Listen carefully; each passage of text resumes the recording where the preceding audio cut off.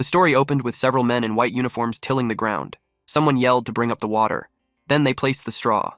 Several men were lined up carrying buckets of water while a man on the edge of a small cliff called them slaves and ordered them to move faster. A goblin rode a log that a man was carrying. In this man's head, he couldn't help but notice the relentless lashes tearing into his shoulders and the blood and sweat all over his body. He complained that the long life of slavery is unbearably harsh. The strongest man in the world has seized the champion title at the age of 27 and held the position of the world's best fighter for the past 2 years. Back then, the referee announced that the towel had been thrown in. Then the winner had an undefeated record of 23 wins and 0 losses. This man is the heavyweight champion of the world's largest MMA league. The man who even completed the last defense match before his retirement without a single defeat. The athlete Choi Hyun-suk of the Republic of South Korea had emerged victorious, and that Choi Hyun-suk is this story's main character. As soon as he retired, he was visited by our good old friend, Truck Kun. And of course, you guys know what happened next. He died from being hit by a truck. He's sad about the money he saved for his retirement to be gone just like that. He worked so hard for it that the only thing he knew in his life was to fight. He's even a single virgin loser. 30 minutes later. He's still being dramatic, but his mindset is starting to pivot. He's thinking that now that he's dead, he won't have to train and there's no more defense matches. And he looked at the bright side of not having family and friends, so no one will be sad over his death. While he's in this astral plane, an arm popped out. She's a gorgeous angel and she apologized to Hyun-suk for being late. She called him an SSS-class hero. She introduced herself as Rachel. She's a headhunter who scouts people whose lives have ended on Earth. Hyun-suk was confused. He blushed at the sight of her, especially on the chest area. He turned red when Rachel grabbed his hand. Hyun-suk asked the angel to explain in detail. Rachel gave her 2 choices. One is to accept death just like that, and wait for his reincarnation into his next life as a pitiful old bachelor. And the other one is to be immediately resurrected as a hero, destined to save the world that has been waiting for him. The way Rachel showed him that choice is tempting because Hyun-suk is surrounded by several gorgeous women. Hyun-suk replied that he needs more time to think since it happened suddenly, and the explanation seems lacking too. Rachel subtly pressured him by asking if he's willing to pass up the opportunity of a lifetime. She told him that if he listened to her, he would gain wealth, honor, and beautiful women, and even special privileges. She kept chatting, but Hyun-suk had already zoned out. He weighed the option since he has to fight if he becomes a hero. He just barely retired, and Rachel is basically saying that he has to fight again. Dying and peacefully reincarnating seemed to be a more pleasant path for him. When Rachel realized that it seemed like he's not getting it, she exaggeratedly caught his attention and decided to explain it properly. She told him that if he becomes a hero in the other world, the village chief will run to him bare feet and serve him food as soon as it begins, and that Hyun-suk will be looked upon fondly and easily resolve the quest that he gives. Then in that moment, the village chief will say to the hero that his daughter is well known as the most beautiful woman in the village, so he's offering his daughter to him. Hyun-suk maintained a poker face. Rachel noticed how he's still not reacting to it. It made her concerned about her headhunting bonus. She decided to use Plan B. Rachel acts that she's done offering him, and he could just go accept his life ending as an old bachelor. Hyun-suk told her to wait. And then she drops a scary thought, that there's no guarantee that he'll be reincarnated as a person in his next life. And that statement clicked something in our MC's head. As she was about to leave, he grabbed her leg and informed her that he'll do it. She acted coy and told him that she didn't hear that. Our boy even tightened his grip. Hyun-suk screamed that he'll do it, becoming a hero. And of course, that made Rachel grinned. Then she suggested getting it right away. Hyun-suk had no clue as to what she's saying. A magic circle appeared beneath him. He asked if he's really going to do it right away. Rachel told him that there's nothing else to wait. But Hyun-suk protested being sent there without any preparations. But Rachel insisted that the beautiful other world is already waiting for him. She wished him an awesome adventure. She complained how he makes it difficult when he's even going there in the end. Rachel received a call. She answered it and reported that the prospective hero, No 137,421 Hyun-suk, just completed his transmigration. Meanwhile, Hyun-suk lost consciousness until he heard someone telling him to open his eyes. He wondered if it's the village chief that the angel talked about. He thought how the development was obvious from the beginning. Unexpectedly, he was punched in the stomach to wake up. He got annoyed and reacted with aggression, asking if this person has a death wish, but he immediately stopped. It doesn't look like a person since he's wearing a skull of a wild boar with horns in his head. This creature was furious about him sleeping in the slave dormitory. Hyun-suk was confused if this is the village chief who has the most beautiful daughter, since this creature looked like a monster that he certainly should kill. Hyun-suk timidly introduced himself as a hero. The creature was confused. The creature approached him and asked if heroes are stupid nowadays. Hyun-suk started to think that something might have gotten wrong, but he chose to believe that a beautiful angel would do that to him. He wondered if that cowhead was the quest. He tried to calm down and figure it out. He thought of the next thing that he should do as a Korean, and that is to act. The creature asked him what he just said. Our MC kicked the monster while telling it to die. He was proud that his kick went in, but the creature had grabbed his foot and asked if Hyun-suk just called himself a hero. The creature expressed how he's tired of that nonsense now. He wondered where those bastards kept popping out from. Hyun-suk couldn't move his feet. The creature clenches his fist and tells him that he'll be back to his senses once he gets a good sleep. And this creature teased Hyun-suk by calling him a self-proclaimed hero. At the underground prison, someone banged the door and screamed to open the door. He asked for another round of fight with the cowhead. The door opened. An annoyed goblin showed up and asked just who the hell keeps quacking around. Hyun-suk was caught off guard seeing a real sword. The goblin told him that if he screams again, he'll boil him into a whole soup. Hyun-suk got scared and promised to be quiet. The goblin told him that he's watching him, so he better look out for himself. Hyun-suk salutes and replies that he understands. When the goblin was gone, Hyun-suk started complaining about this otherworld bullshit. He wondered where it all went wrong. He's now concerned that if it continues, he'll die a virgin for a second time. Someone called out to him from a small window. The person on the other side asked if he's a newcomer. Hyun-suk asked who that person was. The man replied that he is his senior who's about to be a hero. The man shared that they are at the Demon King's army fortress that enslaves humans. Hyun-suk peeked through the window and was surprised to see a Korean. He called him his sunbae and asked why they fell into that place from the beginning. The man liked the respect that Hyun-suk is showing and teased him if he really wants to know. Then he yelled loudly, asking if the self-proclaimed heroes were still alive. He added that the real hero who's come to save them is there. So many people responded that they are the hero. This room was full of the Isekai D guys that met an unfortunate start. Hyun-suk is puzzled as to what in the world is it. The man simply replied that it is what he saw. There are 100 heroes who fell into the Demon King's army fortress. He explained that the red cowhead that Hyun-suk was looking for is the head of the place, Reedrun, and the prisoner guard he saw earlier is called Jark. He is notorious for his cruelty, so the man warned Hyun-suk to be careful. The man added that the reason why they all ended up that way is because of that wicked demon called Rachel. Confusion is evident on Hyun-suk's face. The man muttered that only if that damn demon hadn't sent them into the wrong place. Hyun-suk was hysterical. He asked what it meant. He asked if they're not supposed to start at that place. The man replied that he's sure of it. The heroes who got captured in other places told him. According to them, there's another starting area only for heroes, and most heroes start in cities or rural villages. He explained that heroes typically live without any powers, but none of them begin their journey right in the middle of the Demon King's army like them. Hyun-suk finally realized that the reason why he's in that hellish place was none other than the freaking angel. He recalled the angel's face. A few days later, we see the 2nd slave squad under the 3rd Battalion of the Demon King army.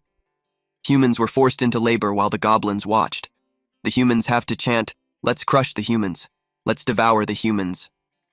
Hyun-suk's body trembled from carrying the heavy log with a goblin sitting on top of it. Later on, the goblin rang the bell, signaling the end of the work for that day. The goblin advised them to go back. Hyun-suk was back locked up in his cell. He commented how prison is actually better. He remembered the angel telling him about special hero privileges. He thought about a popular slogan in that situation, which is status window, and it appeared. It showed his status. Our boy found out a little about his strength and abilities. He also murmured some information. The man overheard and was surprised that Hyun-suk already has stamina 1. Hyun-suk replied yes and shared that his strength is 28. The man had recalled Hyun-suk's background of being a champion before, but he didn't expect him to be different.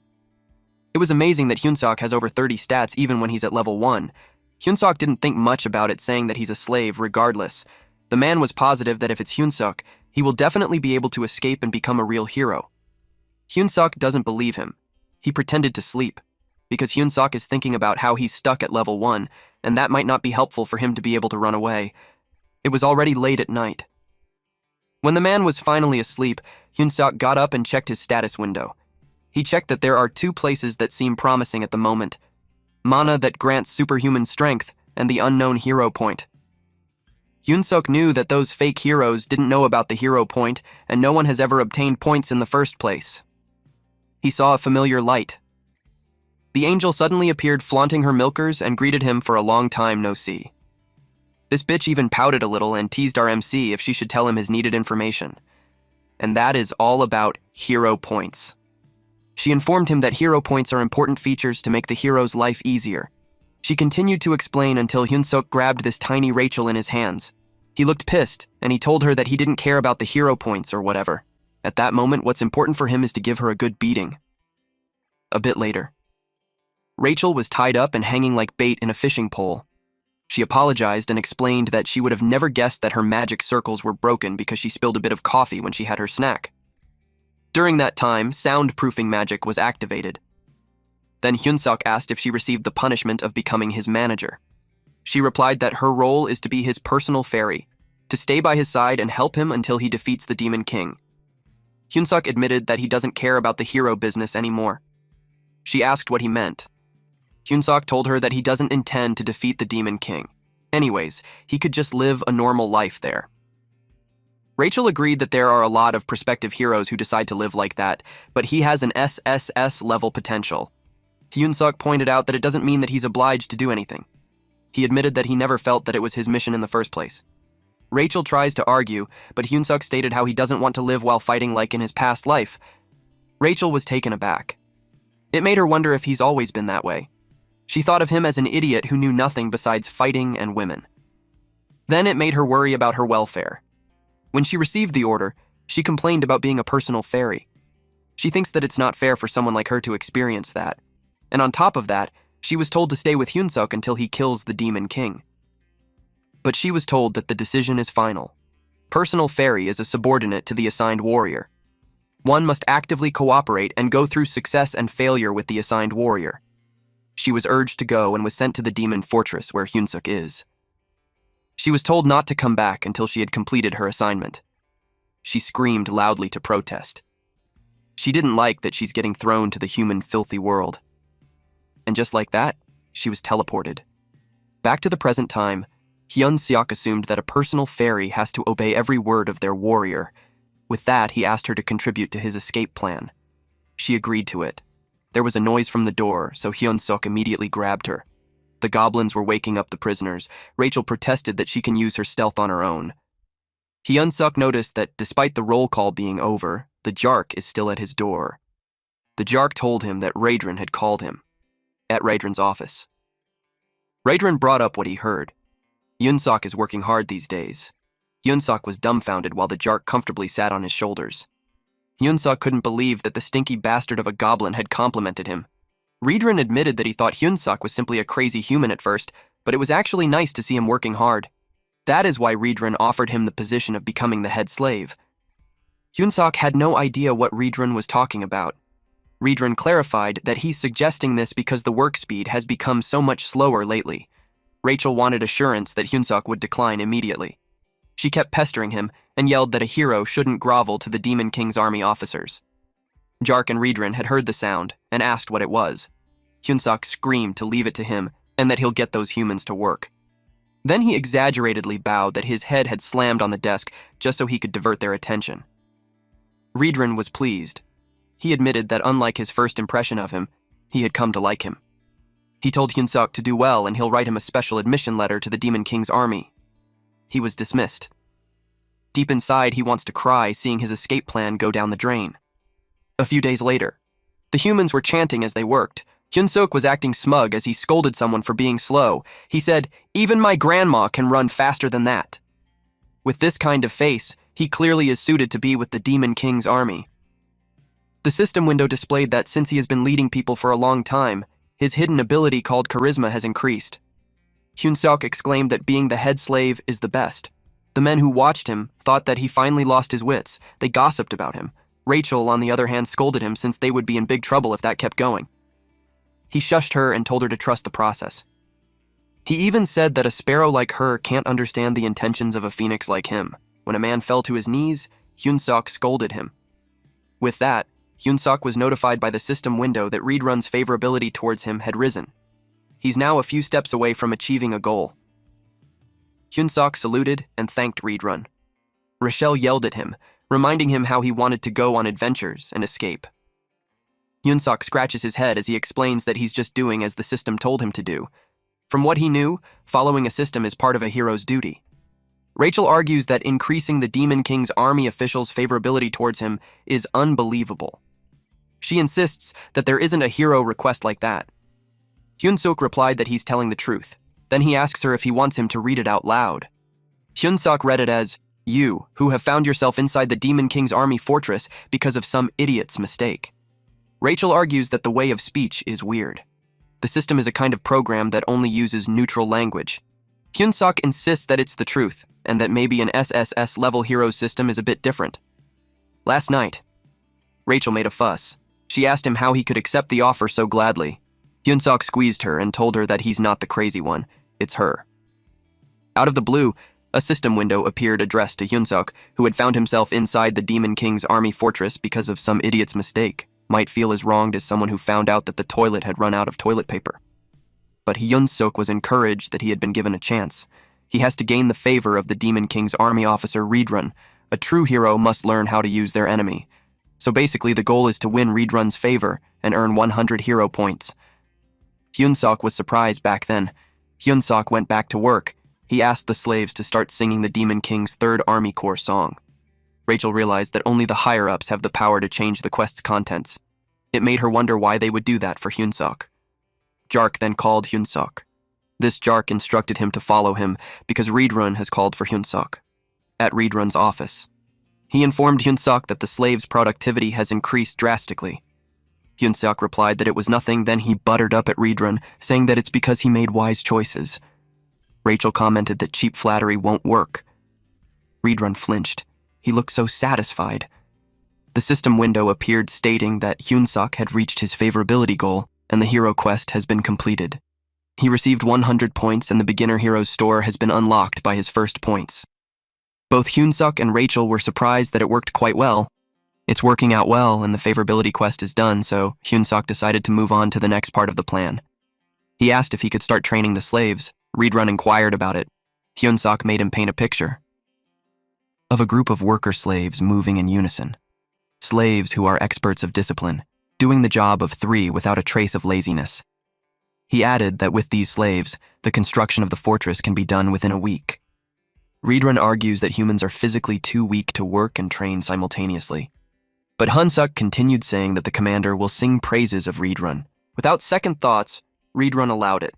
Back at his cell, Rachel was so dramatic, saying that her hero had gone mad because he groveled to the Demon King's army, and now he's even training the slaves. She felt depressed and hopeless about it. Hyun-sok got annoyed with her for being so loud. He told her that he has a plan. Rachel asked if he's making a fool of her again. Hyun-sok has a great comeback. He asked her if he thinks he's her. Hyun-sok revealed that he's planning to use the slaves to start a rebellion. He explained that the fortress has 3,000 human slaves. The number of soldiers from the Demon King's army is only about 500. Moreover, there's a human alliance base not far from the fortress. In the chaos of rebellion, they can ask for support from the human alliance. After hearing that, Rachel looked at him with sparkly eyes while saying that he's not dumb after all. After that, Hyun-sok checked the reward from the quest. Rachel inquired if he really got hero points and the whole quest wasn't a lie. Hyun-sok replied that it was what he's been telling her. He also shared that now there's even a thing called a hero's store. He decided to take a look. He wished for the item to be something good. Our MC had high hopes since whatever will come out from it is his lifeline. He's excited to finally have a hero skill. The status window showed him skills like Hold Your Breath, F rank, which will help him hold his breath better, and Shit Holding, which enables him to hold his shit better. I think this is a mistake. Shit Holding should have been an SSS rank, especially when you're in a public place. And the rest are cooking, cleaning, and laundry. He's confused and furious about the skills that a hero needs. Rachel laughed and explained that it's because the store is at level 1. She informed him that if he collects more points and levels up his store, he will definitely find something useful. Hyun-suk let out his anger at Rachel and told her to shut up while calling her a swindling fairy. The next day, the slaves salute to the Demon King. Hyun-suk commanded everyone to sing the 3rd Army Corps song. He gave his signal, and they began. The song goes like this: "We, the great Demon King army, let's defeat humans, let's eat humans. Forget all the suffering when you catch them. Nothing under the sky is greater than the affection of the Demon King." Reed-run watched them, and he felt glad for allowing Hyun-suk to train the slaves. The door in his room opened. Jark has something urgent to report to him. He reported that the human army is advancing on their way. Furthermore, the 8th Division that confronted them has already fallen into their trap and retreated. The 8th Division is the largest unit in their area. If the 8th Division had been defeated, it would only be a matter of time before those human bastards arrived. He didn't like how they might have to give up the fortress when it's almost finished being built like that. Jark told Reed-run how there's no time left, so he should evacuate immediately. But Reed-run replied to wait a moment. He stated that since ancient times, war has been said to have been battles of military supplies. He elaborated that the first rule of war is never lose a competent supply officer. With that, he told Jark to go ahead and he'll take care of Hyun-suk and follow them later. Meanwhile, Hyun-suk scolded the slaves by asking if they were going to run at his command. He heard some noise and thought how the combat training would be cancelled again because of Reed-run's surveillance. Hyun-suk checked the status window while Reed-run appeared on the balcony behind him. Hyun-suk thought about how his abilities have increased a bit, but it isn't enough to start a coup. He stated randomly how he's looking for a sudden event that can help raise his abilities. Before he could finish, Reed-run had landed by his side. Reed-run tapped his shoulder and called him. That surprised Hyun-suk. Reed-run was in a hurry. He told Hyun-suk that they have no time and he has to come with him at once. Hyun-suk was confused, so inquired why and where. Suddenly, the commander of the human army announced to attack and victory was within their reach. The humans with their spears charged forward and hit several goblins. Then they saw the red nightmare, Reed-run. The commander ordered the soldiers to get back and let the knights take on the enemy. They kept charging forward. In his head, Hyun-suk questions why there are human troops there. He thought of taking advantage of the situation. He thought of this chance to stab the Demon King's commander in the back and return to human society. A human charged forward, yelling for the red nightmare to die. But Reed-run easily grabbed the man's head and squashed it. Hyun-suk was stunned. Reed-run used his combat arts. 7th movement. Then he smashed the man's face on the ground, followed by explosive destruction wave, an AoE attack that crumbled the ground and threw the human soldiers in the air. Reed-run then asked Hyun-suk if he's all right. Hyun-suk saluted him, replied yes, and informed him that he'll be leaving. I think this reminded our MC that he's still with one of the strongest of the Demon King's army. The area buzzed since the humans had taken over it. The soldiers raised 2 flags at the center and guided the citizens of Marriott Kingdom and Drasan Empire to sort themselves out. The soldier asked Hyun-suk's prison mate if they were warriors. He replied yes. The warriors are ushered to a different path since they are treated differently than the normal captives. Someone appeared and thanked the warriors for coming. It was Olivan Grimier. He's a middle-aged man with red hair and beard. He is a Duke of Drasan Empire and the commander of the Allied forces. A soldier approached Olivan and told him that the evacuation had been completed. He praised the soldier. The soldier also informed him that they have drafted those who call themselves warriors. With that, Olivan ordered to start. All soldiers were commanded to get into position. It was followed by a command to annihilate all the warriors in front of them. Meanwhile, a carriage traverses the forest. Hyun-suk was sullen as he bid farewell to his adventure, to his dream's second life. He looked at Reed-run, who was sitting in front of him, and thought of how Reed-run blew off all the heads of those who are coming after them, so they are no longer being chased. Rachel tried to cheer him up, saying that times of crises are opportunities. She advised to go to the HQ and properly grasp the Demon King army's situation. Hyun-suk replied that she should shut up. Reed-run suddenly spoke. He admitted that he just fell asleep. He asked Hyun-suk if he said something. Hyun-suk replied no, and explained that he was just mumbling to himself how it's an honor to be able to go with Reed-run. Reed-run was touched and expressed how glad Hyun-suk feels that way. He informed Hyun-suk that they are almost at 3rd Corps HQ, so he should look forward to it. Reed-run shared that when they arrive, he will officially enlist Hyun-suk in the Demon King army. Hyun-suk turned pale, but he had no choice but to say that it's an honor. Rachel is panicking too. At the HQ, a guard announced that Reedrun has returned, and they must open the gate. Reedrun told Hyunsuk to follow him since he'll take him immediately to the commander. Reedrun uttered that it was an absolute honor to meet the commander quickly. Despite saying that, his non-verbal cues say otherwise. Reedrun reminded him to be careful of his conduct in front of the commander, unless he wants to die. Hyunsuk remembered a saying that as long as he keeps his wits, he can survive even a tiger's den. Hyunsuk refused to give up. At the door of the commander, Reedrun announced himself. He was told to come in. Hyunsuk heard a woman's voice, so he wondered if the commander was a human. The commander wore stilettos. She's a sexy woman leaning back on her chair. She has long ears and nails like claws, and her eyes are covered while her jaw and neck have a different color. She welcomed Reedrun. She noticed that he gained even more muscle. This woman is named Hemis, the Demon King Army 3rd Corps commander. Reedrun replied how her beauty has become even more stunning. Hyunsuk blushed because he couldn't believe that a beauty like that is a commander. Hemis thanked Reedrun for his kind words. Hyunsuk internally panicked on what he should do.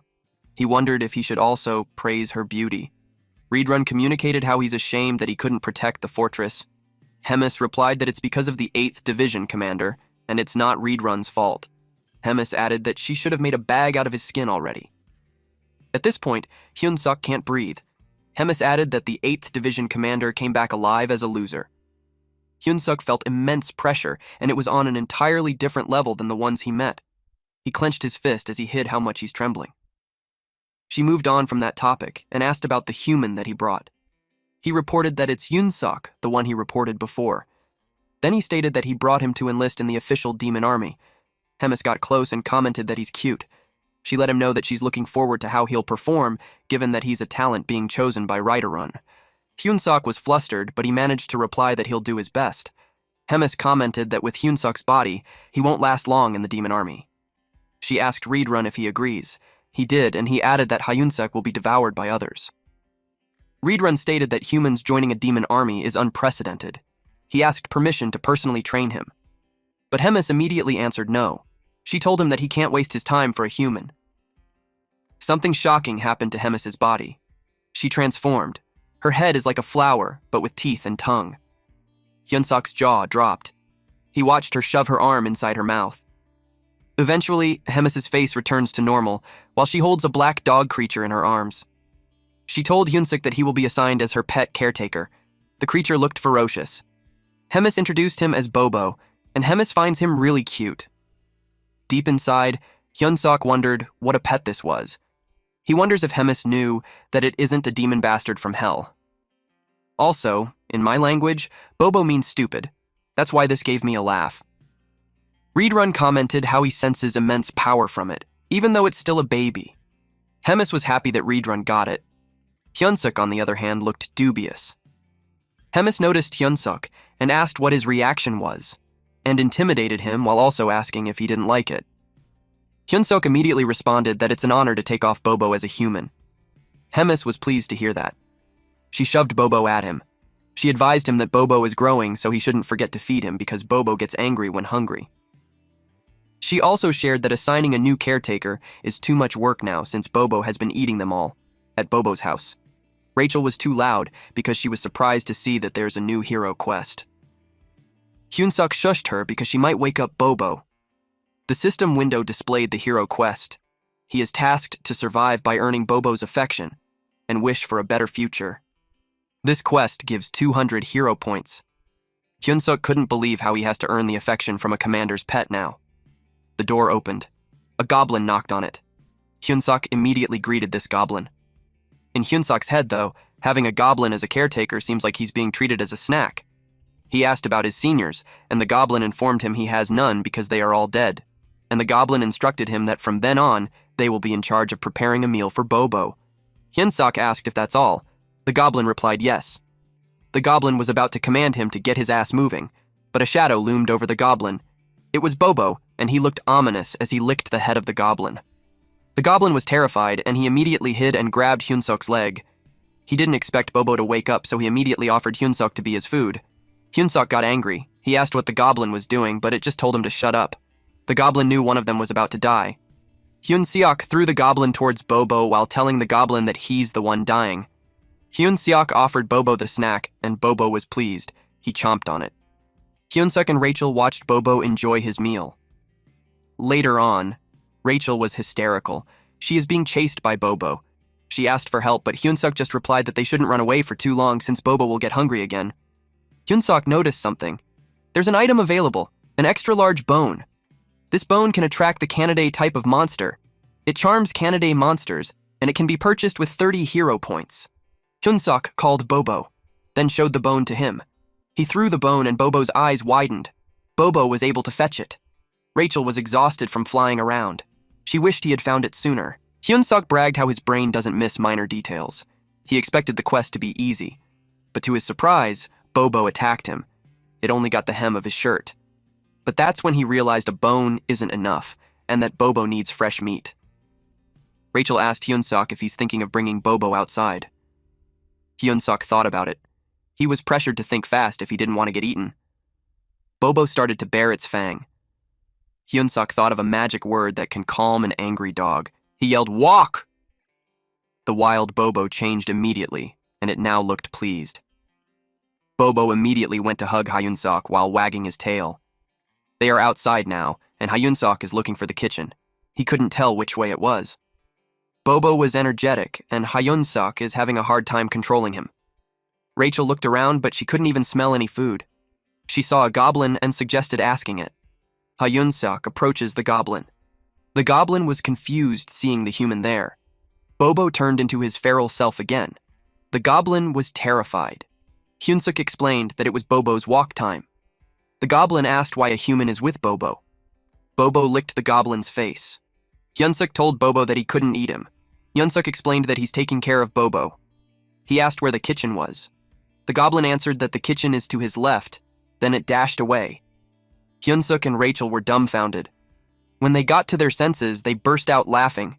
They laughed at the goblin being so scared that it made it questionable if he's really part of the demon army. After a good laugh, Hyunsuk was ready to find meat in the kitchen. Rachel confirmed with Hyunsuk if he agrees with her that he's not going to take care of a dog forever. Hyunsuk asked what she was saying, when it's obvious since Hyunsuk still has a dream he wants to fulfill. He looked at where Bobo used to be, but he's no longer there. Hyunsuk turned pale. It was that time he knew he fucked up. He screamed, "Where the fuck is that dog?" Our MC cried knowing that the dog is a disaster, even if he just looked away for a split second. Rachel looked around their surroundings. Then Rachel pointed to an area. Bobo appeared. Hyunsuk was relieved. He told Bobo how worried he was. Bobo happily returned, but not without blood dripping from his mouth and a full stomach. All of a sudden, they heard screaming that Commander Regis is dead. Someone asked who did it, and they vowed revenge. Hyunsuk was left frozen. Rachel had pointed out that Bobo is the culprit. The goblins appeared, and they started running away. Rachel asked if they were going to die. Hyunsuk told her to shut up and run instead of yapping. They reached the dead end. The goblins had cornered the human that murdered their commander. One goblin announced how he'll hold the human's arm like a chicken wing.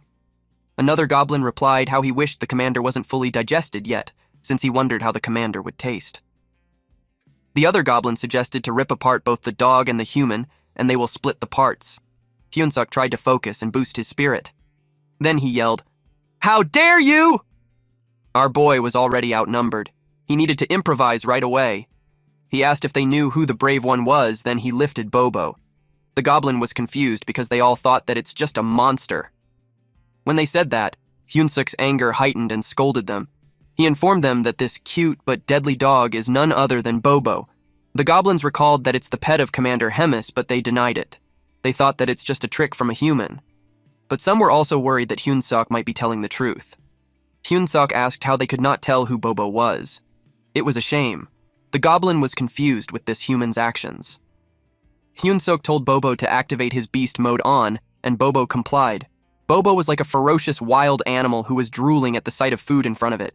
Hyunsuk told the goblin that it is indeed Bobo, then he told Bobo to bite the goblin. It roared, then jumped at the goblin. Bobo bit the goblin and the blood splattered. Hyunsuk watched and commented how a dog without a muzzle is bloody. Only bones were left of that goblin. Hyunsuk asked if there's anyone else in doubt of Bobo. The goblins apologized and explained how they didn't know it was Bobo. The system window appeared and informed Hyunsuk that with the excessive charisma, he subdued many demons. His hidden attribute, charisma, has increased. Hyunsuk was happy to get credit for that.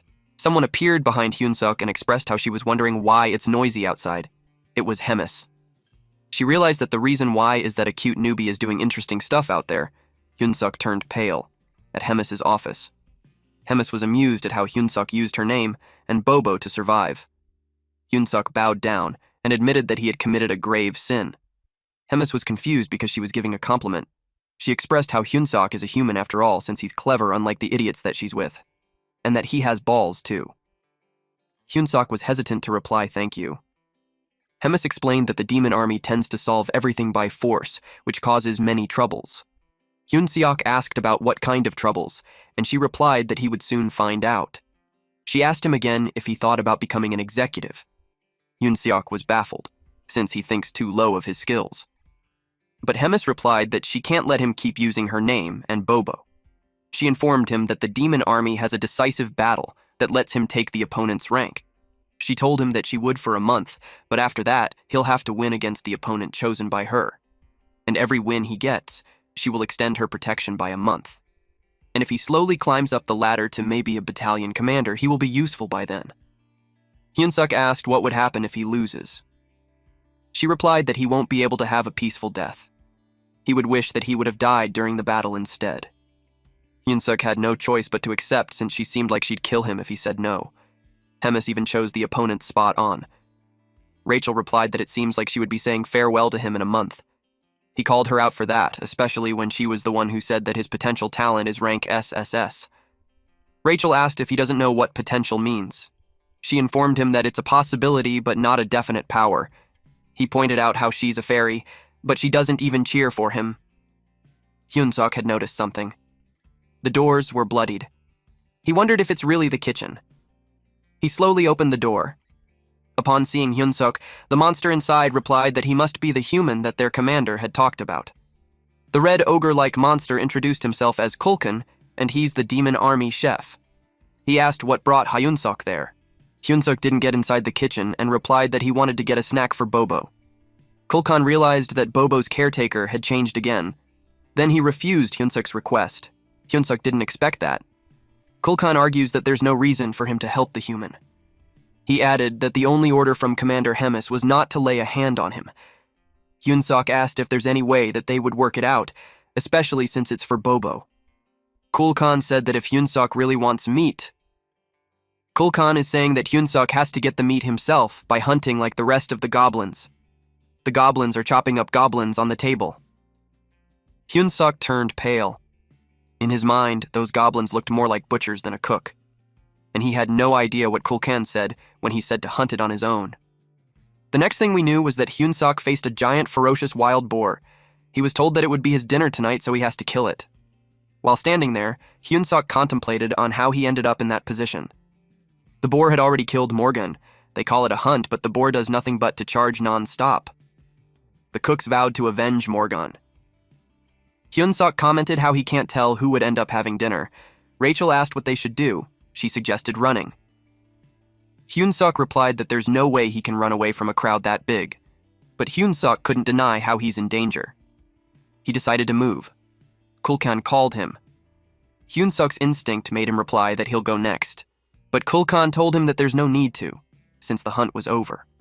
Hyunsuk was taken aback because all along he thought they were just mindlessly charging. He wondered how they did that. The goblin reported to Kulkan that there were 12 dead and many injured. In Hyunsuk's head, the damage is too much. Kulkan responded that it's amazing and they will continue to hunt for the next prey after a short break. Hyunsuk noticed how Kulkan doesn't really care.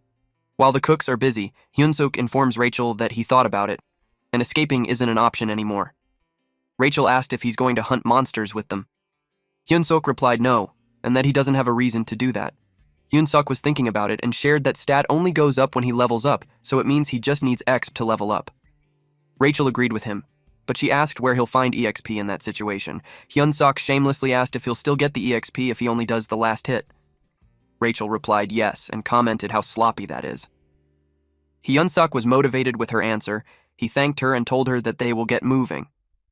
He knew he didn't have many choices. He had to get stronger within a month because of the probability that the commander was for real. Hyun-suk approached Kulkan. Kulkan admitted how he thought Hyun-suk had run away. Hyun-suk replied that he'll never do that. But in his head, it felt like Kulkan had read his mind. Our MC expressed his intention to join the next hunt as part of the brave demon army. Kulkan glared at him. It made Hyun-suk nervous. He wondered if he crossed the line even if he knew Kulkan liked it when he did that. But Kulkan grinned and replied that he liked it. Hyun-suk thanked him while flattering him. Surprisingly, Kulkan assigned him to lead the next hunt. Kulkan told him that for them, the leader is the most honorable position. Normally, they don't let a newbie stand there, but he's a special case. Hyun-seok humbly told the chef that he wouldn't dare stand in front of the noble demons and the other cooks might complain if he takes the lead. Kulkan only gave him a thumbs up. Their conversation was interrupted when someone urgently called the chef. Kulkan asked what was wrong. The cook replied that there's a monster invasion. Kulkan heard the monster's cry. It was a signal that an Urin herd came. Hyun-suk asked if they were in danger. Kulkan replied not really, but he shared that Urin meat isn't good. Kulkan grabbed the knife from his back, and he ordered everyone to grab their weapons and they will go hunt Urin and add Urin stew on their dinner menu. Hyun-suk saw that as an opportunity. He just has to stay close and get the last hit. Rachel gave him something. The system window showed that his health and strength slightly increased for 3 minutes. Rachel confidently replied that he doesn't have to thank her. But instead of being grateful, Hyun-suk bonked her while complaining about how she hadn't used it on him before.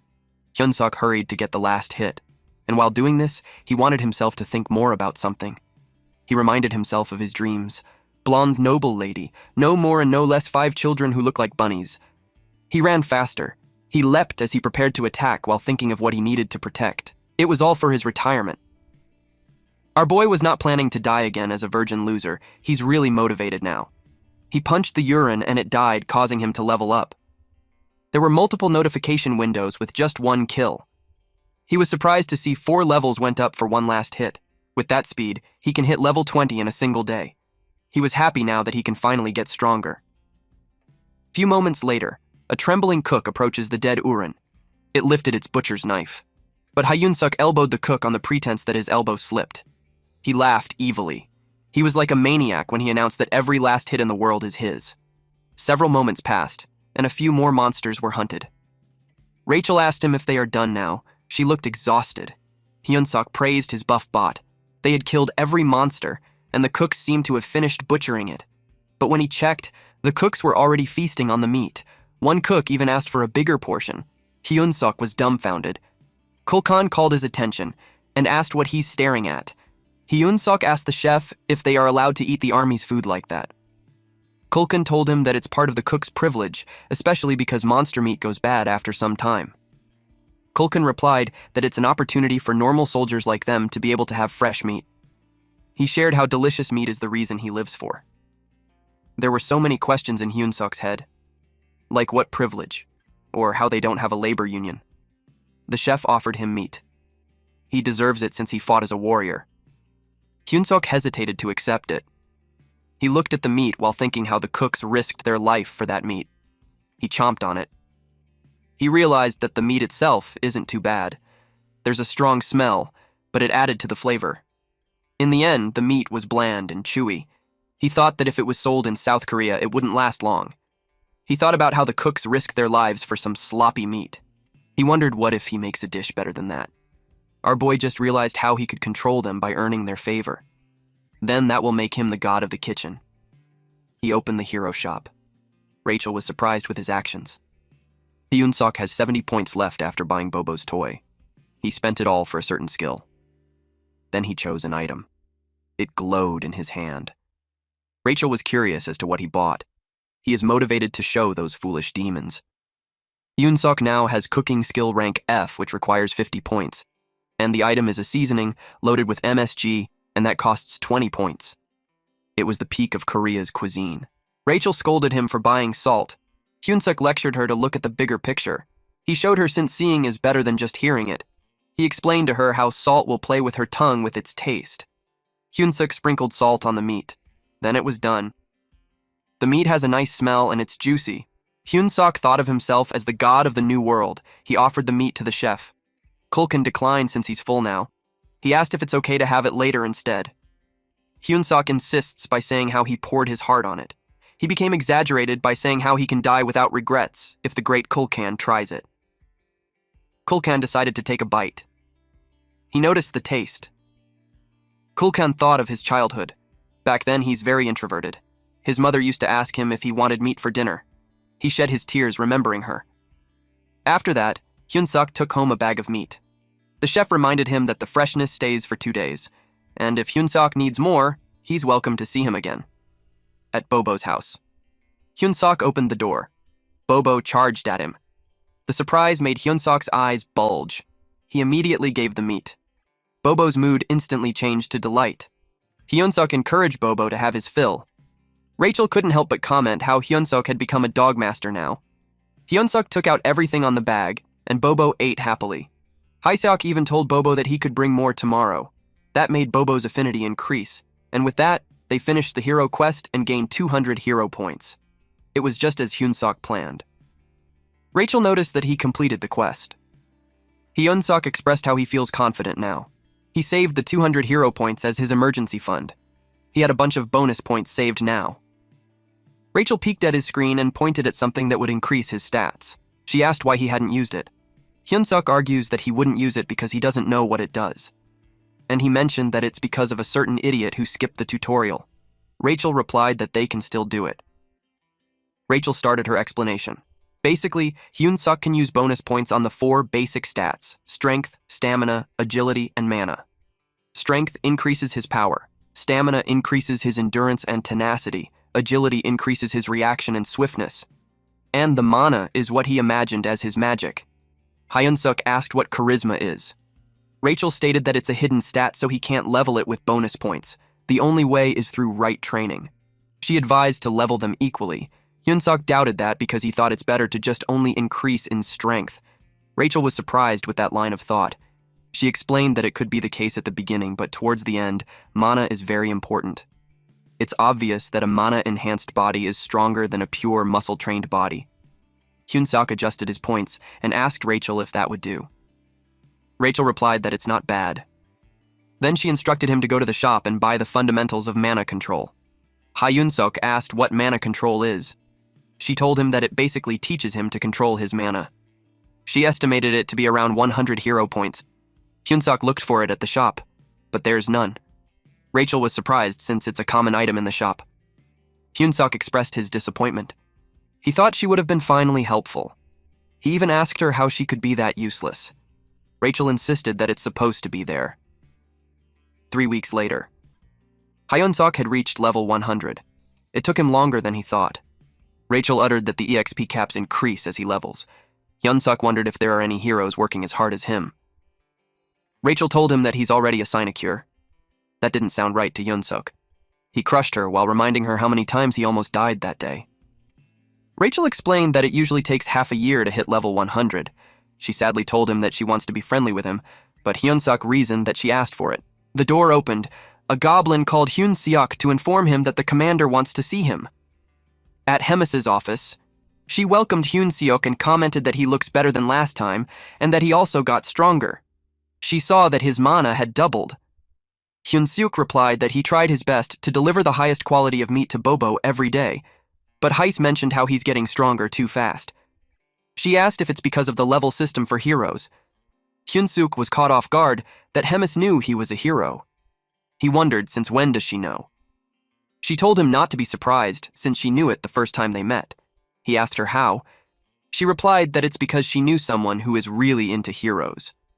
She asked him why he thought she called him there. Hyun-seok tried to think about it. Then he mentioned his battle. Hemis asked if he remembers their promise. He replied yes. She asked again if he did, and inquired why he's like that. Hemis turned into a flower-eating monster. She's angry, and she has problems with how fast he's leveling. She told him to work harder if he doesn't want to die. It's all for her amusement. Hyun-seok recalled how the crowd goes wild not because of a flashy performance or overwhelming victory. It's when there's a beefy plot twist.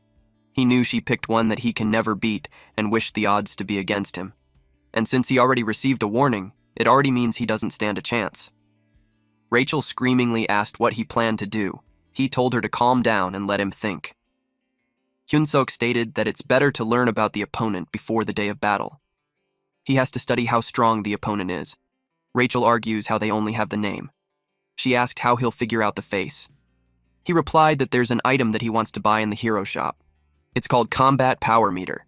This item measures the target's strength, stamina, agility, and mana. It requires 50 hero points. Hyun-suk plans to use it to measure the power level and train against a similar power level cook. Rachel sighed and teased him for being only clever at times like that. But Hyun-suk retorted that it's better than just always being useless. They checked Rachel's combat power, and it's 375. She couldn't tell if it was high or low, so she suggested measuring Hyun-suk. Hyun-suk gave the item to Rachel. But Rachel was confused. He asked her if she didn't see anything. Rachel couldn't believe what she was seeing. She replied that the item must be broken, because she couldn't think of a reason for him to be stronger than her. Hyun-suk had 1,560 strength. Hyun-suk simply asked her if she's sure that she's not the weak one between the two of them. Rachel felt down since she had a strength of 10,000 a month ago. Hyun-suk asked if it worked without any problems. They checked Bobo's strength, and this fucker has a freaking 47,422 strength. Rachel felt more miserable knowing that they are both weaker than a dog. It was funny how Hyun-suk entertained the idea that the dog's breed was buffed. He then went outside and checked out the levels of other orcs. He saw that the weakest-looking beings are goblins, while the rest have similar stats as him. Someone announced that Captain Bulkman arrived and everyone saluted. The captain passed by Hyun-suk, and Hyun-suk saw that the captain had 14,300 strength.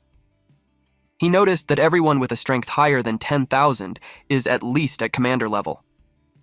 Hyun-suk confirmed with Rachel about his opponent being a platoon leader. Rachel replied yes, and his name is Kirkin.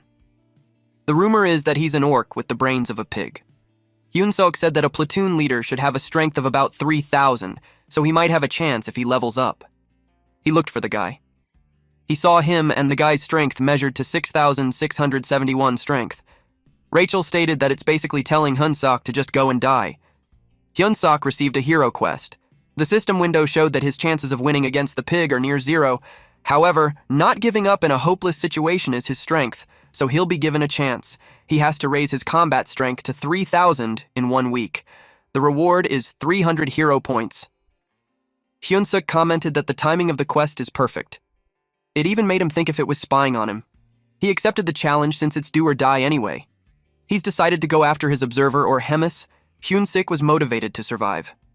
The next morning in the kitchen, Hyun-suk announced his arrival. Kulkan told him to come in.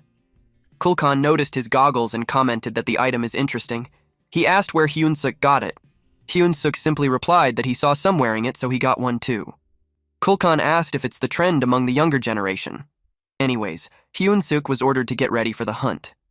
Hyun-suk checked Kulkan's strength and saw it was 35,230. He wondered why it's so high. It isn't the strength of some normal captain, and it's not just him. Hyun-suk noticed the other cooks. They have high combat strength because they have been fighting against demonic beasts. Hyun-suk realized that if he spars against someone with a similar strength as Kirkin, he can get a feeling for what he's level at. Hyun-suk asked Kulkan to spar with one of the cooks. He explained how he wants to be of bigger help after learning 1 or 2 things. Kulkan replied that he's strong enough for a human, so there's no need to rush. Hyun-suk subtly threatened Kulkan by saying that if he doesn't allow it, he will eat the meat on his own. Kulkan changed his mind and asked who it was that he wished to spar against. A bit later, the cooks asked what's going on when it's almost time for the hunt. They found out that Hyun-suk is fighting against Golbachem. They wondered if Hyun-suk would meet his end that day. Some goblins don't like it since they like Hyun-suk's meat. Golbachem has a strength of 2,620. The goblins planned to kill Golbachem instead. Kulkan heard them and told them to shut up. Kulkan reminded Golbachem not to kill Hyun-suk no matter what. He told him to do the bare minimum and don't overdo it. Golbachem looked dumb, but he said he understood. But it's obvious how Kulkan doubted his answer. They started the spar. Hyun-suk was fired up. Golbachem reminds himself not to kill Hyun-suk. Hyun-suk charged forward. Golbachem punched him, but he was able to evade. Hyun-suk noticed how his fist relies on instincts. Hyun-suk attacked Golbachem again. The fight felt familiar to Hyun-suk, and it's something that he'd always won. They announced the victor, Hyun-suk. The goblins couldn't believe that Golbachem lost. It happened so fast that some didn't see what happened. Hyun-suk couldn't believe how Golbachem was knocked down with a simple kick. He started believing that he might have a chance of winning. At the north of the Black Fortress Great Forest, Hyun-suk is still thinking about how he knocked out an orc with double strength stat in one kick. He couldn't help but think how combat strength is a mere number, nothing absolute. He thought that if he just becomes a bit stronger, he'll easily win the upcoming fight. A goblin reported to Kulkin how a large number of Talus have appeared up ahead. Kulkin commented on how annoying it is. He asked if they were part of Talus territory. Hyun-suk asked what was wrong. He asked if it was because Talus tasted bad. Kulkan replied that their meat doesn't taste too bad. Rather, their bone marrows are a great delicacy. But Talus live in groups. They have especially strong maternal instincts, so if they lay a finger on the young, it will cause a lot of trouble. Hyun-suk assumed that the hunt would end there. Kulkan decided to hunt them because their meat is tasty. Kulkan ordered everyone to attack since they will have Talas meat as their snack for that day. He ordered everyone not to let any Talas escape and slaughter them alive. This monster looked like a spider wearing a skull on its body. Hyun-suk pushed a goblin while pretending that it's an accident. He took this chance to do final blows and gain XP. After some time, they collected several Talas. Hyun-suk killed the last one, and he leveled up. Rachel complimented him for being a pro in stealing final blows. Hyun-suk accepted the compliment and shared that it's the reason why he liked working in the kitchen. Suddenly, Hyun-suk felt an intense pressure around him. He was confused and it made him turn. Then someone screamed that the Talus Queen had arrived. She got angry, and that was because she saw a pile of dead Talus. She growled. Hyun-suk was curious as to how strong she is for everyone to make a huge fuss. When he used the goggles, it showed how the strength is immeasurable. And what's horrifying is that they just mercilessly slaughtered her children. Hyun-suk hurriedly turned to ask the chef what they should do, but his eyes bulge out upon seeing the chef making a run for it. The chef announced to make it out alive and meet again. Hyun-suk thought of how irresponsible the rascal was. A loud noise caught Hyun-suk's attention. Someone ordered everyone to scatter. The weak goblins were now being slaughtered. One looked for the head chef. The Talus Queen was furious. She screamed loudly. It was so loud, so Hyun-suk had to cover his ears to endure. Rachel told him to look behind him. When he turned around, he saw hundreds of Talus charging at him, even the Talus Queen.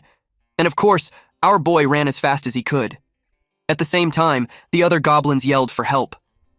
Hyun-suk knew that if he stopped for a moment, he'd be dead. The screaming and begging continued to echo. Eventually, Hyun-suk reached a cave. He wondered if it's safe.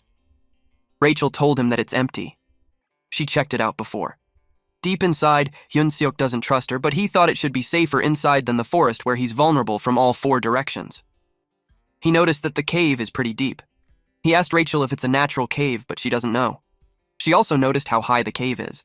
She uttered that it's even big enough for the Talus Queen to get in. An idea crossed Hyun-suk's mind. He saw a gooey liquid on the side. Rachel told him that it couldn't be a Talus hideout since the chef told them that there's no group of Talus in the area. But the gooey liquid bothered Hyun-suk. He wondered if those are all spider webs. Then he saw eggs. He realized that it must be a Talus nest. He knew the place won't work after all. Green pair of eyes appeared. It came out as soon as Hyun-suk decided to leave. A fully grown Talus chased him. He ran as fast as he could. Rachel asked if they're heading the right way, but he had no idea since it's also his first time in there. He felt that he stepped on something. Hyun-suk slipped. As panic arose, he placed his hand on anything that he could use as a weapon, and then he threw it at the Talus. The Talus was hit in the chest. It caught the egg. Hyun-suk noticed how it stopped attacking. It might have gotten distracted trying to catch the egg. He asked Rachel why the Talus are acting that way. Rachel speculated that the Talus must have liked what he threw at her since it was round, moist, and smooth. She pointed out that it looked like Talus's egg. Hyun-suk had an idea. He grabbed another egg while telling the Talus that he won't take any more of its crap. The Talus panicked, and that's when Hyun-suk knew his strategy was working. He assumed his stance and threw the egg. The Talus hurriedly tried to catch it. Rachel noticed how its physique is on another level, perhaps because it's a monster. She asked Hyun-suk what's his next choice. Hyun-suk asked her what was there to choose. When there's still over 100 eggs in the area. It went on, and Hyun-suk even had the guts to tease the Talus when the egg cracked. He told the Talus that he could even do a better job receiving than the Talus. Hyunsuk ordered Rachel to bring him an egg, but she told him that it was the last one. Hyunsuk turned pale. He knew he fucked up. The Talus growled loudly. It charged at them. Hyunsuk ordered Rachel to cast a buff quickly. The Talus Queen is furious. Hyunsuk knew that it's already out of energy from trying to catch the eggs. He reminded himself to focus and he would win. The Talus Queen charged at him. Hyunsuk prepared for his killer move. It's called Paradise Reincarnation Shot. Instead of running away, our boy faced the monster head-on and his attack landed. The Talus was defeated. Several system windows appeared to inform him that he leveled up. Rachel asked him if he's okay. Hyunsuk replied that he's not since he felt like he's dying at that moment. He invited her to go somewhere else. Hyunsuk was surprised to find out that Rachel can use healing magic too. He uttered how investing in the mana points was really worth it. Rachel explained that her magic isn't that amazing since it can mostly just stop blood. He added the point stat and then decided to go back. Currently, Hyunsuk is at level 108 with strength 56 plus 2, agility 53 plus 2, stamina 55 plus 2, mana 53 plus 2, charisma 27. Hyunsuk felt great now that his mana and other stats are balanced now. He didn't know how to use it properly yet, but he thought of it as an investment for the future. Surprisingly, someone in the cave recognized Hyunsuk's voice. It was Kulkan. He was happy to know that Hyunsuk made it out alive. Hyunsuk asked him why he's there. Kulkan shared that he came in after he saw a cave while running away. He uttered how they are both lucky. But Kulkan froze when he found out that it's the Talus nest. He saw the things on the ground. Hyunsuk revealed that it's the Talus's eggs, and that is where it laid them. When he heard that those are Talus's eggs, Kulkan's eyes sparkled. It is a rare, super tasty food that only high-ranking officials could dream of having. Hyunsuk screamed at him to get his act together since they needed to get out of there. Kulkan replied how he expected the Talus Queen that was chasing them earlier to already be inside the cave. He added that he needs to be at a division commander's level or above to catch the Talus Queen, so having the egg is his last meal. Suddenly, they heard someone from the entrance. The goblins arrived and saw the chef. Kulkan acknowledges the ones who barely made it. He told them that they are lucky to get a taste of the egg. Hyunsuk contemplated if it's really his last meal. He refused to let that happen, especially not when he hasn't eaten the 5 side dish meal from his wife yet. Hyunsuk refused to die in vain in a place like that. He was determined to get out this time as well. At Hemis's office, someone greeted the commander. She commented how he's stiff and formal as always. She inquired if he had finished the mission he's assigned in. Readrun reported that he successfully captured the next saintess of the Holy Empire as instructed. She was proud of Readrun. He broke through that fanatical cult in just 3 weeks. She pats his head, which made Readrun blushed. All of a sudden, someone knocked on the door. She told them that they're interrupting a great moment. The goblin told her that there's an urgent report about the cooks who went out to gather ingredients since an incident occurred. Hemis simply replied that it happens every day. She asked why there was a fuss. The goblin reported how the scale is large. It explained that the Talus Queen suddenly appeared, and now most of the cooks, including the head chef Kulkan, are either dead or missing. Hemis asked about Hyunsuk. The goblin reported that he's missing. Readrun heard that, and the idea didn't sit well with him. Meanwhile, inside the cave, the goblins had a toast using the eggs. They are already celebrating their deaths. Kulkan also bids goodbye to them. Hyunsuk smacked him in the head and told him to get a hold of himself. Kulkan's expression says, "What the hell?" Hyunsuk replied that he seemed to have fallen under a wicked spell, so he woke him using his secret weapon. Hyunsuk had a new item. It's called Beast Encyclopedia Demonic Beast Edition. It is an encyclopedia of demonic beasts which contains useful information on nearly all demonic beasts. 50 hero points is required. He searched for Talus, a spider-type demonic beast that lives in groups with particularly sturdy legs. To defeat Talus, they should target weaker areas like the torso and head. Talus's bodily fluids are highly flammable, with its eggs containing a liquid as combustible as a bomb. The caves created with Talus's saliva are also weak against fire, so he has to be careful not to use flame magic inside them. Hyunsuk inquired if Kulkan could use fire magic. Kulkan replied that he can, but only with basic stuff like shooting flames. Kulkan sighed and told Hyunsuk to give up. He informed him that Talus's carapace isn't something his magic can easily burn through. Hyunsuk replied that it doesn't matter since he's not planning to burn the Talus. Hyunsuk gathered everyone and told them that he had a plan. He told them that they needed to survive so they could eat more stuff like eggs. But the goblins thought it was just a useless effort. Hyunsuk tempted them by saying that he will provide them with unlimited servings of luxurious gourmet demonic beast meat as a survival celebration. The goblins were now motivated. Kulkan agreed that if they want to enjoy a buffet, they need to survive first. With sparkling eyes and drooling mouth, Kulkan asked what their plan was. Hyunsuk was happy that he had done it. He told them to remember the plan, and they must not stop under any circumstances.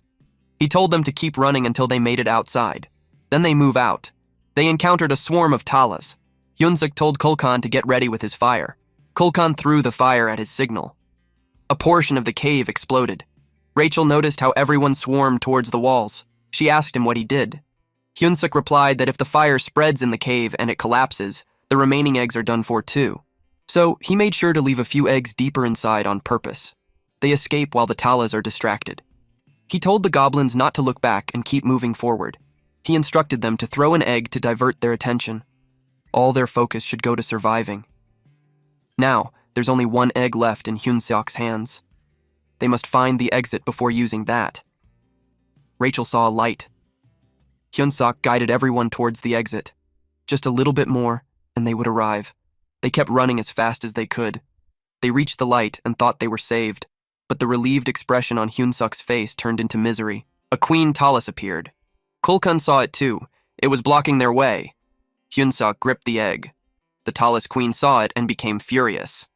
Kulka uttered that the queen had returned. He thought that it's the end this time.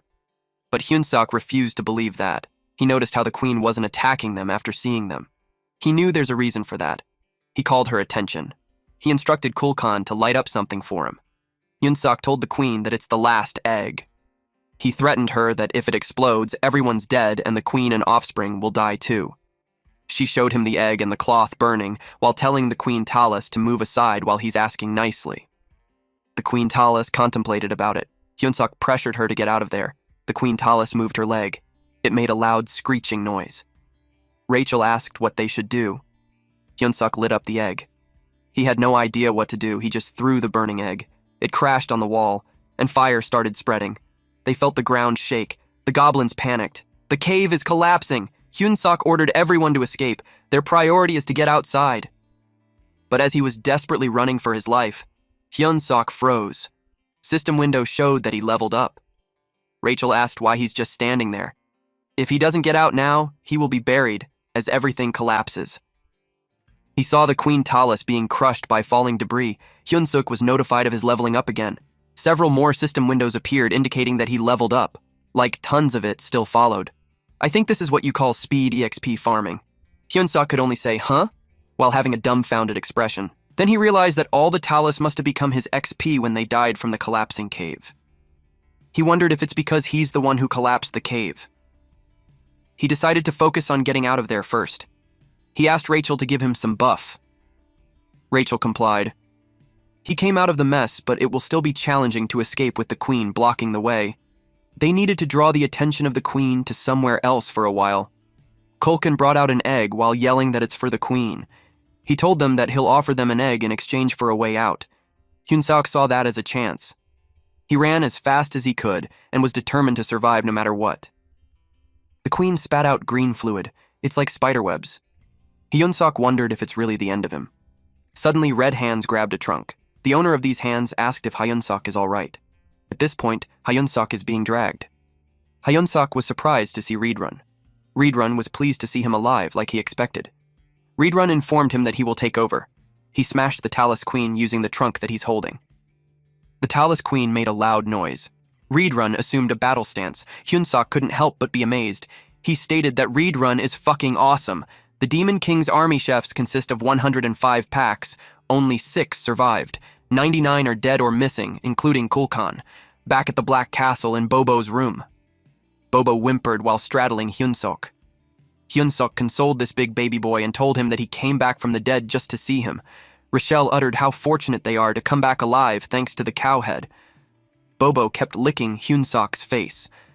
Hyunsuk responded to Rachel that they should enjoy the time that they have, otherwise they might really get killed soon. Rachel asked why. Hyunsuk explained that it's because finals aren't far. Rachel believed that Hyun-suk had grown a lot. It is true. Thanks to the cave collapsing, he attained 75 levels in one shot. His level is at 200 now. Rachel expressed that it seemed lacking. Hyun-suk thought of the same thing, especially when the opponent has over 6,000 battle power. Rachel gave Hyun-suk a pop quiz. She asked him if he will attain an orc-like strength if he gains 6,000 battle power. Hyun-suk replied that it doesn't only depend on battle power. He was correct. That kind of power uses not only strength, but also magic.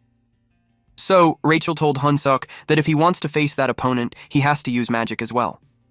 Hyun-suk replied that it isn't as easy as it seems. Rachel pointed out how Hyun-suk used magic in the past. Hyun-suk wasn't aware of that. Rachel admits that it's too lame to be called magic. Hyun-suk realized that the sudden strong power he felt was magic. The door opened. They were caught off guard. It was Reedrun. Hyun-suk asked what brought him to such a lowly place. Reedrun wants him to follow him to meet the great commander. At Hemis's office. Hemis asked what brought Reedrun there. Hemis was informed that he wanted to meet her because of personal concern, which is quite unusual. Reedrun asked the commander for permission so he could teach him the art of battle. Hyun-suk was surprised. Hemis asked for the reason. Reedrun stated that Orc Karkin is a platoon leader, but he had seen him differently lately, and he believes that Kirkin is fit for the role of deputy battalion commander. If things continue like that, Hyun-suk will definitely lose. Reedrun stated how Hyun-suk has great potential. He wants to see what Hyun-suk's future will look like. Hyun-suk's eyes widened from shock. In his head, there's no way the commander will accept it. Surprisingly, Hemis accepted. Reedrun thanked her. She told them that if they're done talking, they should move along since she had some work to do. Hyun-suk thanked the great commander for her generosity. Hemis noticed how Hyun-suk has become twice as strong as the last time they met. She finds it fun to have met a being that grows fast, but at the same time, it irritates her that he's growing too fast. She knew that Kirkin might really lose if Reedrun helps out Choi Hyun-suk. She decided to grant Kirkin something to make things equal. Reedrun brought Hyun-suk to his personal training ground. Hyun-suk looked around the spacious area and thought of how Hemis had adored Reedrun. Reedrun was silent. He had observed that there's already a massive amount of mana in Hyun-suk's body, but he still can't use any of it. He knew that Hyun-suk got stronger too fast. It's optimal to teach him the basics, but the battle is in 4 days. There's not enough time. Reedrun thought of the only way. He was about to punch Hyun-suk while saying that pain is part of growing up. He advised Hyun-suk to stay focused. His punch landed on Hyun-suk's face. While crashing on the ground, Hyun-suk wondered if this guy was crazy. He's beating him up when he said he'll train him. Hyun-suk told him to focus, otherwise he'll die if he doesn't block with mana. Hyun-suk tried to block Reedrun's leg using his forearm. He leapt back to maintain distance. Hyun-suk tried to kick him. Reedrun finds it strange. Hyun-suk's body strength isn't special, but his reaction time and vision are at the level of an experienced knight. He realized that Hyun-suk's spirit is exceptional. Reedrun is now aware that it's not a coincidence that he couldn't dodge Hyun-suk's kick. It's because Hyun-suk's sense of combat is amazingly trained. On his next move, he decided to trust Hyun-suk's senses. Reedrun reminded Hyun-suk of the bet with the commander and told him that he couldn't beat Kirkin without mana. He told Hyun-suk that it's better to die there instead of losing in front of everyone. Then he punched Hyun-suk and threw him in the air. Hyun-suk realized that Reedrun wasn't joking. That he might die if he gets hit one more time. Hyun-suk thought about his unfulfilled dream of getting married and having cute children. Reedrun chased after him while he's in the air. Hyun-suk had only 2 choices: die or block the attack. Hyun-suk prepared his fist to punch while praying to God. Someone crashed on the ground. The impact was so powerful that it shattered a large area. That was Hyun-suk. Rachel got worried. Reedrun approaches the body. He told Hyun-suk that he had just controlled his own mana. He asked if Hyun-suk noticed that. Hyun-suk raised his hand and made a thumbs up while saying that God answered his prayer. He looked hilarious. Reedrun told him that he'll win if he stays on track. Reedrun grabbed his arm and told him to stay still because he will heal him. But suddenly, Hyun-suk felt pain. He groaned in pain while holding his neck. Reedrun had forgotten that dark mana is like a poison to humans. He forgot that Hyun-suk is a human. He apologized to Hyun-suk while he hurriedly carried him and told him to try to stay alive. There are counters to powers that form in that world. Dark mana counters mana. Mana counters divine power, and divine power counters dark mana. Mana belongs to humans. Dark mana belongs to demons. And divine power is for those who worship God. The Church of Tusis, with the largest congregation, caused wars and brought every other religion under their control. They now became the divine empire called Gatren. Gatren chose who could hear God's voice and treated her as the saintess. Somewhere inside the Demon King's base, someone heard that the saintess is imprisoned in the room. The next saintess of the divine empire captured by the demon army is Abelson Marriott. They gossiped about her, saying she hasn't prayed for days. It made them doubt that she's really the saintess, but they trust that Reedrun wouldn't make a mistake. In Abelson's head, there's no point in praying to God. She felt that her disposition now is better than staying in the church. Reedrun barges in while carrying Hyunsuk in his arms. She called him out for the rude behavior. Reedrun told her that she needs to heal the human. Hyunsuk's head is hurting. He wondered what Reedrun did to him. It was funny how he refused that the last hand he held was a man's hand. He regretted not holding Rachel's hand instead. He opened his eyes and saw a silver-haired beauty. He thought how he must have died again and ended up in some random place. He was under the impression that he actually did something in his last life. Hyunsuk cried and said how he will never forgive the angel. He stated that he would rather become an archmage at the age of 30. He prayed to put Rachel in eternal hell because she is a demon wearing an angel's mask. Then he stated that he has one last wish before he reincarnates, that if the angel is planning to make him a hero again, she should marry him beforehand. Abelson replied that he's pathetic. Hyunsuk's eyes widened from the shock. Reedrun was relieved to see him awake that he just had to grab his shirt. Hyunsuk was in a state of confusion. Reedrun hugged him tightly. Hyunsuk complained that he's killing him again. That's when it dawned on Hyunsuk he's not dead. He turned back to see if the angel was an actual person. He recalled the shameless stuff that he said in front of her. Reedrun asked the saintess if Hyunsuk is fully healed. The saintess replied that he's not fully recovered, and Reedrun must have noticed too. That the dark mana is not leaving Hyunsuk's body. She doesn't know what's going to happen to him. Reedrun asked her if she couldn't erase it with her divine power. Abelson stated that Hyunsuk could die if anything goes wrong. The dark mana can fade over time, so she suggested waiting it out. Reedrun apologized sincerely to him and promised to repay it with training and growth. Hyunsuk is being crushed from the tight hug, but he still manages to say that Reedrun doesn't need to give such treatment to a lowlife like him. Reedrun dragged him out, but Hyunsuk told him to wait. Abelson got curious about Hyunsuk since he's a human being trained by a demon. A few hours later, Hyunsuk made it back to his room. Bobo stayed by his side and playfully chewed his head. Hyunsuk thanked Bobo.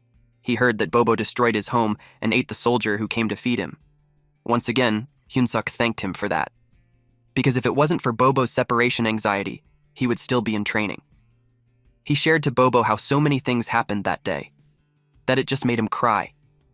On top of that, the dark mana is still inside him. He asked Rachel if he's going to die. Bobo continued licking Hyunsuk. Hyunsuk called Rachel again since she didn't respond. Rachel was crying because her hero had been ruined and corrupted. She told him that he's not the same hero anymore. Hyunsuk also became confused as he should be the one crying from all the things that just happened. After a while, Rachel calmed down. She also admitted that all of the mishaps were her fault. The dark mana in our MC's body, and also the near-death experience. She then sarcastically added that it's all because she's a demon wearing an angel's face and a crazy maniac who deserves to suffer in eternal hell. If you guys could recall, these were the things Hyunsuk told the saintess when he woke up. Hyunsuk knew that he fucked up, so he immediately tried to console her feelings. He even added that there's no buff item like her in this world. Rachel told him to shut up, as he doesn't mean any of them. All our MC could do now was to wait while wondering how he could pacify her. He thought he's going to go crazy. 3 days later, we see Hyunsuk face down on the ground while crying from all the training he had done with Reedrun. Abelson was also there to heal him up after. Hyunsuk praised her for being beautiful as usual. Abelson couldn't really believe this hero. It was like she was disgusted. But even then, she still healed him. Hyunsuk also told her that he has a favor to ask before his battle tomorrow. While scratching his head, he wanted Abelson to pray for him not to die tomorrow. And if it's okay with her, he wanted her to come and watch him fight. That statement caught Abelson off guard. A day had passed, and it was finally the battle that would determine our MC's fate. All of the audience were wondering why would someone even challenge the commander, especially for a mere human. And of course, Hemis and Reedrun were present. Hemis liked the vibe, and she asked Reedrun who's going to win. Our boy Reedrun told her that Choi Hoon-sok will win. He did his best, and his talent is extraordinary. Hemis then leaned towards Reedrun and asked if he wanted to make a bet. If he wins, Reedrun can keep training him.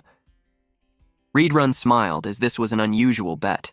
He then asked what's the catch if Hoon-sok loses. With a cunning smile, Hemis revealed that Reedrun would have to kill Hoon-sok with his own hands. That's the responsibility that he must take for his words. Reedrun felt an uneasy feeling, but he had no choice but to agree. While looking at our MC, Hemis exclaimed that it's been a while since she got this excited. The announcer has also started introducing the fighters. In Hyun-sok's mind, he knew that he's at best condition. He's not nervous either. The announcer exclaimed his name. This is the current stats of Choi Hyun-sok. He's even more confident now because he leveled up a lot and gained a new skill and trait. He knew that he's stronger than before. This is his new skill. The training paid off. Reedrun-style combat. This consists of 10 distinct forms. Although Hyun-sok's proficiency level is only at 8%, he hopes this will be okay. Our boy thought that he had to win this fight and go on a date with a silver-haired saintess. But his thoughts were then interrupted when Rachel shouted on what he was thinking about. On the other hand, his opponent was introduced. This monster was named Kirkin, and he's here to punish Hyun-sok's arrogance. Just by looking at Kirkin, both Rachel and Hyun-sok knew that something changed. He looked different from the first time they saw Kirkin. Reedrun was also caught off guard as soon as he saw Kirkin. Hemis then immediately told him that he can't back down with their bet now. Kirkin growled so loudly that it sent sound waves all over the area. His combat level now was sitting at 10,573. Apparently, Hyun-sok used his goggles to check it. He commented that it really exceeded 10,000 in just a few days. Rachel also couldn't believe her eyes. She thought that this monster must have done something fishy. But even then, Hyun-sok gripped his fist and uttered, "Of course, nothing is too easy." As soon as the fight began, Hyun-sok dashed towards Kirkin. Kirkin had anticipated this move and had already raised his weapon towards our MC. Hyun-sok knew that with only one hit with this huge ass club, he'll die. Kirkin swung his weapon and missed. His motion was big and predictable. Hyun-sok thought that he just had to stay calm and dodge, and look for the right opportunity. Our boy had landed a direct hit. The announcer commented that that must hurt, even for Kirkin. Hyun-sok prepared for another punch, and it landed again. The impact was really great. But in a closer look, Kirkin didn't even flinch. Hyun-sok knew that he messed up and he saw a blurry object coming towards his direction. This thing hit the side of his body. He immediately created some distance, and our boy noticed that his left arm was broken just from that one hit. On top of that, Kirkin looked like he didn't mind the damages he took a while ago. Hyun-sok noted that Kirkin seemed normal and his movements are still predictable. In his mind, our boy had taken something worse than that before. He reminded himself not to be afraid and remembered what he'd learned. Combat arts is using mana with martial arts. That's how one can smash ground or crush a rock with a single punch. Reedrun was the one who explained these things. He added that combat art isn't just about strength. The important part is, combat art is a technique to kill your opponent. Back in their training, Hyun-sok was told that he can't beat Kirkin with just that, and that was because he doesn't have the intent to kill. Without a straight intention of killing, his attacks are meaningless. Back to the present time, Hyun-sok remembered that statement now. Kirkin was also about to unleash another attack, but instead of dodging, Hyun-sok dashed forward as well as if he wanted to counter. This time, his attack has a killing intent behind it. And there it goes. Hyun-sok's attack landed as he screamed, "Fucking die!" Unlike the previous attacks, this one managed to pierce through Kirkin's muscular body. This is Reedrun-style combat first form, instant obliteration. And as the name implies, the arena was obliterated. While the whole area was covered with dust, Abelson was curious who won, and as the dust settled, Kirkin's body was revealed. It had a huge hole. "Welcome to the Donut Club, ugly ass." With that, the winner's fist was raised, and you guys know it, the weak human Choi Hyun-sok won. After his epic win, his body was trembling and noted that Reedrun's fucking skill is going to kill him if he uses it twice. All the while, Rachel was celebrating. She told Hyun-sok that he went straight through Kirkin's heart. Our boy still can't believe they won. But then, a dark red aura enveloped Kirkin's body. Something's off. The announcer couldn't believe that Kirkin was standing. He even exclaimed that it was a miracle. But nah, this ain't no miracle. Hyun-sok watched Kirkin as a red object came out from its body. It's crazy. Kirkin can still move when Hyun-sok has already pierced the heart. He realized that Hemis must have done something. Reedrun also thought that Hemis shared her dark mana with Kirkin and placed the curse of undying on him. He wondered what she could be thinking. Hemis stated her observation of Hyun-sok mastering the combat arts in such a short time. She finds his talent incredible, but it was all within the boundaries of her expectations. Hyun-sok asked if he's alive. Rachel replied no, and that Kirkin is only moving because of the curse. But the curse shouldn't last much longer. Kirkin roared loudly and attacked again. Hyun-sok noticed that it's the same attack, so he got complacent. But when he took a step, he felt a stinging pain. Because of that, Kirkin was able to grab him on the neck, and Kirkin punched him back and forth. Hyun-sok grips Kirkin's arm tightly. He's trying to crush it. He saw that it was working. Kirkin glared at him. Hyun-sok got terrified. Because Kirkin used his club to hit him. Hyun-sok's fall on the ground was impactful. It's a similar sensation to that time that he almost died. It feels like every bone in his body is crushed. Someone told him to stand up. It was Abelson. He looked up to see her. Abelson mouthed something. He received her message that he can win. Hyun-sok gained determination and belief that the fight's not over until it's over. He knew not to embarrass himself in front of the girl he asked out. He covered his broken bones with mana, like armor. Our boy is now using Luffy's second gear. His mana control increased from F to E, then from E to D. He attacked Kirkin while shouting her invitation for the Saintess to go out with him. He punched him with his fist covered with mana. Kirkin drops on the ground.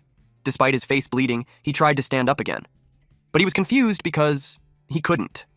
Instant obliteration can shake the ground with its pressure. Hyun-sok focused all that pressure on his head. And it seemed like it's working. Hyun-sok punched Kirkin again. The audience was silent. Hemis asked Reedrun if he taught Hyun-sok that. Reedrun replied no, and that he has never seen anything like it. Hyun-sok was already out of breath, but he's persevering because of the 1 night 2 days dinner and hotel included date that he's imagining. Hemis uttered that Reedrun should be careful, because Hyun-sok is a monster, a hero in the demon army. It seemed like Hyun-sok made Hemis remember something. She finds it interesting.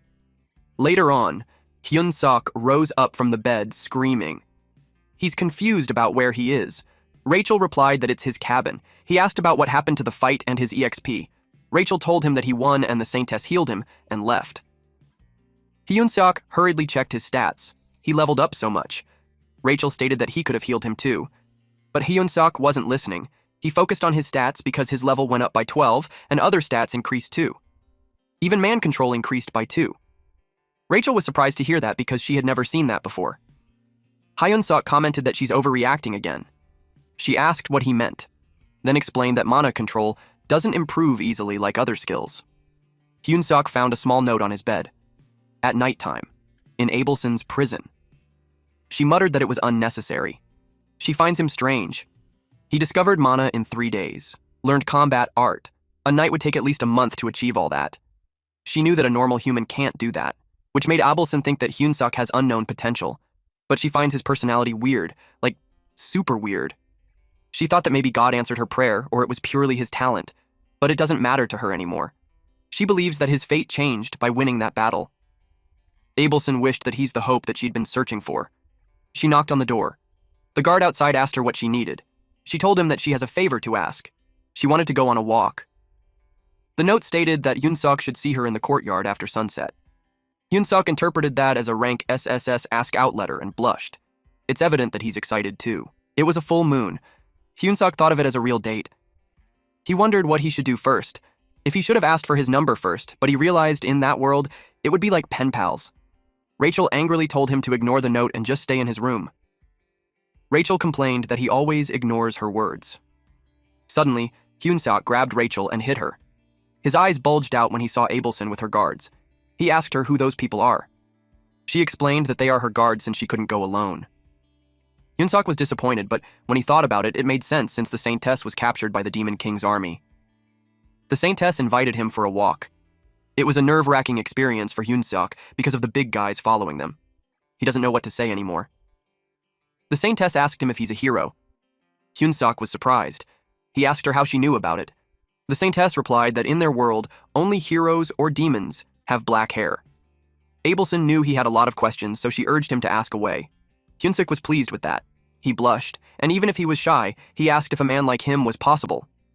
Abelson looked disgusted. They were interrupted when Raidrun called Hyun-sok and ran towards him. Hyun-sok was surprised and a bit disappointed that he ruined the mood. Raidrun informed him that the commander wants to see him, so he should follow him. Hyun-sok can only ask if it really has to be at once. Abelson sighed. She muttered to herself how she's skeptical in trusting someone like him. Hemis informed him that she enjoyed watching their duel.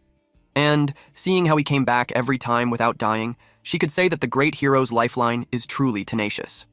Hemis asked Hyun-sok if he remembers what she still offered him.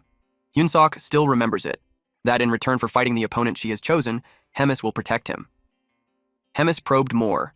Hyun-sok replied that it included the condition that he will become an executive and work under her. Hemis admitted that the executive thing was something she said for fun since she thought he would die soon anyway, but she changed her mind. Then she brought up how Raidrun stated that Hyun-sok is a talent who can become the commander of the Demon King's army. So this time, instead of a duel, Hemis wanted to try something else. She stated that they can't employ such a talented person as a mere platoon leader. She brought up the topic of the cooking company suffering a devastating blow, which means that there was a big disruption to meat supply to executives. At that rate, they might really end up eating one another. Hyun-sok said that he understands, but he's curious as to why she's telling him. Hemis appointed him as the squadron commander. To be exact, he will be the cooking squadron commander. She told him that he can pick whichever cook he wants. By the day after tomorrow, he should have returned the kitchen to normal. She expected him to deliver that. Hyun-sok could only take a deep breath and responded that he will do his best. Rachel wasn't pleased that Hyun-sok became the Demon King's army squadron commander despite being a hero. She expressed that by being sarcastic and asking Hyun-sok if he was happy. Hyun-sok, feeling annoyed, gave a sarcastic reply that he liked it so much that he could die. He pointed out how Rachel is still holding a grudge. Rachel scoffed as a response. Hyun-sok decided to start the squadron commander's work. He called someone a punk and asked him what he's doing. A creature that looked like Gollum wasn't pleased that he was called a punk. He asked Hyun-sok, a meat-drilling slave who had finally gone mad. Hyun-sok was irked with being called a slave. He told this punk that he got it wrong. He punched the creature so hard while lecturing him that he should address Hyun-sok as commander.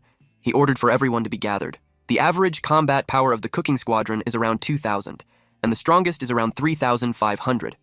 But Hyun-sok noticed that there were fewer people left. He thought there's around 300, but he saw that there are now less than 20. But he had to do that, or else he would be killed by the commander. He told the bastards to raise their hands if they knew who he was. Those bastards answered that he is Choi Hyun-suk, BBQ machine. One goblin proudly said that they were all wrong because Hyun-sok is a delicious human.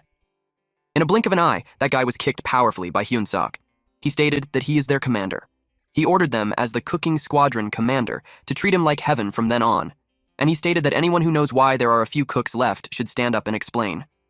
Someone replied that the others went out hunting without orders and got done by demonic beasts. Hyun-sok sighed as he replied that it made sense since those guys always charge first. Then he inquired, who is the best cook there? In chorus, they replied that it's Galrum. It was the alien-looking punk earlier. Galrum was taken aback. Hyun-sok appointed Galrum to be vice commander. He asked them if they had any objections. They replied no, then Hyun-sok dismissed them. The minimum number of people required for a kitchen is 200. Hyun-sok thought of how to gather that many people in one day. He knew he had only one option. The next day. Rachel was surprised to see Bobo with them. He asked Hyun-sok if he planned to threaten them using Bobo. Hyun-sok insists that it was just his plan B. There's only one condition for choosing cooks: the sons of bitches who are easy to replace and those who can never rebel against Hyun-sok. He kicked someone on the face. He called this creature a mole and recruited him to become a chef. This creature couldn't accept being called a mole. He has a lot to say, but his jaw met with Hyun-sok's foot. Hyun-sok told him to stop acting up. Hyun-sok told him that he's the first recruit and it means something. He explained to the guy that the military is all about seniority and downward harassment, so if he joins now, there aren't many people above him. So Hyun-sok advised him to go and bring some juniors to get beaten up in your place. This egghead was confused. Hyun-sok told him to go bring some friends. And he brings 5. When others are hit 10 times in the future, this egghead will only get hit once. That was Hyun-sok's plan A, pyramid. In the next scene, someone was eating steak. This person is Duras, the commander of the Demon King's Army Corps, 3rd Separate Battalion. He expressed how peaceful it is, and the elegant meal is proof of that.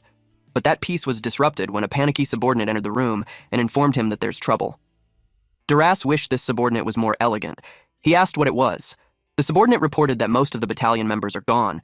He asked if they deserted their post. He uttered how those guys don't even have any work except for serving me. The subordinate clarified that it's because the battalion members were drafted as cooks for the army. Duras knew the chief cook soldier is a human that Hemis cherishes. Duras just wanted to convey to them to be careful next time and leave it at that. His subordinate insists that they can't let it slide easily because 200 of the soldiers had been taken away as cooks. The cooks had gathered. The subordinate informed Hyun-sok, the hero, that they have already gathered over 200 people. Hyun-sok looked smug and stated that it's the reason why it's nice being smart. Hyun-suk announced that they will be wrapping up the recruitment, but he got distracted because big-ass Duras arrived. Hyun-suk knew it was bad. He doesn't know what it is exactly, but it's obvious that Duras is furious about something. Hyun-suk wore his goggles, but the measuring device cannot measure the combat power above 50,000. If used beyond its capability, there are chances of it malfunctioning. Hyun-suk knew the situation was bad, so he decided to wrap things up and run. Duras looked for Hyun-suk, the one that serves Bobo. Bobo barked, so it gathered attention. Hyun-suk respectfully asked him what he's doing there. Duras introduced himself as the commander of the 3rd Separate Battalion. Duras asked him what the hell was he thinking when he took away all his battalion members. He realized that those rascals had just brought all their friends from their own unit. Duras told him to come with him to his office so they could talk. Hyun-suk can only agree. Hyun-suk reflected, and it's not a surprise because things were just going way too smoothly. Duras confirmed with Hyun-suk that Hyun-suk didn't do that on purpose. Hyun-suk replied yes. He explained that he merely picked the bravest of soldiers, but they just all happened to be part of the Great 3rd Battalion. In Duras's head, the Army Corps commander favors the human, so he knew that it's better to let the matter slide peacefully. Duras smiled and simply replied that he couldn't do anything about that. He suggested that Hyun-suk take and use the personnel he selected as he liked. Hyun-suk was delighted. He felt good about it, but his smile faded when Duras told him that he has one condition. Hyun-suk had a bad feeling about it. Duras suggested that Hyun-suk take one of his soldiers. Hyun-suk was skeptical, and he thought of how Duras passed some loser onto him. Duras asked him what's wrong. He had a threatening aura around him when he asked Hyun-suk if he didn't want to do that after he took all his soldiers. Hyun-suk lied and replied that he was happy. Duras proceeded with the introduction. The soldier's name is Usaru. Duras stated that Usaru is a hybrid born between an ogre and an orc. Usaru reported that he had arrived. Hyun-suk couldn't measure his combat power. Duras told him that Usaru is so strong, so Hyun-suk better make good use of him. His only flaw is that he's very stupid. Usaru was so large that he couldn't fit in the door. He talked in third person, too, reporting that he hurt his head. Watching him made Hyun-suk hiccup. Hyun-suk gathered the cooks and introduced himself again. He stated that he is the caretaker of Bobo and the new head army cook. For some soldiers, it was their first time meeting Bobo. Bobo was drooling as Hyun-suk bribes him with a bone. He stated that he will reorganize the unit. He prepared a new roster and told them to check it and line up accordingly. Rachel asked him what his criteria were for the roster. Hyun-suk assumed that the soldiers' intelligence levels were the same, so he listed them in order of combat power. He assigned the weak guys and those with long cooking experience to kitchen duty. They informed Hyun-suk once they were done, and Hyun-suk came to check. The right squad is the culinary unit, and the left one is the combat unit. He assumed that no one has a problem with their assignment, and there is, he urged them to come say it at once. One soldier raised his hand while saying that he has a problem. This guy with a dope haircut stated that he wants to hunt too, because he wants to eat freshly caught meat right there and then. Hyun-suk commented that it's such a headache. He's annoyed, and he tells the soldier to come up. The soldier approaches, and he was met with Hyun-suk's foot. Hyun-suk told him that it's his entrance exam, and since he couldn't hold out, he failed. The soldier cradles his balls while in tears for blowing up his future. The system notified Hyun-suk that, with his excellent leadership and command skills, he reorganized and stabilized the unit. Because of this, his hidden ability, charisma level has increased as well as his leadership. He inquired if there are other aspirants. No one moved. Hyun-suk cleared his throat. Now that all has been confirmed, he told them to get their weapons. It was time for them to go hunting. At the north of the Black Fortress, Great Forest, Hyun-seok had observed that the forest is especially quiet. There isn't a single demonic insight. Rachel thought that it was because of Bobo or Usaru. She thought that their strong presence scared them away. Hyun-seok knew it was plausible. Those two are their top soldiers. Hyun-seok couldn't just leave them behind. Rachel suggested luring the demonic beasts with bait. Hyun-seok replied that if they had the meat to do that, they wouldn't have come out to hunt in such a rush. Rachel told him that she's talking about a different kind of bait, not that sophisticated one. The bait she's talking about is the bio bait that will lure the demonic beasts all the way there. And she pointed at the soldiers before them. Hearing that made Hyun-seok sweat, and he couldn't help but ask the Lord on what on earth resulted in the child of his to grow up to be that way. Hyun-seok ordered numbers 14, 3, 1, 43, and 7 to step forward. Rachel inquired how he chose those numbers. Hyun-seok embarrassingly admitted that those are the serial numbers of the lottery he left behind on Earth. It's funny how he's covering his face from embarrassment, then ordered the operation to start, and he told Usaru to catch number 14. Usaru grabbed number 14 with one hand, and the guy was surprised. Poor guy. He was thrown by Usaru with maximum power when Hyun-seok said, "Go, intercontinental ballistic goblin." Hyun-seok thought that if they threw the weak guys as bait like that, it would draw the beast's attention. He ordered another soldier to light fire so that when their lost comrades saw the smoke, they could return. Rachel raised that those guys will die if he threw him like that. Hyun-seok simply replied that 1 out of 6 might make it back alive. He then instructed Usaru not to take breaks and to keep throwing. The soldiers were terrified. They thought that the human head chef had gone mad. They thought of running away, but Bobo appeared. They retracted what they said and vowed to dedicate their life to the Demon King's army. Someone yelled for help. Hyun-seok didn't care about that guy. He was waiting for the first guy to come back, but he's late. Then suddenly they felt a rumbling.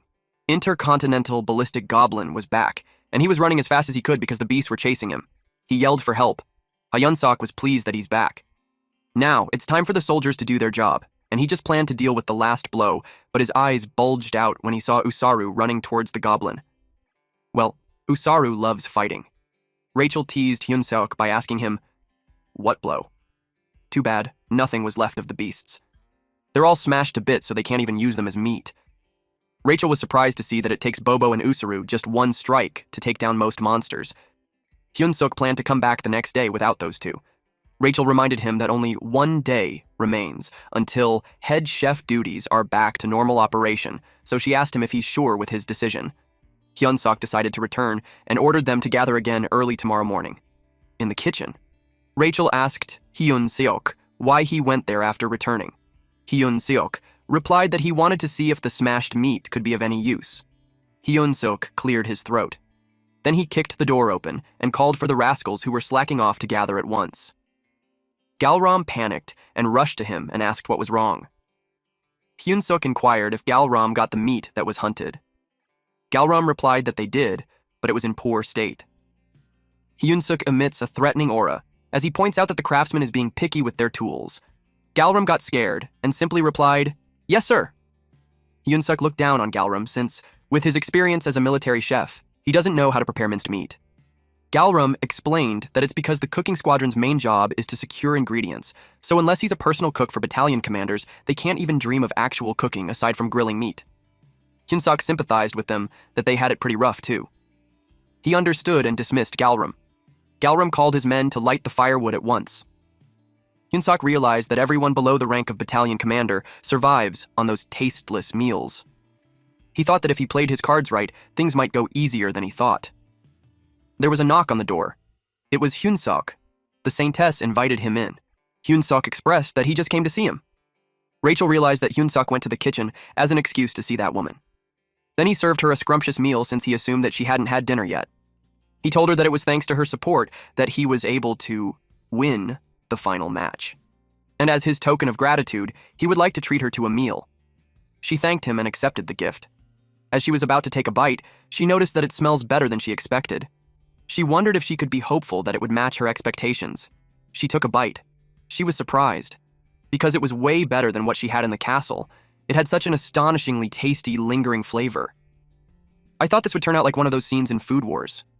Hyun-seok stated that it seemed like the food suited her taste since she completely cleaned her plate. Now that she's done, Hyunsuk would have taken his leave, but Abelson called him. She asked him what he plans to do when he leaves that place in the future. Hyunsuk simply replied, "Marriage." Abelson looked disappointed. She told him he can leave then. But Hyunsuk shared that there's another thing that he wants to do. Then he asked her what Abelson plans on doing when she leaves. She had no idea, more like she doesn't want to do anything. Meanwhile, in Garten Divine Empire capital Gracium, a theocracy governed by the Pope of Deuces Church. A priest reported to the Pope that they have located Abelson Marriott, the next saintess. Then he added that the saintess is reportedly detained at the Black Fortress where the glutton lives. The Pope inquired on how the saintess ended up in such a wicked place. He asked if there's no word from the Demon King's army yet. The priest replied that there was none yet. They don't understand why they would detain her without making any demand. Pope replied that, in the history of humans and demons, there are only a handful of times when humans managed to breach the Black Fortress, and even then, it was always when the glutton, Hemis, was absent, so attacking head-on would be reckless. The Pope secretly ordered a rescue team, and to summon their hero, Lord Oseld. The person giving this order is the Emperor of Garten and Pope of Deuces Church, Orvan IV. Back to our MC, Hyunsuk and his squad had gathered in the forest. What Abelson said that she doesn't want to do anything lingers on his mind. He found the right spot and called the platoon commanders in front. He brought out something for the platoon commanders to eat. It was meat on a rope. They trembled and wondered if it was some kind of bribery or if he's giving them leftovers. Since they did not move, they asked if they were going to eat it. They ate it, and they were so pleased as to how it tastes. To them, it was ecstasy. They knelt and swore to be loyal to Hyunsuk if he allowed them to have one more bite. Hyunsuk told them that their chance to eat it now is over. Then, Hyunsuk instructed them to go with the condition that only the platoon with the most numbers of demonic beasts caught alive will get to eat with him. That motivated the soldiers to act as fast as they could. Hyunsuk looked smug as he muttered that he was right, that all living things are slaves to their appetites. That made his plan successful. He leveled up from chopping the meat. He kept slashing them, and before he knew it, he's at level 10. The platoon commander asked who the winner was. Hyunsuk announced that the winner is the Wolfkin platoon. With that, they will have an amazing meal with him. The others asked what about them. Hyunsuk didn't care about them and just told them to scavenge for leftovers. He ordered everyone to pack up and move all the slaughtered meat to the kitchen, inside the Black Fortress. There were a lot of corpses lying around while a mysterious person just casually walked. Someone arrived at the door. Abelson was talking to herself that she shouldn't have said it to Hyunsuk, but she knew she couldn't keep hiding it forever. Her door opened. The man on the black robe called her. It's a blonde man, and he's there to rescue her. Abelson was surprised to see Sir Gafen. She asked him if the Pope sent him. The man laughed and replied, yes. Abelson gripped the table as she stated that she won't go back, and she told him to leave. The blonde man replied that he wants to go back too, but he has a mission. Abelson reminded them that Glutton lives in that fortress, and if Abelson is taken away. Sir Gafen asked her what would happen. Abelson replied that she will use her holy power and get Glutton to come. The man grabbed Abelson's neck and emphasized to her that what he's doing is a mission. And he's standing before her not as a prince, but as a soldier. He told her to sleep tight, because when she opened her eyes, she's going to be in the capital. He choked her. Abelson was puzzled on how this person can use holy powers. She didn't want to go back there again. Someone then came and told the blonde man to get his hands off. It was the knight in shining armor. Hyunsuk punched this bastard.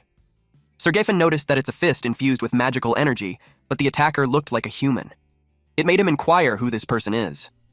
He commented that the attacker's movements are pretty good compared to the magic that he possesses. Hyunsuk was angry and this guy kept yapping.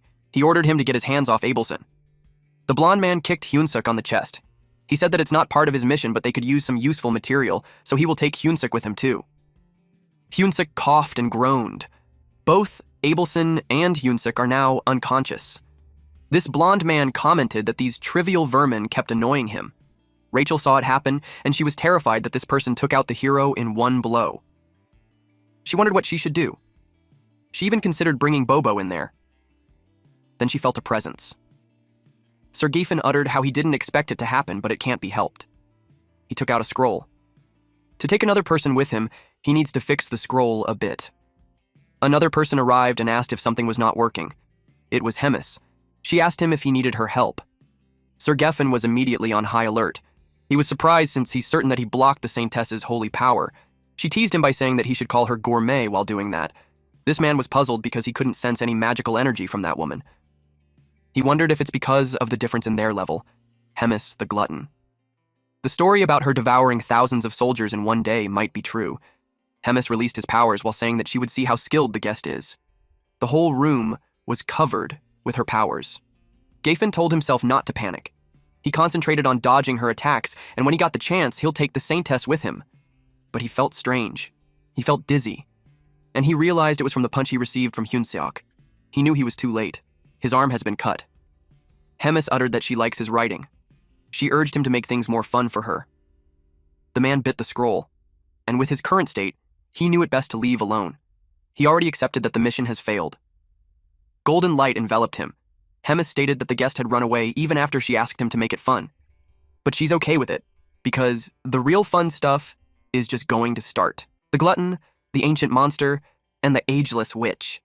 All of these were insults attached to Hemis, the Demon King Army 3rd Corps commander. Through the endless flow of time, countless demons were born and perished. But the Demon King and Hemis are the only two that remained unshaken like huge mountains. However, the infinite passage of time had dulled many things. That's why earlier, Hemis was excited for the fun stuff, feeling that emptiness was far too cruel for any sentient being to endure. The next day, Hyun-seok is getting beaten up. Reedrun told him that his attacks and even the way he wields his magic are still too straightforward. He needs to be more flexible. Reedrun told him that he shouldn't trap himself in a rigid box. Hyun-seok replied that he'll keep that in mind. Reedrun brought up another thing. No matter how strong Hyun-seok becomes, he should remember that there is always someone stronger than him. So, he shouldn't hesitate to use any means necessary to achieve victory. Reedrun advised him to remember that fair victory is a privilege only for the truly strong. He helped Hyun-seok to get up, praised him for doing a good job, and ended their session. Hyun-seok watches him leave. Then he flopped down on his butt. Rachel asked him if he's okay. Hyun-seok replied that he feels like dying. He asked her to heal him. Rachel did, and finally, Hyun-seok can breathe. Rachel commented that it seems like she became a potion to him. Hyun-seok had something in his mind. Abelson told him to become strong, because only the belief that comes from his own strength will protect him. Then Hyun-seok agreed that he was determined to get stronger. Rachel was annoyed that he's still thinking of that woman when he almost died because of that Saintess witch. Hyun-seok told her that she could get divine punishment for saying that. Rachel argues that the assassin used holy power, so if Abelson is really a Saintess, it's a puzzle that he attacked her. Hyun-seok agreed with her that it's definitely weird since the next Saintess should be a valuable existence. Then he decided not to think about it anymore. Rachel asked why and if likes that woman so much. Rachel called him a woman-crazed moth. Hyun-seok covered his ears and told Rachel that he had enough of her jealousy. Rachel threatened to kill him. A little while later. Hyun-seok was sobbing and groaning. Bobo was concerned. Hyun-seok was being dramatic when he stated that everything is over for him. He wished to be born as a rich family's cat in his next life. Hyun-seok noticed that Bobo is worried for him even when he's a fool, so he started sharing what happened 30 minutes ago in Hemis's office. Hemis informs him that she has a huge dilemma, and that simply is. She's bored, and so she wanted to see something fun. Then she gave him 1 month to defeat the battalion commander. She asked him what's wrong and if he can't do it. She asked if he needed help, like how she helped Kirkin. Hyun-seok refused her help, saying that he can handle it all on his own. So that happened. Now Rachel told Bobo to say his goodbye to Hyun-seok, since he might not see him for long. Rachel told Hyun-seok that it's about time he accepts his fate. She asked him how he plans to beat the battalion commander with a combat power of just 9,000. Hyun-seok got annoyed with her since he's already crying about it. Rachel stated that he had drastically grown, but the battalion commander is on a different level. The average battalion commander has a combat power in the high 40,000.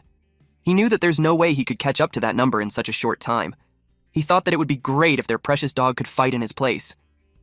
Bobo's combat power is immeasurable. Hyun-seok believes that Bobo could fight on equal footing with the battalion commander, or even win. But the main fight is supposed to be a duel. Then it struck him. He asked Rachel what the corps commander said. Rachel told him that Hemis said that he would have 1 month to defeat the battalion commander. Hyun-seok was back in his high spirits because Hemis never said that there would be a main fight. Rachel was shocked. So to Hyun-seok it meant that it's fine as long as he defeats him no matter how he does it. In his head, the plan somehow looked like him using a sword, bow, and arrow, bobo, and poison to assassinate the battalion commander. Rachel asked him if it's okay to interpret it as he wishes. Hyun-sok had decided to lure the battalion commander out and ambush him with bobo. Rachel simply asked, "Are you clever or just a coward?"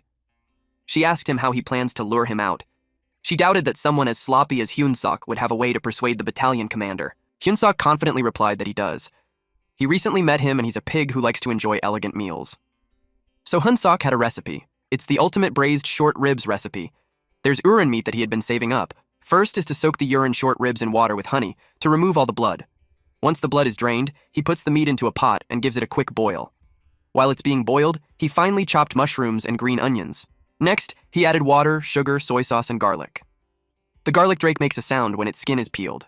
It has a combat power of 80, and the gushing fish is squeezed for its intestinal juices. It has a combat power of 30. Then, give it a little mix. Hyun-sok threw everything into the pot with the meat and let it simmer, and after at least half an hour of boiling, Bobo and Hyun-sok raced. Hyun-sok lost and he felt humiliated. Rachel informs Hyun-sok that the pot is burning. With that, the short and tender urine short rib stew was complete. Now, he carefully plates it elegantly in a dish. Then he sprinkled finely chopped green onions on top. And the key to unlocking the battalion commander's heart is the ultimate short rib stew, which is now ready. The table was set. Doras was pleased. He shared that it has been a while since he enjoyed such an elegant, peaceful time. He uttered that passing Usaru onto Hyun-sok was genius. His subordinate entered and informed him that the cooking squadron was there to see him. He immediately replied to his subordinate to inform Hyun-sok that returning Usaru is not an option. The subordinate clarified that it isn't what Hyun-sok came for. The subordinate explained that Hyun-sok wants to serve a dish to Doras as a token of appreciation. Upon hearing the word dish, Doras became excited. It's because he heard that Hyun-sok's cooking is delicious. He wondered how good he was. Someone knocked, and he allowed him in. Hyun-sok entered exaggeratedly, with a tray in his hand and a rose in his mouth. Doras was delighted that he even blushed. But he composed himself and brought up that he heard Hyun-sok came to thank him. Hyun-sok replied that it's thanks to Doras that he could get a title in the kitchen. He apologized for not thanking him earlier. And he may be lacking in his skills, but Hyun-sok stated that he poured out his head into preparing the urine ribs as a token of his gratitude for him. He hoped Doras enjoyed it. The sight and fragrance made Doras drool. Before taking a bite, he sniffed and uttered that it smells so good. Hyun-sok had a devilish grin on his face while thinking that the dish made him a god in the kitchen. He wants to see if Doras won't give in to it. Doras exclaimed that it's amazing. He asked him how he made it. He couldn't believe that a human can make something so godly. Hyun-sok got goosebumps and simply replied that he's glad Doras enjoyed it. Then Hyun-sok told him that he would love him to try out new menus in the future. Doras was up for it, of course. Hyun-sok took his leave. Rachel was holding her mouth. Doras stated that it's no wonder Hyun-sok is favored by the Corps commander so much. Hyun-sok is trembling as he holds the doorknob while bidding him goodbye. Hyun-sok immediately left. These fuckers had a brief eye contact. Then, he and Rachel vomited while saying that he couldn't take it anymore. Rachel told him that he had guts of steel. Hyun-sok replied that it's all in his plan, to keep feeding Doras to fatten him up. And when he expects it the least, he will slaughter that pig. Doras looked satisfied with his meal. 1 week later, Doras is eating again. He told Hyun-sok that he doesn't have any appetite for some reason, and he shared that tomorrow he has to fight a duel for the position of battalion commander. He stated that he became a big shot, that people can't help but look down on him. Hyun-sok brought up what happens if Doras loses. Doras continued the thought and stated that he will lose his title as the battalion commander. But Doras stated that there's a saying, even a ghost who dies after eating still has his color and charm. Hyun-sok realized he's screwed.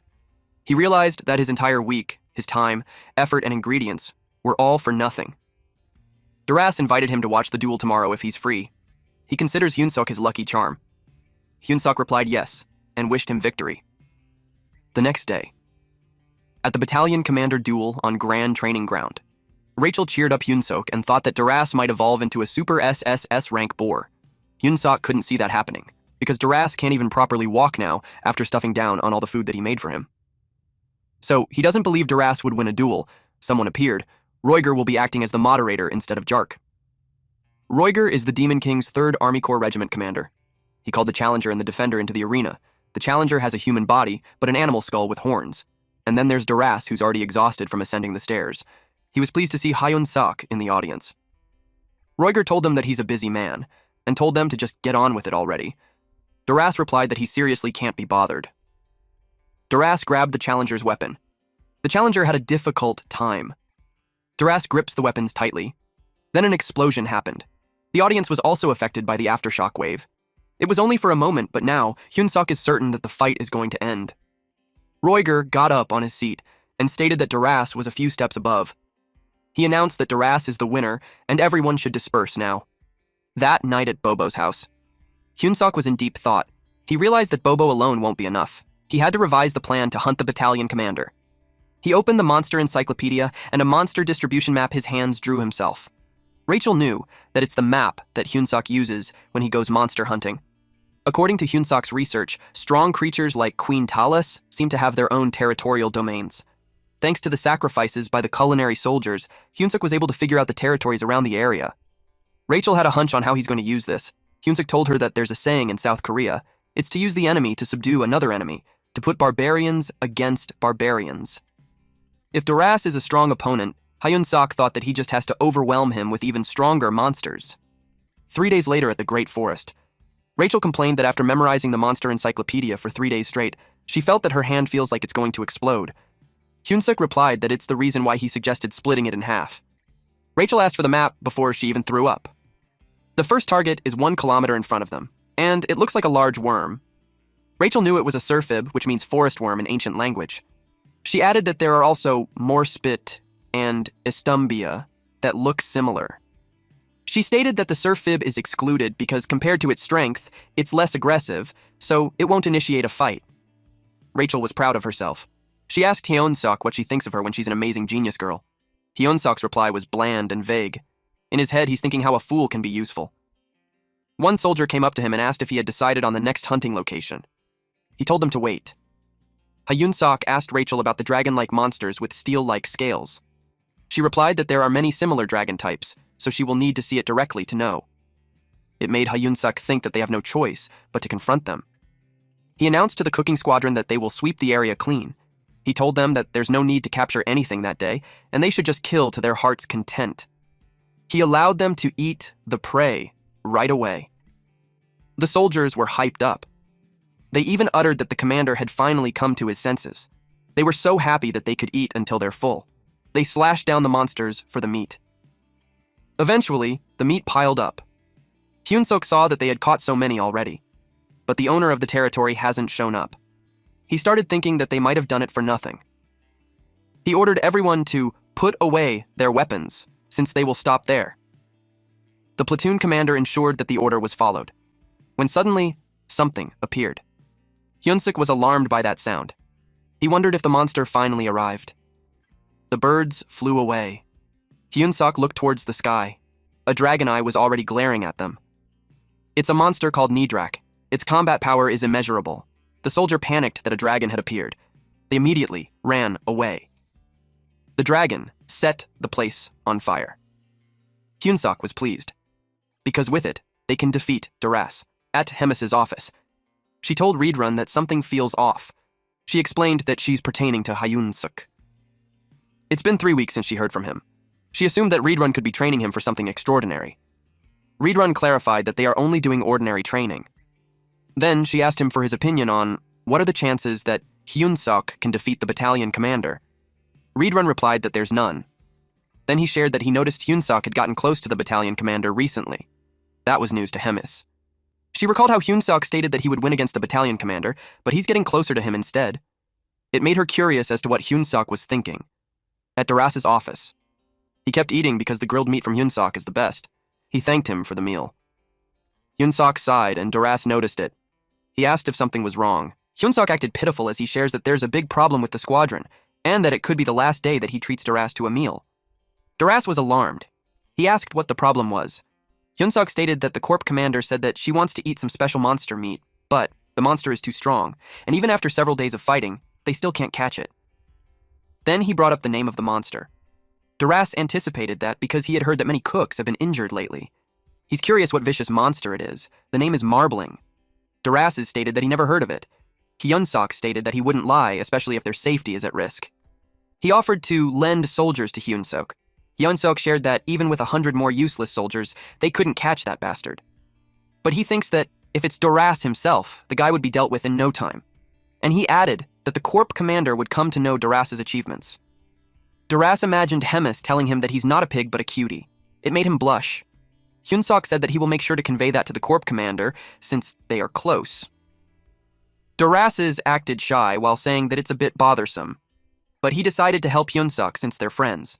Hyun-seok asked him if he's serious, then he thanked him, but Hyun-seok wore a devilish grin. The next day at the agreed location, Hyun-seok and his soldiers have gathered. Rachel asked him if he had memorized the map. Hyun-seok confidently replied that he's a human navigation system now. Then he whispered to Bobo that they were going to catch that pig. Then he told Usaru to do as he was told.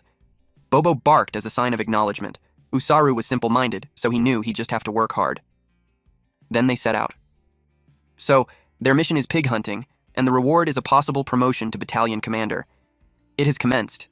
In the center of the great forest, the soldiers had no idea where they were going. What they only know is that they are going to hunt a strong monster. Doras complained how the outside is truly ugly.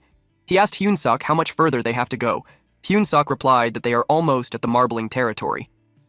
He had to be careful since Doras is stronger than he looks. He even brought 500 soldiers from his battalion. He had faith that Nidrak wouldn't lose. The birds flew in distress. Hyun-seok alerted Doras that the bastard is coming. Doras had his game face on. Nidrak growled. Doras asked if that's the marbling. Doras expressed that it felt like he had seen it somewhere. Hyun-seok simply replied that all the monsters look pretty similar. Doras agreed with him. And to Doras, a monster is a monster. He announced that his battalion will take care of that monster, and Hyun-seok just needs to make sure to tell the Corp commander about his achievements.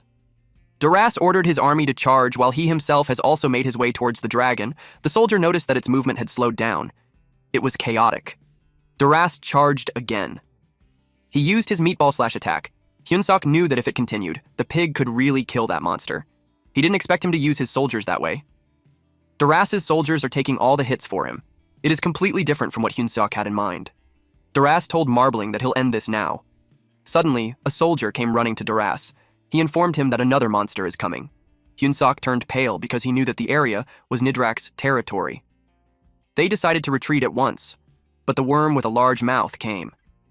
It's the Surfib. Hyun-seok didn't pay too much attention to it because he thought it was non-aggressive, but it recognized the commotion there as a territorial dispute. Doras ordered their retreat. Rachel panicked since they can't let Doras go. Hyun-seok had no choice but to try now. He called Doras. Doras informed him that all the monsters are rushing in there. Hyun-seok used read-run-style combat first form, instant obliteration. He hit Doras while replying to him that it's not his fault. He told him to cancel the command and no one will retreat.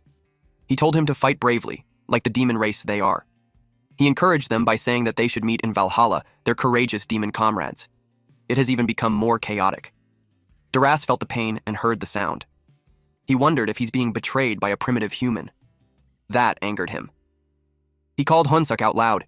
He decided to risk everything to call Hyun-seok. He used his skill, Full Bloom. Hyun-seok had no idea what he's doing. Rachel told him to run, but Hyun-seok had nowhere to run. Suddenly he was hit by something similar to lightning. He almost died. He had no idea what that skill was, but he could see Doras standing strong in the battlefield. Doras claimed to tear Hyun-seok into pieces while he's still alive. Hyun-seok realized the dangerous situation he's in. He wondered where Bobo and Usaru had gone. When Rachel looked around, she saw that everyone had been caught in Surfib's attack. Hyun-seok thought he was left alone to take down Doras. Doras was extremely angry at Hyun-seok. Hyun-seok saw that he's coughing up blood. Hyun-seok might not have any idea what skill it is, but obviously, Doras is overdoing it. He decided to buy some time first. Hyun-seok ran as fast as he could while telling Rachel to tell him the monster cluster from the monster map she showed earlier. He instructed her to recite everything as she sees it. At 11 o'clock, if Hyun-seok goes straight, he will reach the Warhound habitat. Doras asked him if he really thought he'd survive by running away like that. Doras just charged forward, not minding the monsters on the way. Hyun-seok knew that while regular mobs avoid the strong, if it's a habitat with younglings, it's a different story. Doras stated that the cockroach Hyun-seok is trying to pull some puny tricks, but he was determined, that at the very least, he will be sure to kill him. He used a level 3 technique, the falling flowers. Doras has an overwhelming power, because promotion is the strongest weapon of a demon. He was certain that he would end Hyun-suk. But he felt strange in his body. He coughed so much blood. Even Hyun-suk stopped on his tracks and watched him. Rachel stated that Doras' demonic energy is decreasing. Doras realized that he must have reached his limits right after casting Falling Flowers. He knew he had used way too much energy trying to catch demonic beasts. Doras turned back, so Hyun-suk asked where he's going. He replied that he's not happy, but it can't be helped. He told Hyun-suk to wait, and he'll come back to kill him as soon as he recovers his strength. He yelled that he won't forget this humiliation. He thought that if his body managed to recover, but Hyun-suk called out to the pig. He told him that he came there as he pleased, but he can't leave as he likes. He called Hyun-suk foolish for thinking he could be defeated with his fist. Hyun-suk prepared an attack for him. Ride Run Combat Art's 7th movement, the explosive destruction wave. Hyun-suk was surprised that Ride Run held out on that attack. Doras commented that Hyun-suk underestimated him. But then, someone came and commented on something. This one saw them fighting. It was Hemis. She asked what the commotion was in front of her castle. A loud explosion happened. Hyun-suk was blown away and hit the tree. He cradled his head. He was confused as to what happened. Doras begged the corps commander to save him. He reasoned that he hasn't lost yet. He argued that it isn't the final battle yet.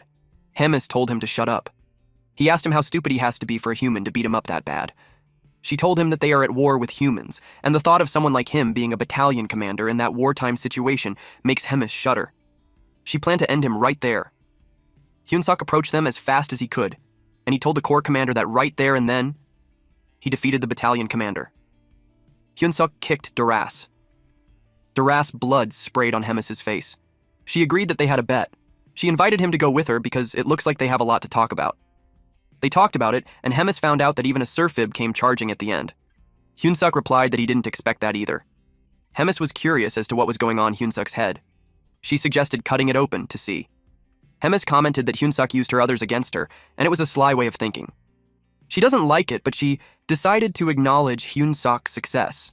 But she warned him that there won't be a next time for him. Hemis told Hyun-suk that if he caused trouble or used underhanded methods again, he knew what would happen. At Bobo's house. Hyun-suk laid on the floor, exhausted from the event, but somehow he managed to make it out alive. Then Hyun-suk asked what Doras' polymorph was and promote. Rachel replied that it could be a martial art exclusive to the demon race. She suggested asking the cowhead about it. Bobo barked, and Hyun-suk acknowledged that Bobo must have had a rough time being swept by those monsters.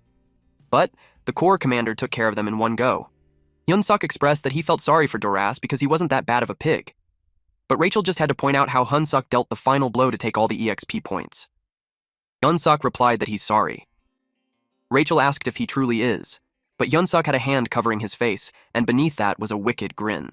Then Hyun-suk checked on how much he leveled up. He leveled up quite a lot. But he saw question marks in the status window. He thought that it must be some kind of error. Rachel thought he was talking nonsense. But Hyun-suk was serious. Rachel replied that there can't be an error in the hero system, so she assumed that Hyun-suk was messing with her. Hyun-suk decided to drop the conversation. Then Rachel told him that they should check Hyun-suk's combat power to celebrate his 48 level up. Rachel peeked at the Googles. Hyun-suk's combat power now is 13,936. Hyun-suk was proud of himself since it went up a lot. He stated that it felt like it was just yesterday that he couldn't do anything even against a goblin. Rachel prepared a surprise for him. She brought out a beer. They drank, cheered, and celebrated. And this right here made me think that it's the calm before the storm. Hyun-suk's daily schedule is as follows: sleep, prepare, hunt, eat, cook, train, rest, and repeat. And no matter how strong he became, he couldn't skip the routine. He thought of going to Abelson after his training for that day because there were still some things he's curious about. Reed Run arrived and saw that he came early. Then he congratulated our boy for defeating Doras. Hyun-suk thanked him, but then he immediately went to him because he had something to ask about that fight, so he asked him if he knew the technique called promote. Reed Run knew it was an ancient non-formal martial art. Reed Run explained to him that martial arts were broadly divided into two types: formal martial arts, which involve structured movements, and non-formal martial arts, which have no set forms. Compared to formal martial arts, non-formal ones were extremely rare. Not only are they uncommon, but non-formal martial arts were also passed down in secret. Hyun-suk realized that it's the difference between an attack skill and an enhancement-type buff skill. Reedrun added that promote was an ancient martial art that has been passed down for generations. Any demon who uses demonic chi can learn it. Even so, it is an extremely dangerous skill, so few actually use it. Not to mention the side effects were severe. It made Hyunsuk wonder if it was possible for him to learn promote since he somehow had demonic chi. Raidrun clarified that it can't be considered his demonic chi. It just happened to linger on his body, but it really wasn't his. Hyunsuk asked if it meant that there's even less to worry about, and if something happens, Abelson could always heal him. Reedrun couldn't answer him. Hyunsuk notices he's hesitating, so he made a fuss that he'd die without promote. He yaps how the commander treats him like an entertainment and arranges a fight that he can't win, and then she'll get annoyed that he'd survive. He convinced him to give him a chance, and if it doesn't work, he'll just give up. Reedrun eventually agreed just so he would stop groveling. He immediately got up, looking so pleased. Seeing his expression, Reedrun felt that he'd been tricked. But a promise is a promise. So they began. He told Hyunsuk to follow closely. Meanwhile, at Holy Empire Gatrin, underground cathedral prison, Orvan IV visited Gevin in the prison cell. He asked if he's conscious. Gevin didn't expect the Pope because he told him earlier that he had no further business with him. He asked what he wanted. Orvan IV replied that he's giving him a special chance at redemption. Before God, no one was eternally condemned. Gevin asked what he needed to do. The Pope ordered him to eliminate Abelson. It gave Gevin a shock. He asked why the order had changed. It made him curious how the church would benefit from the saintess's death. Orvan IV replied that he doesn't need to know that. Gevin was worried because the glutton was in there. But Orvan IV assured him that he'd assign knights for him, and the glutton would be away for a while. So Gevin only needs to succeed this time. Failure was not an option on the path to glory. Back to Hyunseok at the training grounds, he was in excruciating pain. Abelson tried to calm him down while scolding him and Reedrun for making a human use a demon-exclusive martial art. Hyunsuk's eyes rolled and his mouth frothed. Reedrun argues that Hyunsuk promised he would be fine, and enough time had passed, and there wouldn't be much demonic chi left. She lectured him that they're not priests, so they don't have the right to decide if he's going to be fine when they're not even experts. She clarified that the treatment she performed only contained the demonic chi, binding it in place. But they just went ahead and unleashed it under the excuse of controlling and using it. Raidrun asked what would happen to Hyunsuk. She knew he won't last that way, and it's too late to seal the demonic chi again. She tried altering his body so it can accept the demonic chi instead. She spreads the condensed demonic chi out with holy power, making it thinner and more manageable. That way, his body can adapt, similar to developing resistance to poison. Reedrun asked if that was truly possible. She was honest that she was uncertain, especially when she had never done it before, and there were no recorded cases. There was also a chance the magic will rebel against the holy power and go completely out of control. But if the outcome is going to be terrible either way, the least she could do was try. The holy light was then casted to our MC as Abelson tried to heal him. Later on, Hyunsuk jolted awake. He felt like a lot had happened. As soon as he sat up, Rachel and Bobo rushed to hug him. They were so worried. He had been unconscious for 3 days. She asked if he remembers anything. His memory only lasts until the learning promote. He was surprised when he saw his status panel. It now included demonic chi. He was startled when someone spoke. It was Hemis with Reedrun on her side. He hurriedly gets out of bed to properly greet her, but he told him to just stay seated. In his condition, crawling would be the best thing he could do. She heard everything from Reedrun. The premise was, a human tried to use demonic chi. She finds it amusing. And then she brought up that the Saintess did a great work, deserving of her title. Hyunsuk got confused why she mentioned her, but to her the binding was boring. So she decided to personally help him out because he was, she quoted what he said, her dying ant experiment. So he should consider it as an honor. Then, a dark, ominous aura entered Hyunsuk's body. He was in extreme pain again after she injected him with her powers. Reedrun got worried, but Hemos assured him that Hyunsuk would be fine after some rest, and they left to head back to the office. The Demon King had summoned her suddenly, and she had something to assign to him, a few days later at Bobo's house. Abelson completed Hyunsuk's treatment. Ever since the magical energy accident, she had been visiting him every day to heal him. He thanked her for the treatment. She replied that it was nothing because in the end, overcoming it was all thanks to his own will. Then, she muttered that he's her only hope. He didn't hear clearly, so he asked what she said, but she didn't repeat it. Instead, she told him that she'd be going since the treatment was already done.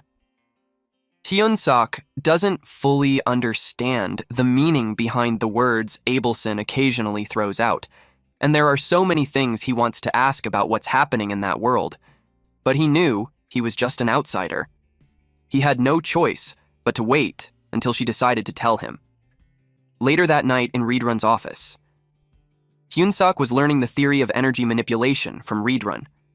Reedrun noticed that he had been pushing himself. He replied that it was fine since it had already been 3 days since he woke up. As long as he doesn't use magic or magical energy at the moment, he'd be fine. It had been 4 days since Hemis left. Hyun-suk inquired when the Cowden clan's tournament happened. The annual meeting at the Demon King's castle was a regular event, and Reedrun had a bad feeling about it this year. Hyun-suk loudly called out his name. He got startled since he was lost in thought for a moment. Hyun-suk acknowledged that he must have been really busy because of his duties as acting commander. He asked if there was anything he could do to help him. Reedrun replied that it was fine since the commander would be returning soon.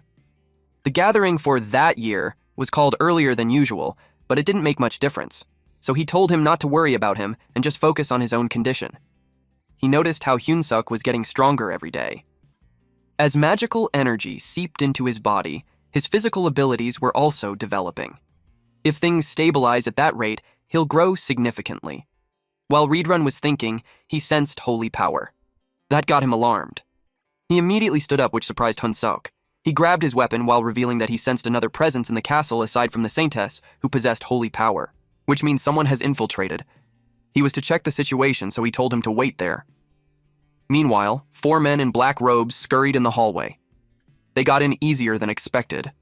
One of them asked Lord Gevin if it was because the glutton wasn't there. Gevin told him to keep his voice down, because even if the glutton was absent, there's still another monster in the castle known as the Red Nightmare.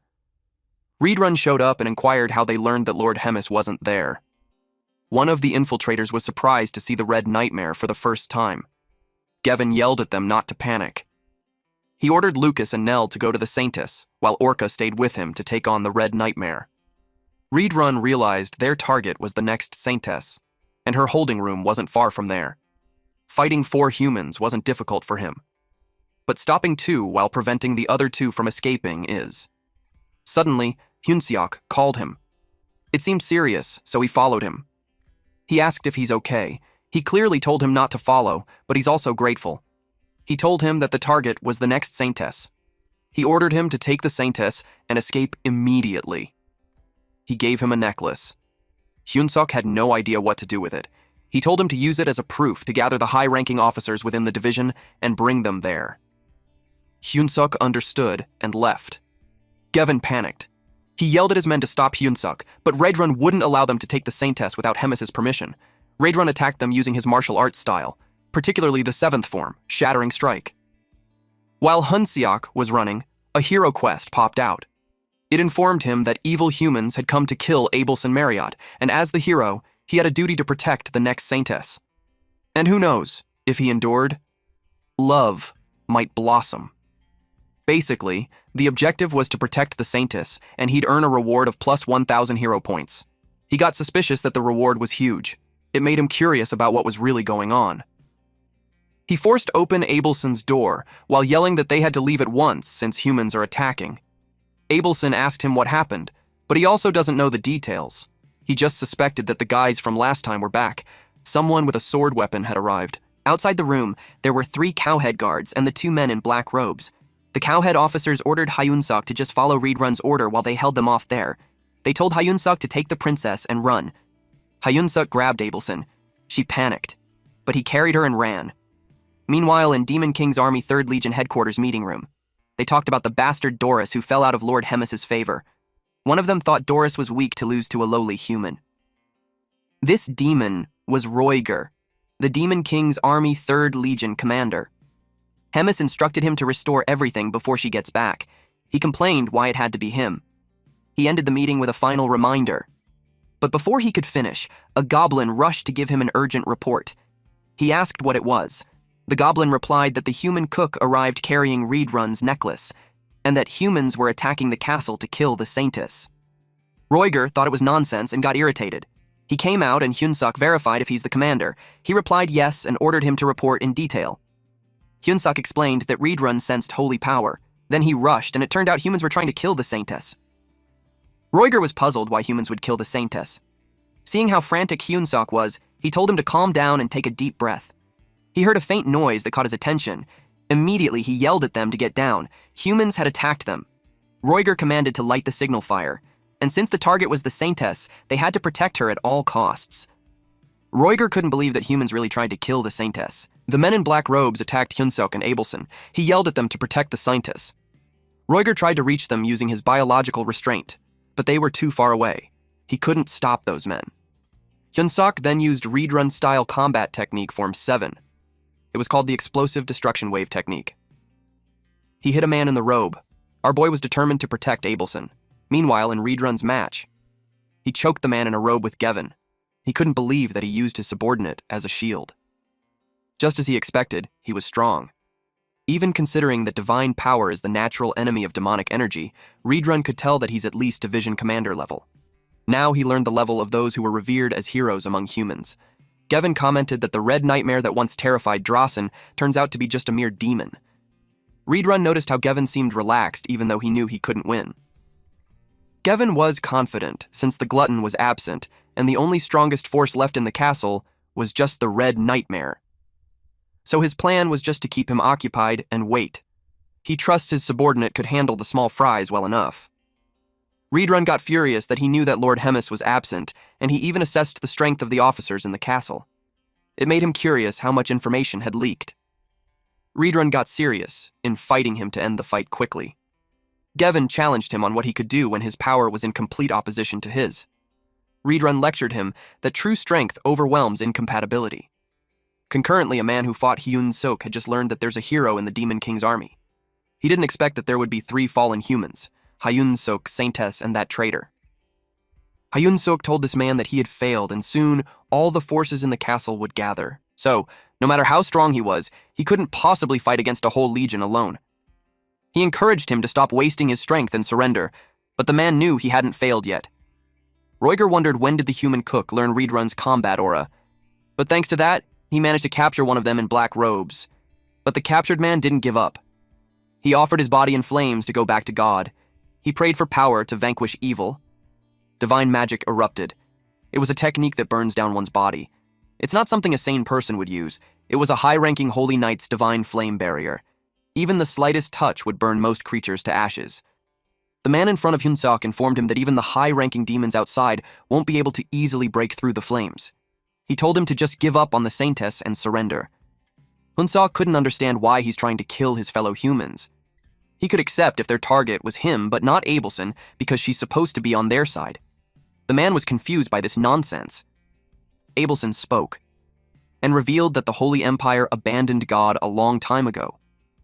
He asked what she meant. She explained that all they want is an obedient puppet. It doesn't matter to them if that puppet is the real Saintess or not. The man strikes his sword towards the ground. It was to catch their attention and stop the drama. He challenged the hero to attack him in 10 seconds. He started the countdown. Hyun-suk became serious. He only had a single option left. He used Promote First Stage, Bloom. Abelson got alarmed that he's trying to use demonic energy. His body wouldn't be able to withstand it, but he reasoned that if they stayed that way, they'd both die anyway.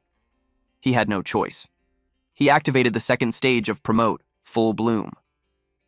During training, Read-run had shared to him that Promote has 3 stages: blooming, full bloom, and falling petals. Having stages means it's much more dangerous. Until he mastered the first stage completely, he mustn't move on to the next. He heard it so many times that it was stuck on his head, so at the present moment, he felt apologetic to Read-run, because he's going to push himself this time. The countdown was at 4 already. It felt like his heart was going to burst, like his body was screaming at him to stop this madness. Rachel called him insane for using Promote. He refused to listen to them and he focused on himself, until he reached the 3rd stage, Falling Petals. He told Rachel to keep casting a barrier. The man saw him using Promote. He realized that he wasn't just an ordinary hero. Hyun-sok was ready to attack. He charges forward. The blackened body was proof that he pushed Promote to the 3rd stage. The man had no idea how a human used a demon's combat aura, but he knew that the power would run out in a few minutes. He blocked the attack using his sword. His plan was to wait it out, and it would surely lead him to victory. But then, Hyun-sok moved his fist. The sword grazed him. The man was so caught off guard that he redirected the sword with a flick of his wrist. It was a movement that he had never seen before. He got punched in the gut. He got annoyed that this bastard used a cheap trick. He asked him if he wasn't ashamed of falling into demon temptations. At that point, Hyun-suk could barely hear him.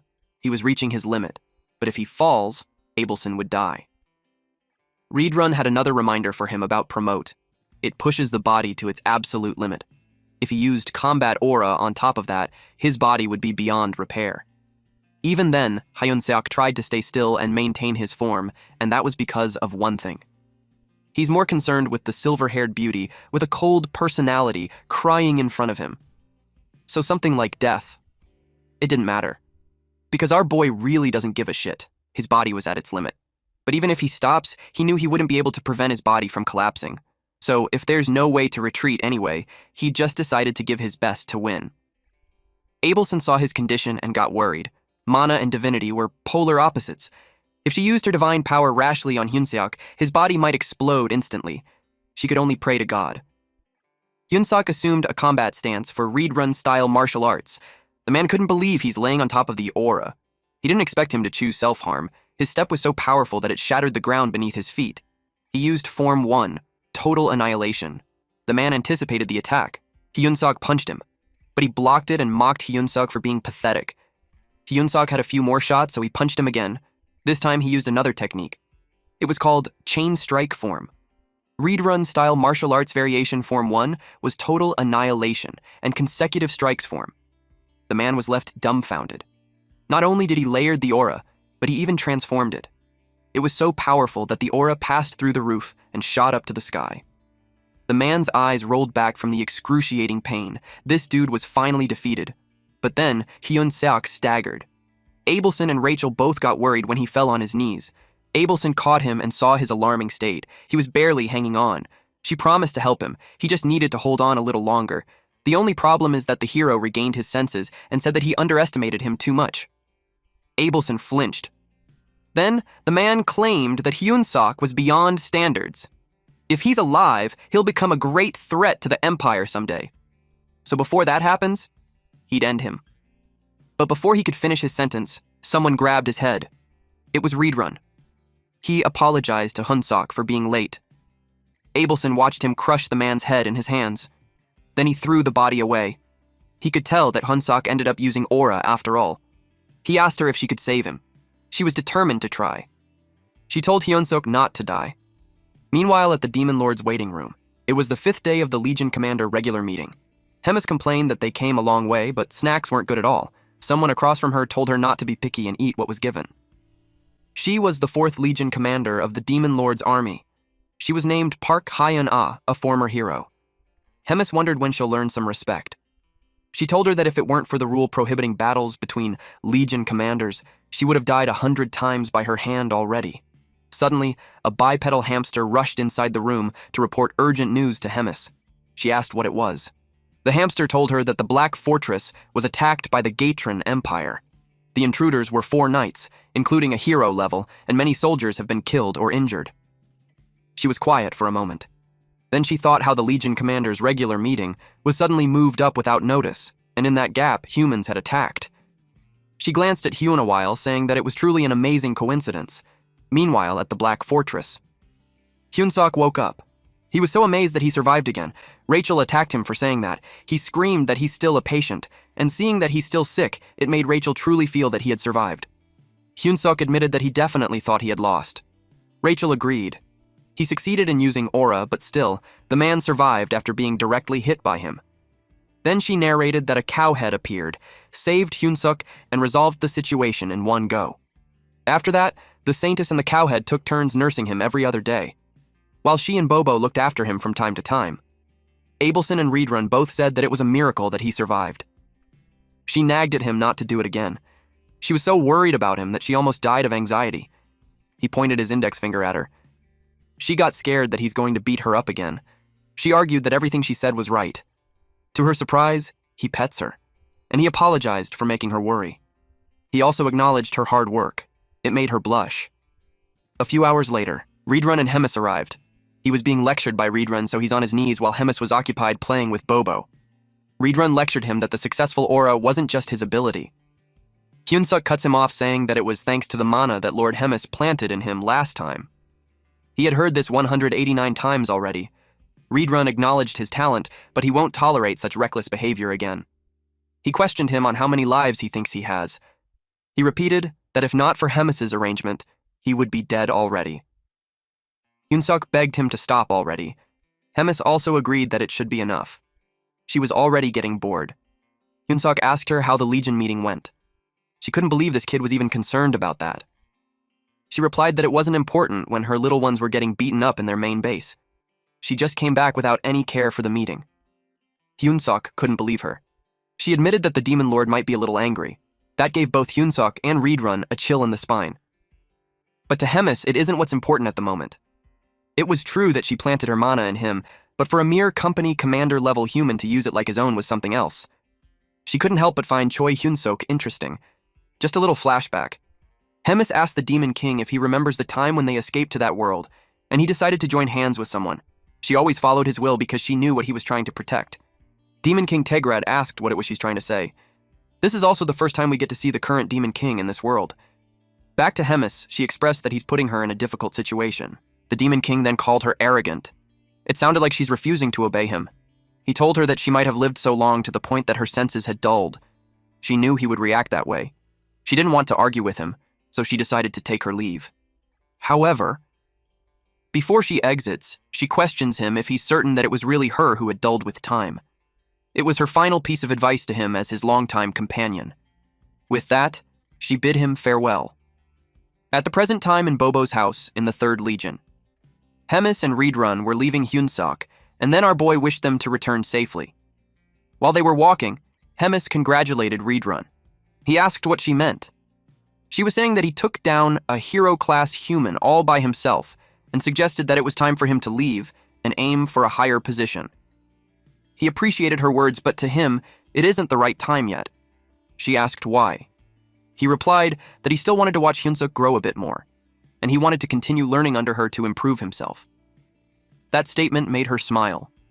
She decided to change the topic and talked about how the castle was completely wrecked by human invasion. Reedrun apologized for that. She commented that they weren't even on the front lines, yet everyone had gotten lazy. So, for the entire 3rd Legion she wanted to, they're going to hold a Grand Commander Selection Tournament.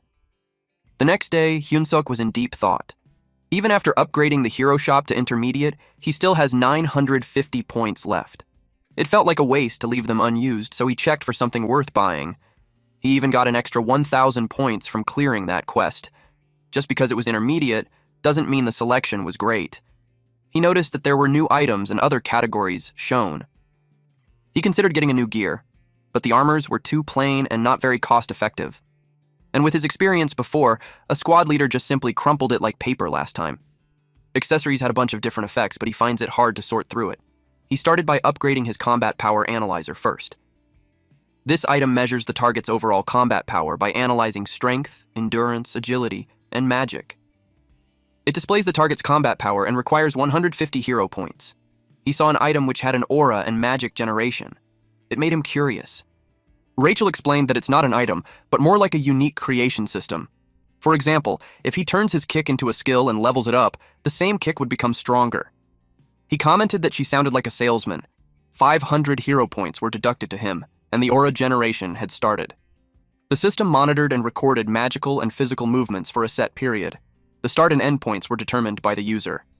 He was impressed how it turns an action into a skill. It got him moving. The system started to record his movements and magic flow. He started with a kick. The recording was complete. It generated aura, optimized body balance, and magic flow. Then it auto-tuned balance. He was amazed with the technology. He was relieved that his life was finally turning into a proper isekai power fantasy. But the system gave a warning. Then it notified him that the aura generation had failed. He was told to follow the procedure. He couldn't believe it. He followed exactly what it said, and yet it isn't working. Rachel speculated that the system can't recognize a bugged user who uses demonic energy. The hero system has the strongest security in the world. It's now the server's fault. It was on him for using demonic energy. It made him annoyed, so he grabbed her and shook her. He was already pissed enough, but that situation added fuel to the fire. Then the system even teased him for wasting 500 hero points. He yelled at it to give his points back. Later that day in Reedrun's training hall, Hyunsuk begged Reedrun to help him. Apparently, our boy wanted to develop his own aura. Reedrun had to think about it, and eventually agreed to help him. He already planned to train him for that day anyways. He told him to follow him so they could begin at once, and so the training began.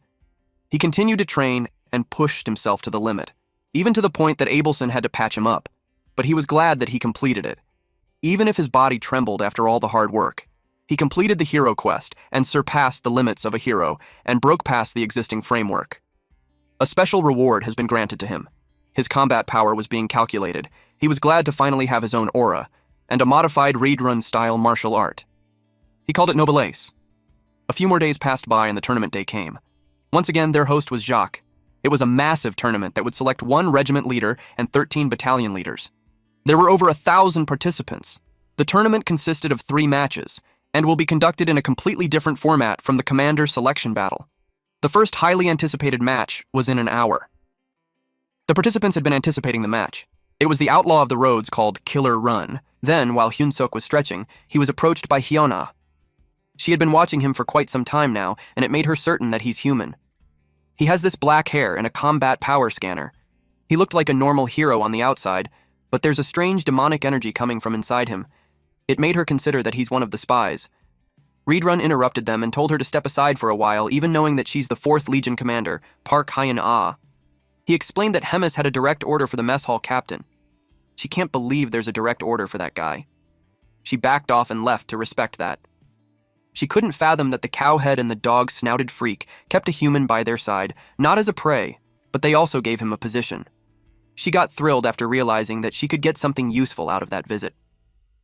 When she's gone, Reedrun informs Hyunsuk that Hyuna may be weird, but she's really a 4th Legion commander, and like him, she used to be a hero. She came there by the Demon King's order to observe the tournament, but Hemis used the word surveil, so he advised him not to get too close.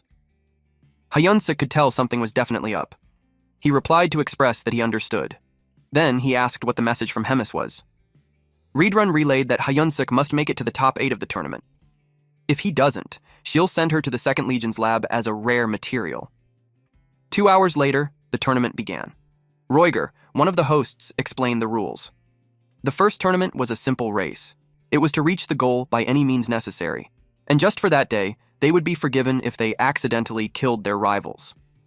A goat-faced man named Holgot emphasized to Hyunsuk the part where killing someone was fine. He warned him not to stand next to him if he doesn't want to die. Hyunsuk replied that he got it, just right after that. The host announced the beginning of the race. A flying squirrel laughed at his opponents as he looked down on them while flying. While a goblin tried to choke Hyunsuk by accident, Hyunsuk yelled at Rachel to put up a shield. He got attacked from all sides. He knew that if they continue that way, they'll barely make it to the top 100. Holgot saw that Hyunsuk made it that far, so he attacked him. Rachel blocked the attack perfectly. It triggered Holgot to make a larger attack. He concentrated his power. And then it exploded. Hyunsuk got confused as it got weaker when he split it. He thought Holgot was all bark and no bite, but Holgot's plan was to frame him. He yelled that the human attacked them using an area of effect. Hyunsuk called him a crazy bastard, but he didn't have time to be distracted as the other demons used that as a chance to bully Hyunsuk. Then Holgot teased him by running in front of him while saying that he should catch him if he can.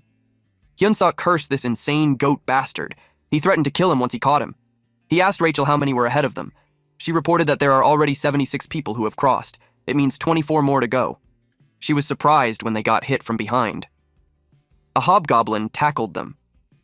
It wasn't looking good for Hyunsuk. He remembered Reedrun saying that the aura techniques he learned so far weren't suited for him, a human. Promote and his martial arts were made for demons after all. That's why he needed to create his own technique. He had completed that earlier. The demonic energy gifted to him by Hemis fused with his human magical power. It was his own aura technique, a power that only him can use. It was the color purple, which had always been a symbol of nobility. That is why he called this power Noblesse. At the present moment, he activated it. His magic control rank increased from D to C. Demonic energy control skill rank increased from E to C. The system displayed details of Noblesse, born in purple. In the ancient tongue, it means of noble birth. A new power born from the fusion of 2 ancient forces. a purple aura technique created by Hyunsuk, combining magic and demonic energy. His master at it was at 6%. The first form of it was Royal Stride. He dashed through his enemies while screaming, "Move out of my way!" He was quick to say that only a trail of light was left behind. He continued going fast. At that point, only 95 participants had arrived, and only 5 spots remained. Holgot was surprised that he had caught up. Hyunsuk thought that it was perfect timing. He activated Read-Run-style martial arts form 3, Furious Charge. He hit Holgot from the back while telling him to die by accident. It lifted Holgot from the ground and sent him crushing to the walls. By then, the 99th and 100th passed through, and it was both Holgot and Hyunsuk. Hyunsuk was relieved that he had made it while Holgot was annoyed at him for doing that. Roiger kicked him to stop while telling him that the match was over. Hyunsuk watched them with a smirk on his face. The 100 participants who cleared round 1 will compete again in 3 days. After that, they were dismissed. That night in the forest near the Black Fortress, Hyun-ah asked Hemis if she's certain that she would want to release something in the tournament. Hemis greeted Motum since it had been a while. A portal opened, and a gladiator came out.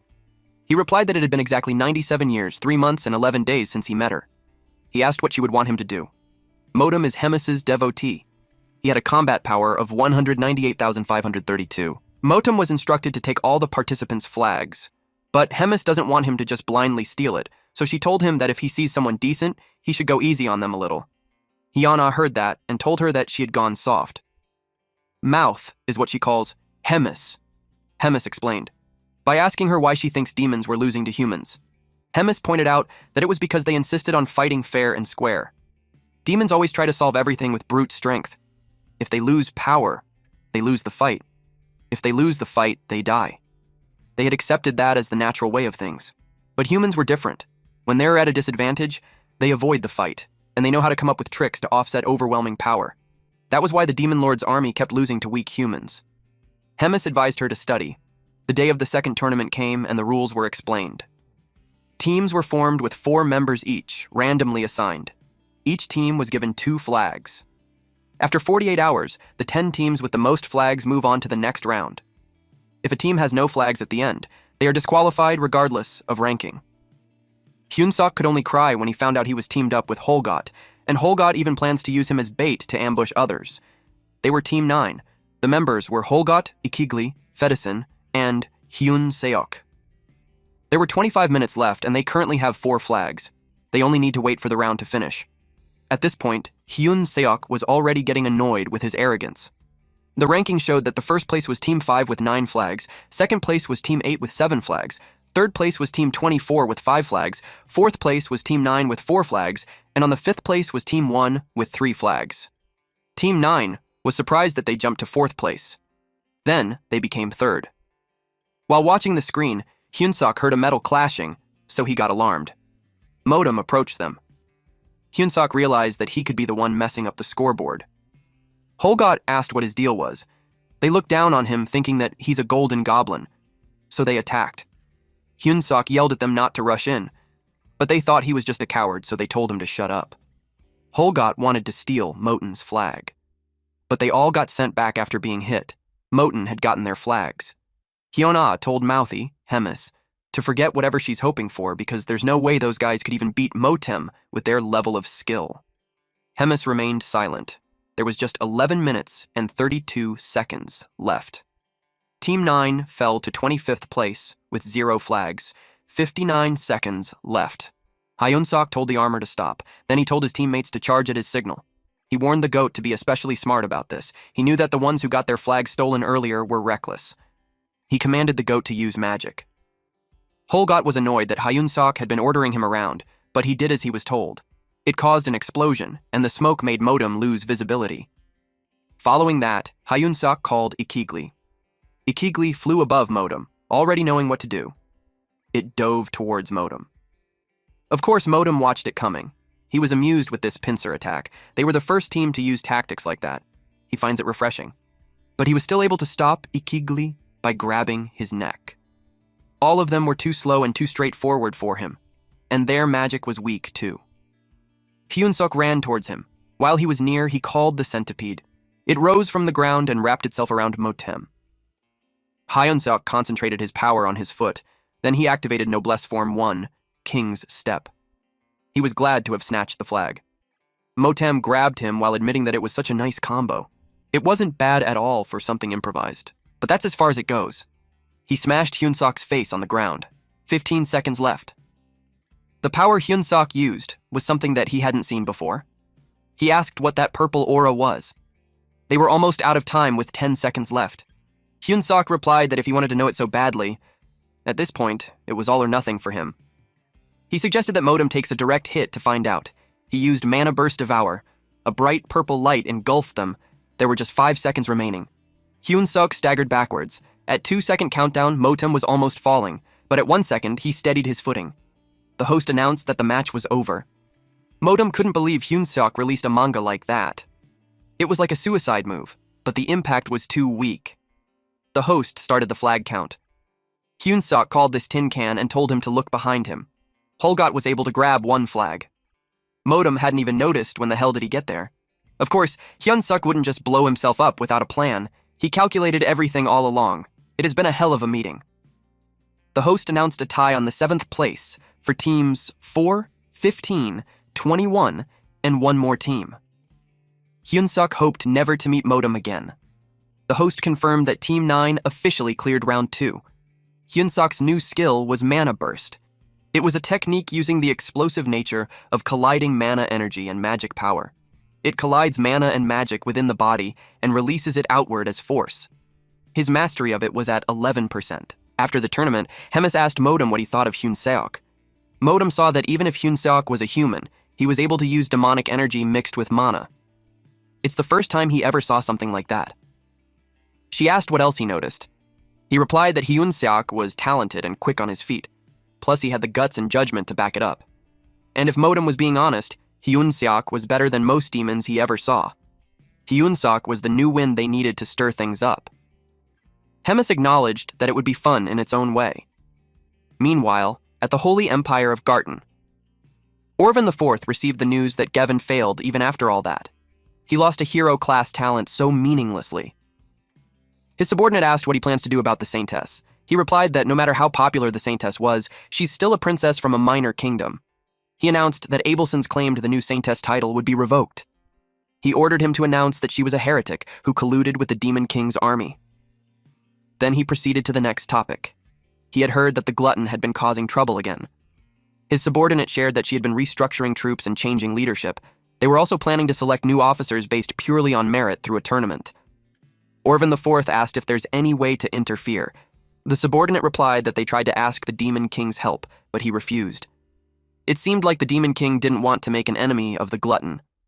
Orvan IV thought of sending one of their legends.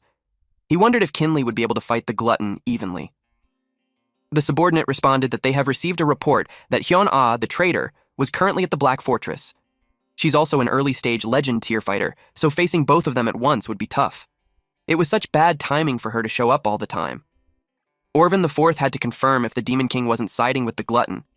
His subordinate suggested that they call off the operation, but Orvan IV sternly called him out and asked him if he had forgotten how the Church of Dusis and the Drasen Empire rose to become the two superpowers that split the continent.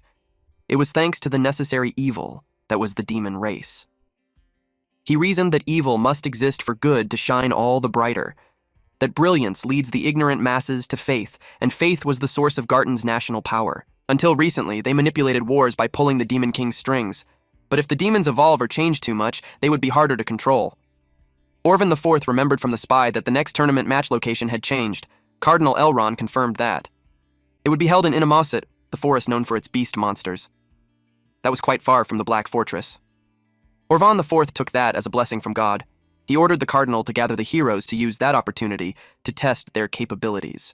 Back at the Black Fortress, Hyunsuk noticed that since he mixed demonic energy with mana, his skill window became a mess. Rachel knew that before, he was just relying on his read-run-style martial arts. Now, his modified read-run-style martial arts had been added to the skill list, and demon consumption and noblesse had been registered separately too. At the moment, Hyunsuk was at level 466 with 170 strength, 165 agility, 170 mana. blank demonic energy, 74 charisma, with 5 abilities and 5 skills too, such as read-run style martial arts, modified read-earn style martial arts, promote, demon consumption, and noblesse. His command skill rank went up too. Because of this, whenever he follows orders from the commander, subordinates' performance improves too. It was pretty useful. Rachel commented that he's steadily climbing the ranks of the demon army. Hyunsuk wondered if there were any items sold to boost his stats further. To his surprise, Hyuna replied that it wasn't possible at his level. She appeared behind him. The shock made him scurry away from her. She told him to shut up and stop screaming. Then she demanded to know how many hero points he has. He replied with 1,300 points. Then, she asked his store grade, to which he replied that it was intermediate. It made her laugh and called him a noob. He asked the veteran for guidance instead. He wanted to know what she bought when he was at his level. She saw right through him. He was trying to mooch off from her experience. She replied that she would reveal it to him if he answers everything she asks. He happily replied yes. Since he already has a fighting spirit, she advised him to upgrade his store and buy subspace. It was basically a better inventory. It was a great bang for his money. Then, it was her turn to ask. She wanted to confirm if he's a hero. He replied that technically he was. Then she asked why he's in the Demon King's army. He simply answered that it sort of happened that way. Her third question was about how he mixed mana and demonic energy. He responded the same thing. After that, she summed up that he's a hero, but he just happened to join the Demon King's army, and also just happened to mix mana and demonic energy. That annoyed her, so she punched him. He reasoned that she's on the same boat, too. After a while, she made him his human chair. She invited him to the 4th Legion and offered to personally train him. He immediately replied no. She got annoyed, so she increased her weight by 50 kilograms to torture him. Then, she asked if he had a reason for staying there. He replied that Hemis would kill him if he left. She asked what his next goal was. Then he replied that it was to marry a rich blonde noble lady and have 5 kids. It wasn't what she's expecting, so she was done. She realized he was hopeless. Also, she knew that there's no way Hemis would let him go. She left so he could get some rest. She didn't hear it. But another reason was, he got attached living there. The day of round 3 arrived. Hyunsuk puts on his glove and tightened his belt. After preparing, he told Bobo to take care of the house and promised him that he'd come back as a champion. After arriving at the stadium, they'll be teleporting at Inamosit. They headed out. To Inamosit, the land of monsters. The next thing we knew is that Hyunsuk leveled up. The rule was 1 level per mob kill, and during this time, he already leveled up 4 times. He targeted a dryad, a plant-type beast. Most individuals were female, and they helped other plant beasts exchange pollen to reproduce. He saw a purple orb in the air and wondered if that was the double exp field. In the 3rd round, they had to survive in the beast forest. The tournament would end once 10 of the 24 participants were eliminated. Each participant was given 1 magical tool. The purple orb that Hyunsuk saw was the military tracking orb. It is a tracking magical orb created for Hemis's entertainment. It displays all participants' locations every hour. It was also equipped with a GPS function. Rachel saw the Demon King's army had pretty solid magic skills. She didn't expect them to use such a complicated ritual. Hyunsuk just decided to collect the herbs and get out of there before someone shows up. But unexpectedly, he got hit by something. It made him drop the dryad. The one who was searching for him finally found him.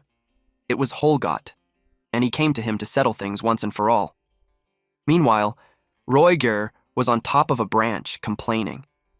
It was because he was stuck playing guard dog in front of the teleportation gate in Inamazit. The goblin underneath the branch told him not to be too rough. It was the only gate connected to the castle, so it would be trouble if it breaks even by chance. Roiger knew that well too. But he still thinks it was too much because he thought no one would even come to a backwater place. But then, an unknown character stepped right in the forest. Roiger sensed him, and that got him on his feet. There was a presence. He thought that maybe they were a group of humans out hunting beasts, but he didn't sense any strong magic from them. If they attack first and get exposed, it could be bad.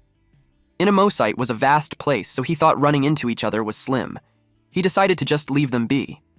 Meanwhile, Holgot spoke to Hyunsuk and said that he should tremble before the power of the great Holgot and beg for human mercy. Holgot suggested that if he doesn't want mercy, he should just run away. He reasoned that a scar on the back is a disgrace for a swordsman, not for a martial artist. Hyun-sok was tired of his antics and thought to just kill him. Holgot panicked and yelled at him that he'd regret it if he killed him. Hyun-sok asked what he would regret, though. Holgot replied that he has some incredible information. Hyun-sok asked what kind of info. Holgot revealed to him that all demons had decided to launch a top priority to hunt him down. Hyun-sok didn't show much interest in the info. He asked where the others were and why he was alone. Holgot's answer was confusing because he counted from 5.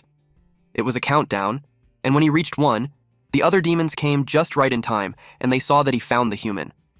They all went to attack him. Hyun-sok yelled at them to stop abusing the system. At the Black Fortress main war room, Hemis and Hyuna watched as they all targeted Hyun-sok. She commented that it was such a shame. Hyuna told her to wipe that smile off and to speak properly. While they were talking, someone called out to Hemis. Roiger reported to her that they were under attack. The humans were trying to shut down the gate. He informed her that the enemy was a large group of heavily armed humans using stealth items. He doesn't know how the humans found out where the gate was exactly. The teleportation gate got covered in red magic. Hemis then called Riedrun.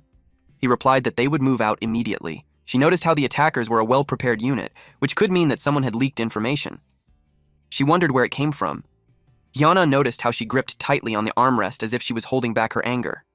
Meanwhile, in Inamusit, Hyun-sok hid behind the bushes. He couldn't believe they rigged a sacred ranking battle. He was annoyed that abuse wasn't being caught. He questioned what the admins were doing. Rachel shushed him, because the demons were nearby. They thought he wasn't there, so they just settled to wait for the next tracking update. And then they were gone. Hyun-sok was relieved. He was scared to death. He questioned how they're supposed to keep surviving. Rachel suggested making a monster war, so they focused on leveling. She asked if he had something in the shop that would help. He wondered about it too, so he scrolled at the shop. He looked for a revolutionary item that could save him from all this abuse. While he was laying on the ground doing that, someone saw him. It was a man wearing black robe, and he asked him if he's the rumored hero. Immediately, Hyun-sok jumped to his feet. The man removed his hood. There was an army behind him. These guys looked like they were just being controlled by someone, and were hypnotized. They didn't even have proper expression on them. Hyun-sok could tell something was off with them. The leader introduced himself as Andrew Taylor, the hero.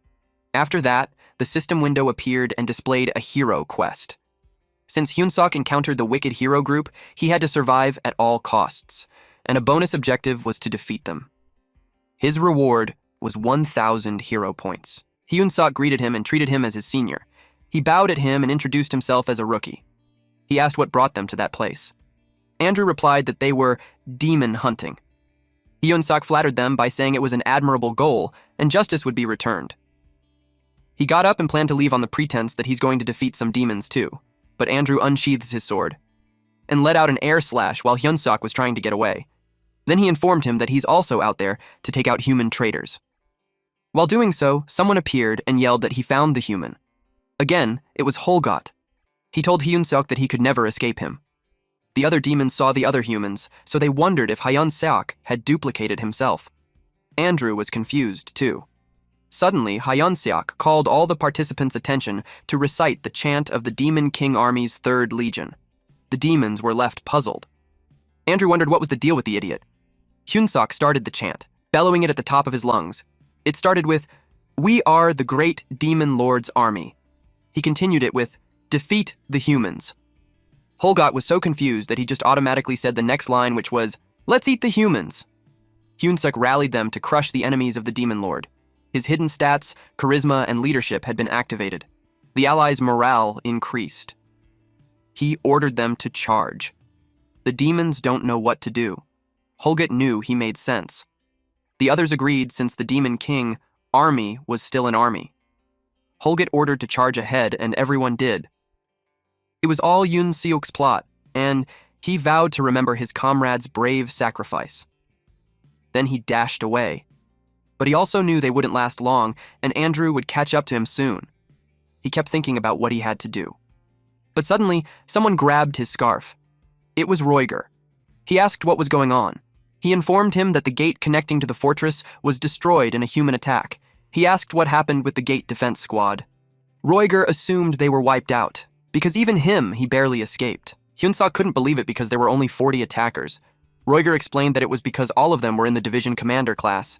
3 of them were at a captain level like him, and 1 around Corpi's commander strength. Hyunsuk got worried on how they would survive. Roiger told him the truth that they won't. Neither of them won't make it out alive. He revealed that Hyunsuk had been hit with a tracking spell. It had good craftsmanship, definitely done by a human. On top of that, Roiger was a demon army officer, so they would definitely be immediately after him. Hyunsuk asked him if he could break it since he's good with magic anyways. He replied no, because it takes too long, and they don't have time for that. The military tracking orb beeped. It warned them of a master-level beast nearby. Hyunsuk had a suspicion on what it could be. He called the captain and revealed that he has a plan. A few minutes later, one of the robed men reported that the demons had been dealt with, but the traitor hero had escaped, so they hurriedly moved out. They were in a rush. One of the robed men informed Andrew that they were in the east, not far from where they were. But Andrew could sense another presence. He could tell it was Plokalade. It had an average combat power of 250,000 to 300,000. It was the strongest predator in Inamosit.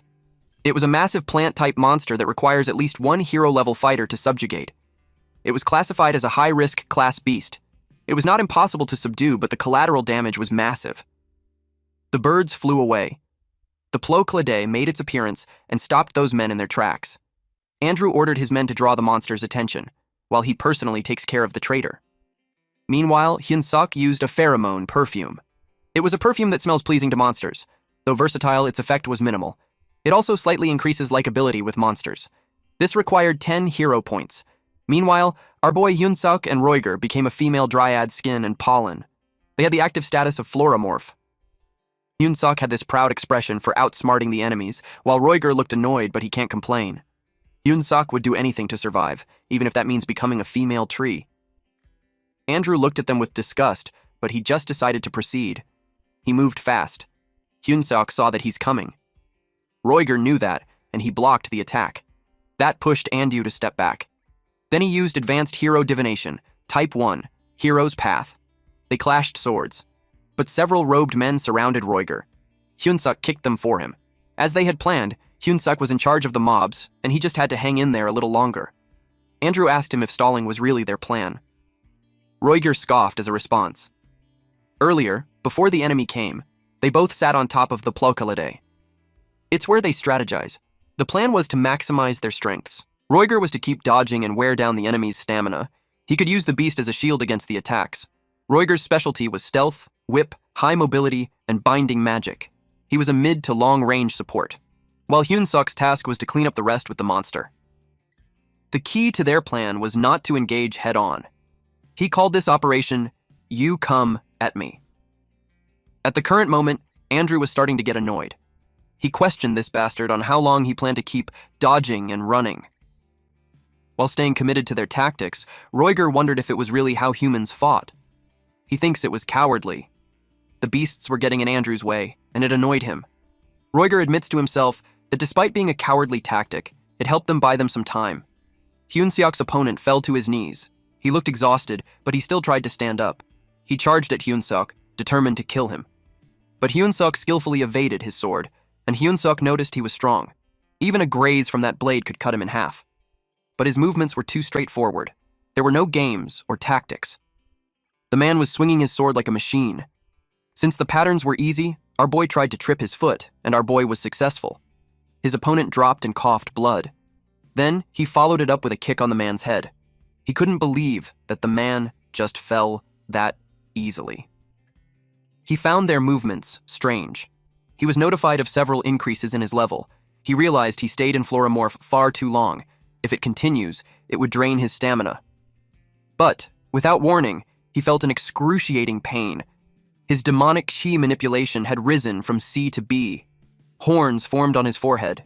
His body temporarily synchronizes his demonic chi, causing him to transform. Meanwhile, in another fight, at the roots of the tree, Roiger had reached his limits. He couldn't hold out any longer, and neither could the beast. Andrew told him that aside from his ability to run, he's nothing special. And the fancy footwork stops there. He revealed that the heroes get stronger every time they kill a demon. His current level was 983, so if he took down that beast he's using as a meat shield, He'd easily hit level 1000. They clashed weapons again. Royer noticed something. When his hand touched the beast, he released some power into it. Then he blocked Andrew's attack again. Andrew told him that once he levels up, taking down trash like him would be nothing. Royer then revealed that he hadn't been running around aimlessly. The parts that he marked glowed and chains had appeared. He activated the move restraint multiform. Chains from different directions made their way to Andrew. Earlier, Hyun-seok and Royer talked about their second plan. He called it Last Hit Steal. Deep inside, Royer wondered if that was some kind of hero code. Hyun-seok planned that before the beast goes down, he would take care of the small fry first. Roger would keep distracting Andrew, and when the right time came, he had to help him take down the beast. They didn't have any better options, but Royer saw two problems with the plan. He asked if Hyun-seok could really make it back before the restraint wears off, and also, even if he levels up, was he certain that he could beat the guy? He admits that the odds of everything going perfect were less than 1%, but if they gave up, then it would be 0%. If the choices were between 0 or 1, Hyun-seok was determined to bet everything on that 1% chance. Back to the present time, Andrew was caught off guard with the binding skill. But he thought that Royer couldn't do much with a cheap trick like that. Royer told him to look forward to it. He reminded him that he has a hero on their side too. Then Hyun-seok came out. Our boy is just aura farming at this point. Andrew was confused because he was in demon form. Then, the kill steal finally happened. Hyun-seok delivered the final attack towards the boss monster, and then he continuously leveled up. The beast shrieked as blood dripped from it. Royer was relieved he made it in time. Hyun-seok acknowledged his great work. So from there on, he declared that Andrew would get beaten up. Andrew asked him if he truly believed that getting the last hit means he can beat him. He used a technique called Advanced Hero Swordsmanship Form 3, Dragon Slayer Slash. Hyun-seok blocked the attack using his forearms. Andrew realized that Hyun-seok was a melee fighter. He became careful not letting him get close. Hyun-seok glared at him and dashed forward. Andrew flinched when he saw him coming. He tried to do his Advanced Hero Swordsmanship Form 7, but he got kicked by Hyun-seok first. The impact when he crashed on the ground was great. He bled badly. He couldn't believe what happened. He questioned if Hyun-seok was truly a demon. Hyun-seok then approached him and told him that every fight he had been in, his opponents were always stronger than him. He kicked Andrew, which made Andrew cough blood. Then he grabbed his face and smashed him on the ground. Then Hyun-seok continued to speak about what fighting taught him. Andrew got scared and tried to convince him that they're on the same side. But Hyun-seok punched his face. Level is just a number. That's what our MC realized as his punch decimated the body of Andrew into nothingness. After that, Hyun-seok leveled up, which gained him a hidden stat called Fighting Spirit Unleashed. It increased resistance to mental debuffs and enhanced focus during battle. Currently, he has 10 Fighting Spirit. Then, our boy laid on the ground. He felt like he's going to die from exhaustion. Royer approached him and asked if he's alive. He replied that he's dead. He poured a liquid on his face and told him to drink that. Hyun-seok asked what that nasty potion was. Royer told him that his pet fairy packed a bunch of it. Rachel explained that it was a high-grade healing potion. She offered him another bottle. High-grade healing potion heals wounds and slightly restores mana. It required 500 hero points. He asked where she got it. She took it from the dead heroes. Apparently they dropped everything they had when they died. Hyun-seok commented that the heroes in that world were so weird. Rachel asked why. He replied that heroes were supposed to be righteous. They save the world and defeat evil. But there, even if they killed another hero, there was no penalty. In fact, they even get experience and items. It's something a villain would do, and yet nothing happens. Royer replied that it was just from a human perspective. From where he stands, he could say Hyun-seok was a good hero. He saved his life, after all. He advised him not to get hung up on the human point of view, since everything has two sides. He added that what was right or wrong wasn't absolute. Hyun-seok awkwardly asked if he's trying to comfort him. Royer kicked him lightly and told him to shut up and get some rest. Hyun-seok complained that his bones hurt. Also, he informed him that he requested backup before communications were cut so someone would be there soon. As if on cue, a portal appeared, and Reedrun showed up. Royer kicked Hyun-seok to get inside. When he reached the Black Fortress, he announced that he's back. But what he saw made his jaw drop. It was total chaos. His house was burning. Then they felt a presence. Hemis showed up. Hyuna told her to stop throwing a tantrum already. She also insists that she wasn't a traitor. But whether she's a traitor or not, it doesn't matter to her. What matters is that she's pissed. And she wanted to crush anyone siding with the Demon King. Hyuna called her crazy. She emphasized that everyone knew she wasn't the enemy. Then, a loud explosion happened. Smoke covered the area. Someone came and called Hemis. He was a messenger from the Demon King. He relayed the order to stop already. His name was Osgus, the Demon King's 5th Legion commander and head of the Cowden clan. She was impressed that he knew and came all the way there. It meant that he had to run the moment the attack started to barely make it on time. She wondered how the Demon King found out to send him. She realized that the bastard was a bait, and the Demon King actually assigned someone else to watch her. Osgus replied that she was exaggerating. She didn't like that. She walked towards him, then sarcastically acknowledged that she was the one overreacting. She had to point out that she saved Rotok from the humans and got punished for it, and so she was under house arrest in the castle for 100 years. And yet, she was the one accused of being suspicious. It angered her that it seemed like saving Rotok was her mistake, and that Osgus thought that same way too. Her shadow spread and surrounded him. Reedrun called out to her and begged both of them to stop. Osgus got distracted by Reedrun. Luckily, Hemis decided to stop there. She told him to thank his nephew, later that night after his treatment. Hinseok was in bed, pondering on what happened. He realized that the Demon King's army was a mess too. Abelson heard that he was appointed as a battalion commander. She asked if he really planned to stay in the Demon King's army. After what happened, he basically burned bridges with Gatren, and he doesn't think he could live with humans anymore, since he got horns and demonic power now. Then he brought up the heroes they met. He noticed that, except for the strongest one, the rest were strange. He described their eyes to be unfocused and showed no expression even when dying. He asked her if she knew anything about that. She was exiled, so she also had no idea about the inner workings, but she confirmed that the Holy Empire had a lot of strong heroes. Most of the war with demons was handled by heroes with priestly ranks. She admitted that it was a puzzle why there were so many heroes in the Holy Empire and the reason why they grow stronger fast. There were also rumors that they had inhuman methods too. In contrast, the Drasen Empire was famously known for being anti-hero. Suddenly the door opened. Reedrun apologized for interrupting their chat, but they were both summoned by Hemis. At Hemis's office. She gave them a delivery job. They needed to install a new spatial interference field. Hyunsuk had no idea what that was, so she explained that it was like a device that blocks teleportation. They didn't want assassins popping into their rooms, and that kind of device could only be made by the 2nd Legion. Those two got nervous, because it meant they're going out for a business trip, one of them as her envoy and the other as the envoy's personal physician. She reminded them that she had protected them from the humans, so they could consider it as their payment. She also planned for one more demon to join them, and that demon was none other than Roiger. He got annoyed at being stuck with the odd job. Apparently, Hemis assigned him to be their guide. Her letter to him was sweet, but somehow it was scary, because she stated that if something happens to those two, Roiger already knew what it means. In the next scene, the Demon King called for a meeting and Lotak was absent again. Osgus knew he never showed up for emergency meetings anyway. Doritus, the 1st Division commander, expressed that it wasn't mandatory, so technically it's not an issue, but he still finds it annoying.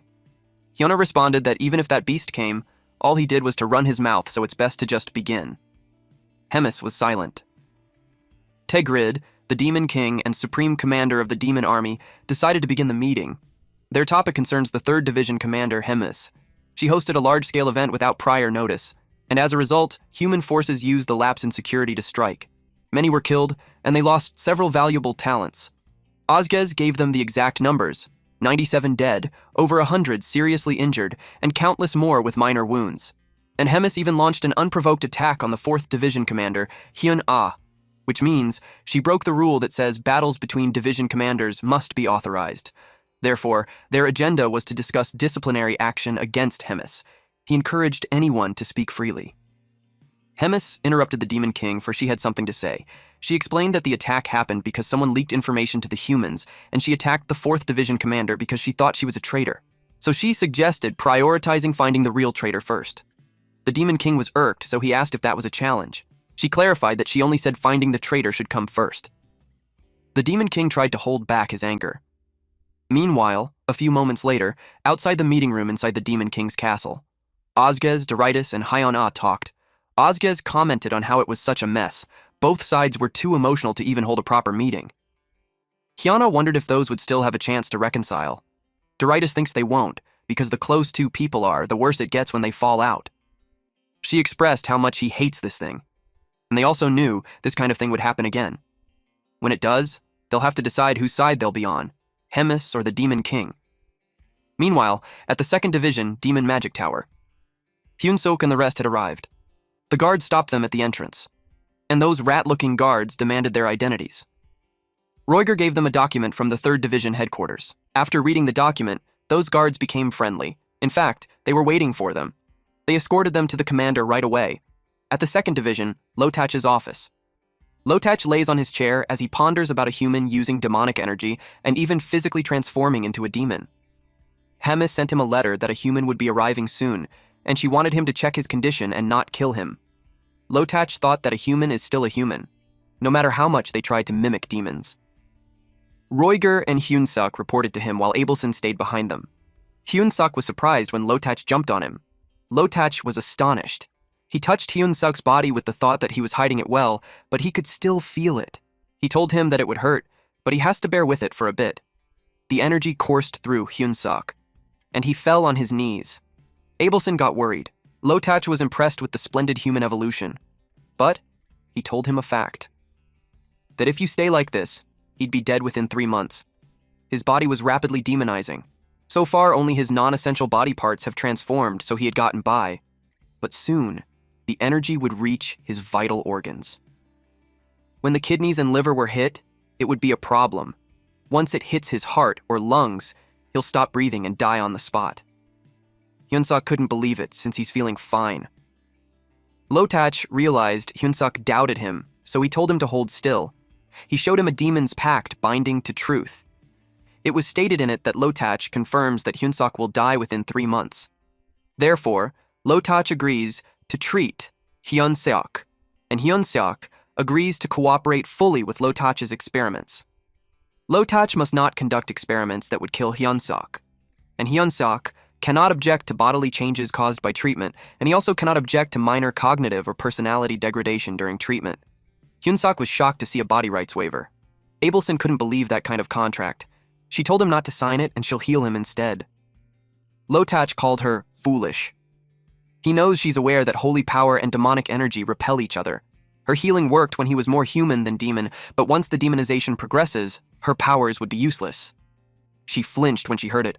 Lotach factored it into the 3-month estimate. He urged Hyun-sok to make his choice. After that meeting, they stayed in the 2nd Division male dorm. Rachel was worried for the poor hero. Turns out he was terminally ill, and a mad scientist offered him to sign a body waiver contract. They managed to delay the signing.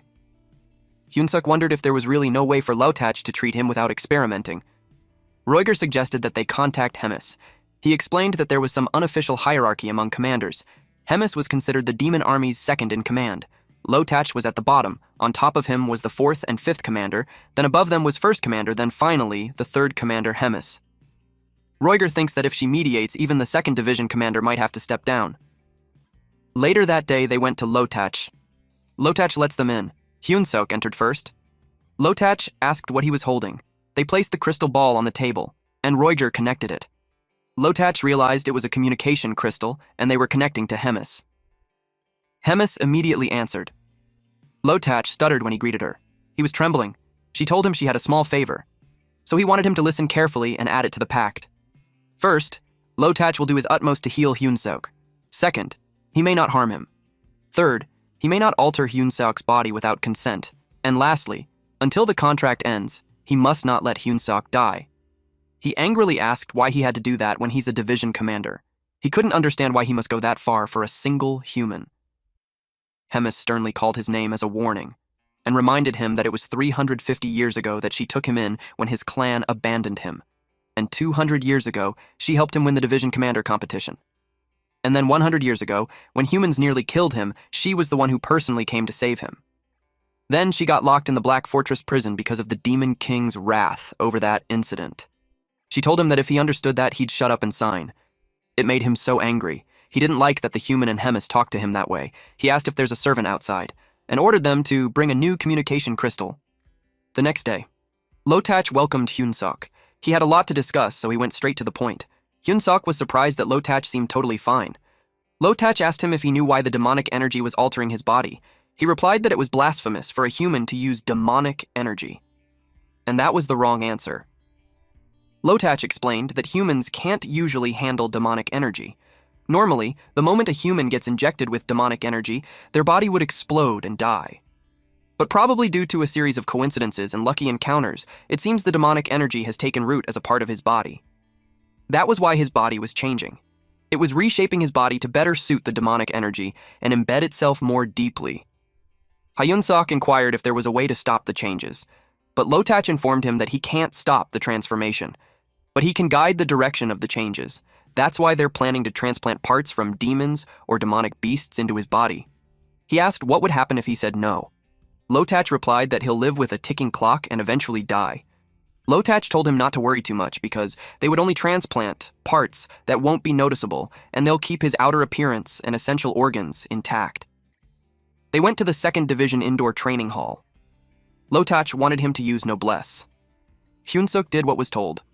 Lo-tach observed that he generated very efficient output by clashing mana and demonic energy. On top of that, his body and mental strength can endure the output. It was truly a talent blessed by the heavens.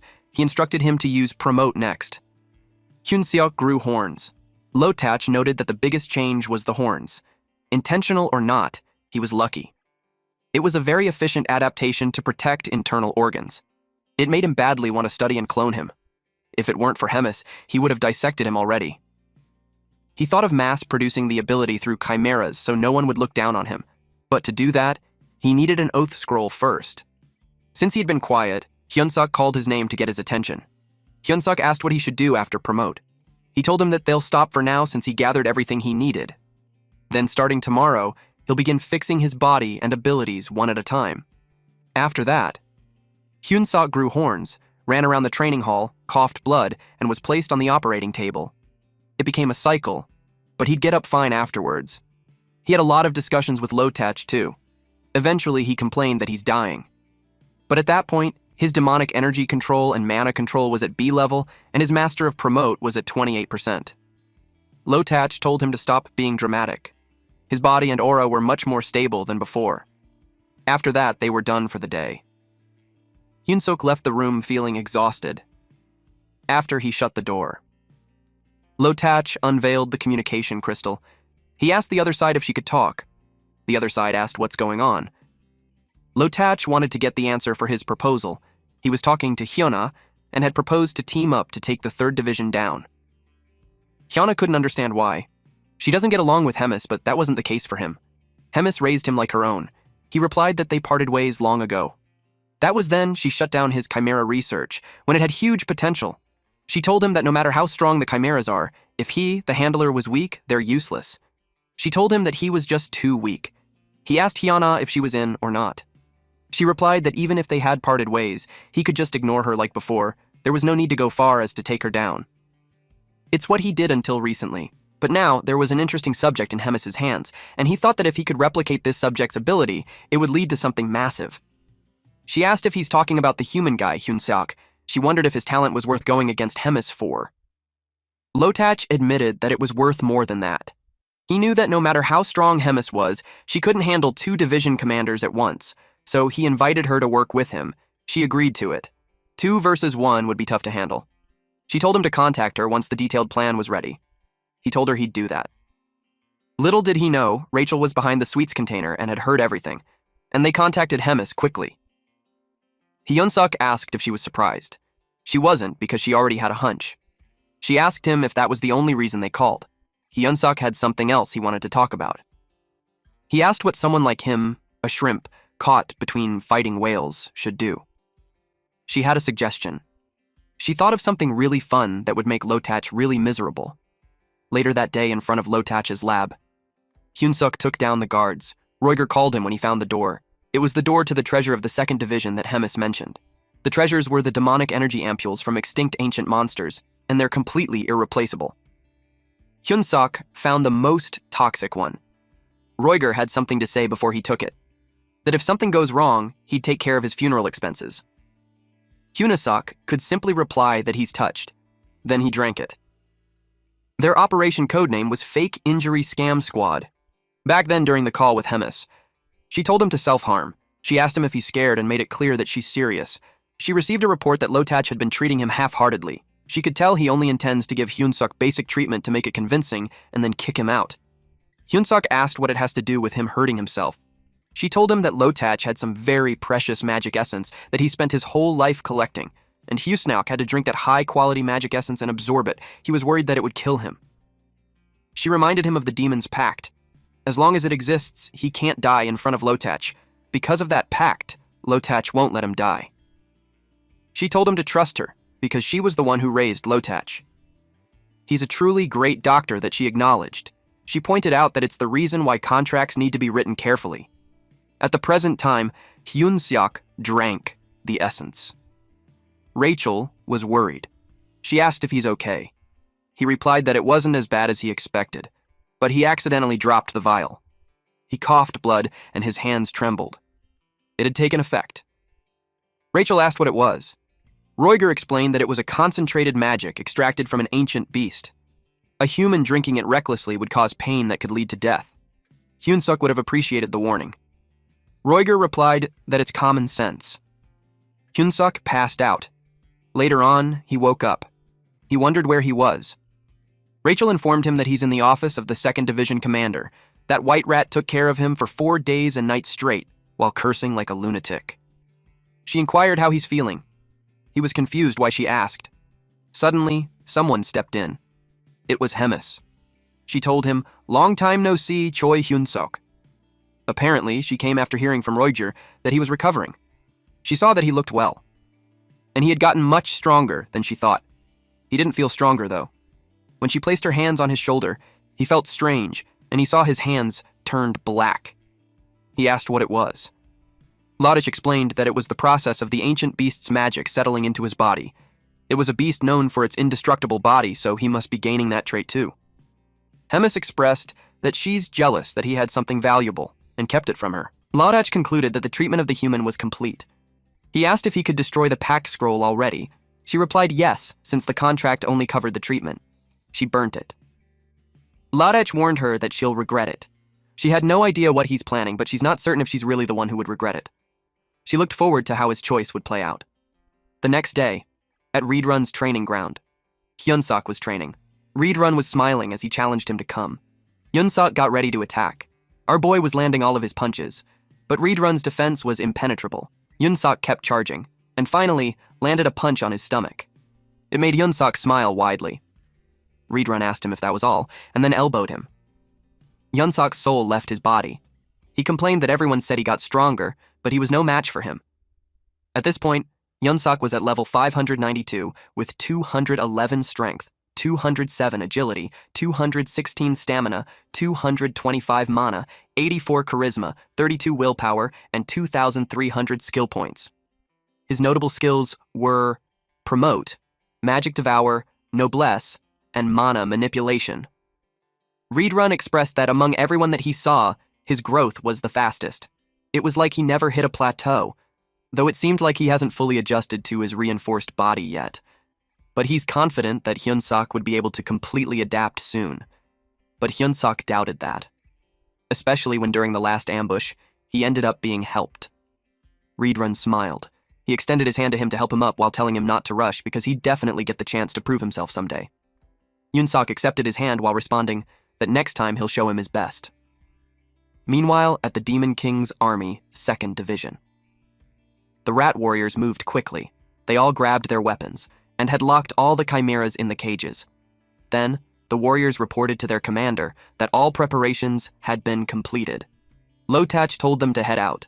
Their objective was to take down the Black Fortress and recover the human test subject.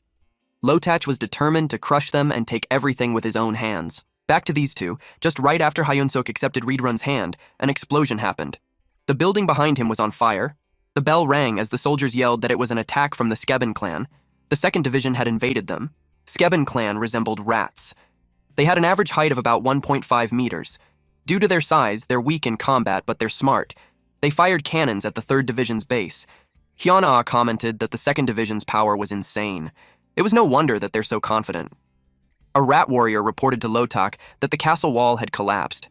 Just as Hyuna expected, they haven't fully repaired the fortress. Lotach ordered them to advance with the chimeras at the front. Then he ordered Gildao to capture the arrogant human experiment. While he personally deals with the 3rd Division commander, along with the 4th Division commander, Hyunsok and Reedrun ran as fast as they could. Hyunsok already had a hunch that the rat bastard would cause trouble. Reedrun told him to calm down, especially at times like that. Hyunsok asked him what he would do and what he should be doing too. Reedrun planned to gather their scattered troops. As for Hyunsok, Reedrun got quiet for a brief moment. Then he ordered him to find and eliminate Commander Gildao. Hyunsok had no idea who that was. Reedrun informed him that he's the most trusted aide of Lotach.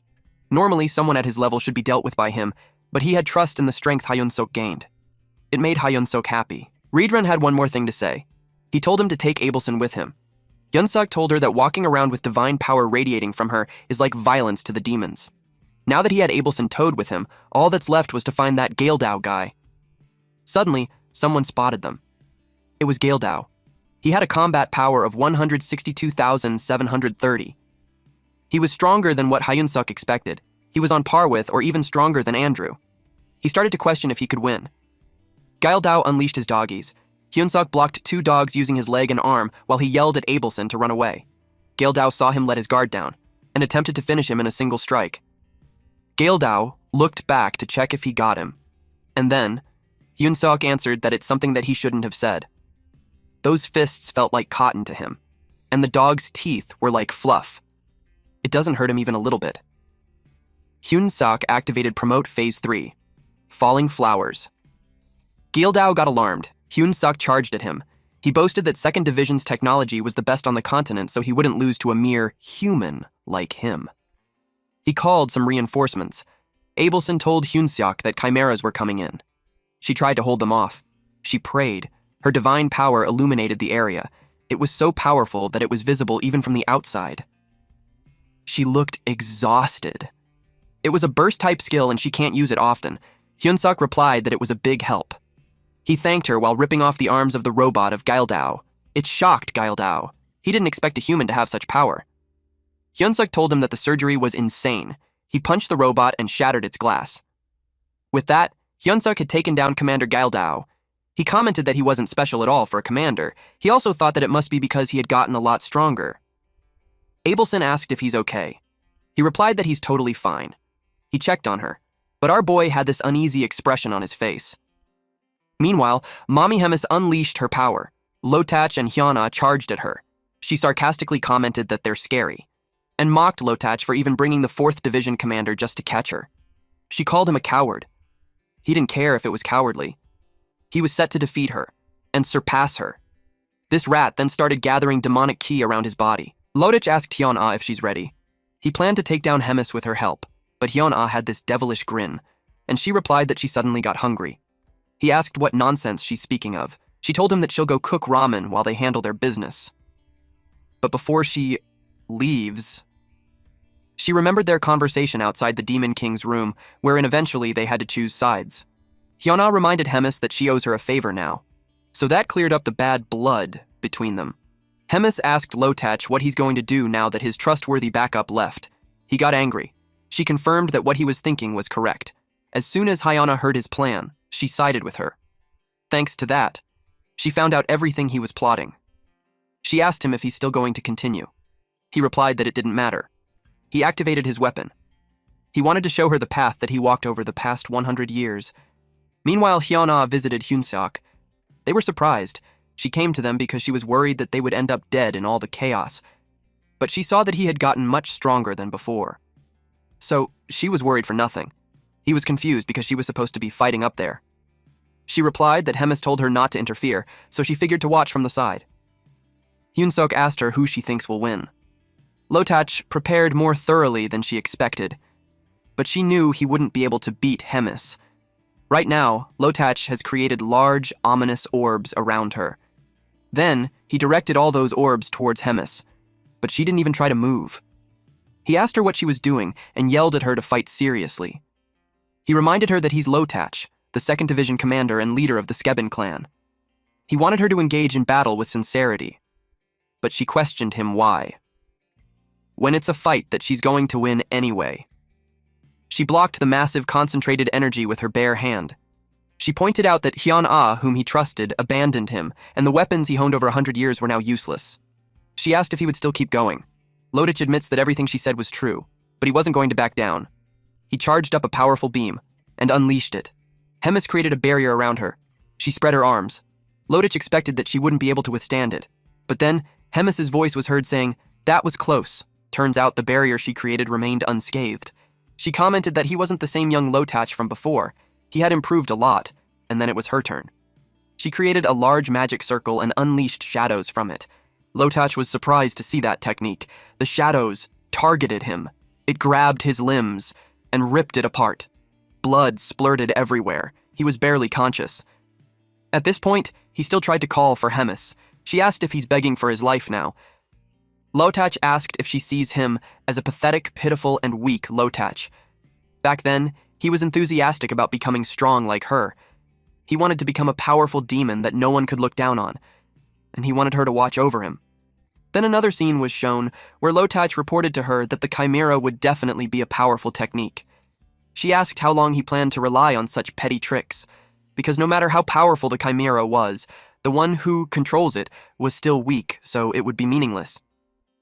She told him that he's weak, so she had no choice but to take care of him. At the present time, Hemis was silent. Then she expressed that time was cruel. At first, it felt like a bond that would last forever, but eventually, people changed, and they made choices they regret. But still, she was thankful for him for making it fun. There was a hint of affection in her voice. She grabbed his head and covered his eyes with her fingers. She thanked him and wished him to rest in peace. The next day, the fortress echoed with loud, surprised voices. They had just learned that Hemis plans to move. According to her, the place was too damaged to fix and live in. Hyunsuk and Reedrun agreed. Reedrun asked where they were going. She chose Gardrak Castle, where the 8th Division was stationed. He was about to stop her, but she didn't let him talk since she had made up her mind. She ordered him to write a letter on her behalf to tell the 8th Division commander to vacate immediately. When they left her office, Reedrun was puzzled why she chose the 8th Division of all places. He couldn't figure out what she was thinking. Hyunsuk inquired what was wrong with the 8th Division. Reedrun explained that it was right next to the human territory. It was a frontline battlefield. Hyunsuk could tell it was a dangerous place. But since it hadn't fallen, he assumed that the commander was competent. Reedrun revealed that it wasn't necessarily like that. He confirmed with him if he knew where Hemorn Fortress was. But Hyunsuk had no idea. Reedrun could only sigh. Then he told him it was where they first met, and they lost that fortress and had to retreat significantly. The one in charge back then was none other than the Commander Grat of the 8th Division. Hyunsuk was astonished that he managed to survive despite Reedrun's wrath. Even in the chaos, he managed to protect their main base, the Gardrak Castle. Hyunsuk commented that at least he knew how to defend his home, but Reedrun argues that it was uncertain whether he really protected it or used some other means. At Gardrak Castle, Grat, the Demon King's Army 8th Division commander, received the letter and got furious. Reedrun told him to vacate the castle because the 3rd Division was going to use it as their headquarters. He started wondering if the old witch Hemis suspected something. He had no choice even if he wanted to hold on to it a bit longer. He used the communication crystal and announced himself. The other person on the line replied that it was the first time they had met since the battalion leader selection, and that person asked what he wanted. He had an urgent proposal. Meanwhile, at the Holy Empire, someone talked about the failure of Gevin, followed by Andrew. Orvin IV was slightly disappointed since they had faith in Andrew. He suspects that Hyunsuk had done it again. Cardinal Elrond replied, yes. Hyunsuk had shown an unusually fast rate of growth. Orvin commented that it's very bad. Cardinal Elrond suggested that they focus on resolving the conflict with the Drasen Empire first. Even if Hyunsuk's growth was extraordinary, he's still just an individual. If Hyunsuk was just a normal resident of their world, he would agree. But Hyunsuk was a hero. He told Elrond that he could only say that because he doesn't understand what a hero is. So it was quite a naive remark. He wanted to cut him down before he took root and began to bloom in that world. He asked if there had been any word from their informant. Elrond replied that there was a recent message. It was stated that they would cooperate to eliminate Hyunsuk, the Red Nightmare, and the Gourmet all at once. Orvin IV asked how they would manage that. Elrond explained that the 3rd Division plans to relocate its base to Gardrak Castle. Orvan IV commented that it was an exciting offer. He questioned why Elrond hadn't shared that important information right away. It was because Grat demanded 10,000 lives as offerings, the return of several strongholds, and a 5-year non-aggression pact as conditions for his cooperation. He admitted that he hesitated because the demands were far too excessive. Orvan IV asked why Grat would ask those conditions. He replied that it was because there's a vacancy for the 2nd Division commander due to recent internal conflicts among the division leaders. He must have been aiming for that position by taking advantage of the rift between Hemis and the Demon King. Orvan IV agreed that killing 10,000 and reclaiming territory would certainly earn him major credit. Elrond replied that aside from the territory, 10,000 was just too many. He questioned just what Grat thinks of the lives of their imperial citizens. But Orvan IV accepted the conditions. It truly surprised Elrond. Orvan IV saw it as a golden opportunity to eliminate several threats at once, and a chance to plant their insider deep within the Demon King's fortress. For that opportunity, he was willing to offer not just 10,000, but 100,000, even millions of lives. But a large sacrifice had to be prepared thoroughly, especially when they couldn't afford another failure. He ordered the summoning of the legends from each region. It would be their final battle.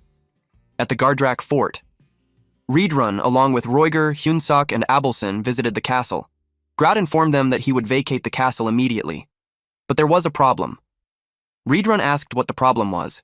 He explained that lately, movements of the human army near Gardrak Castle had been suspicious, and judging by the movement of troops and supplies, it looked like they were preparing for a large-scale siege.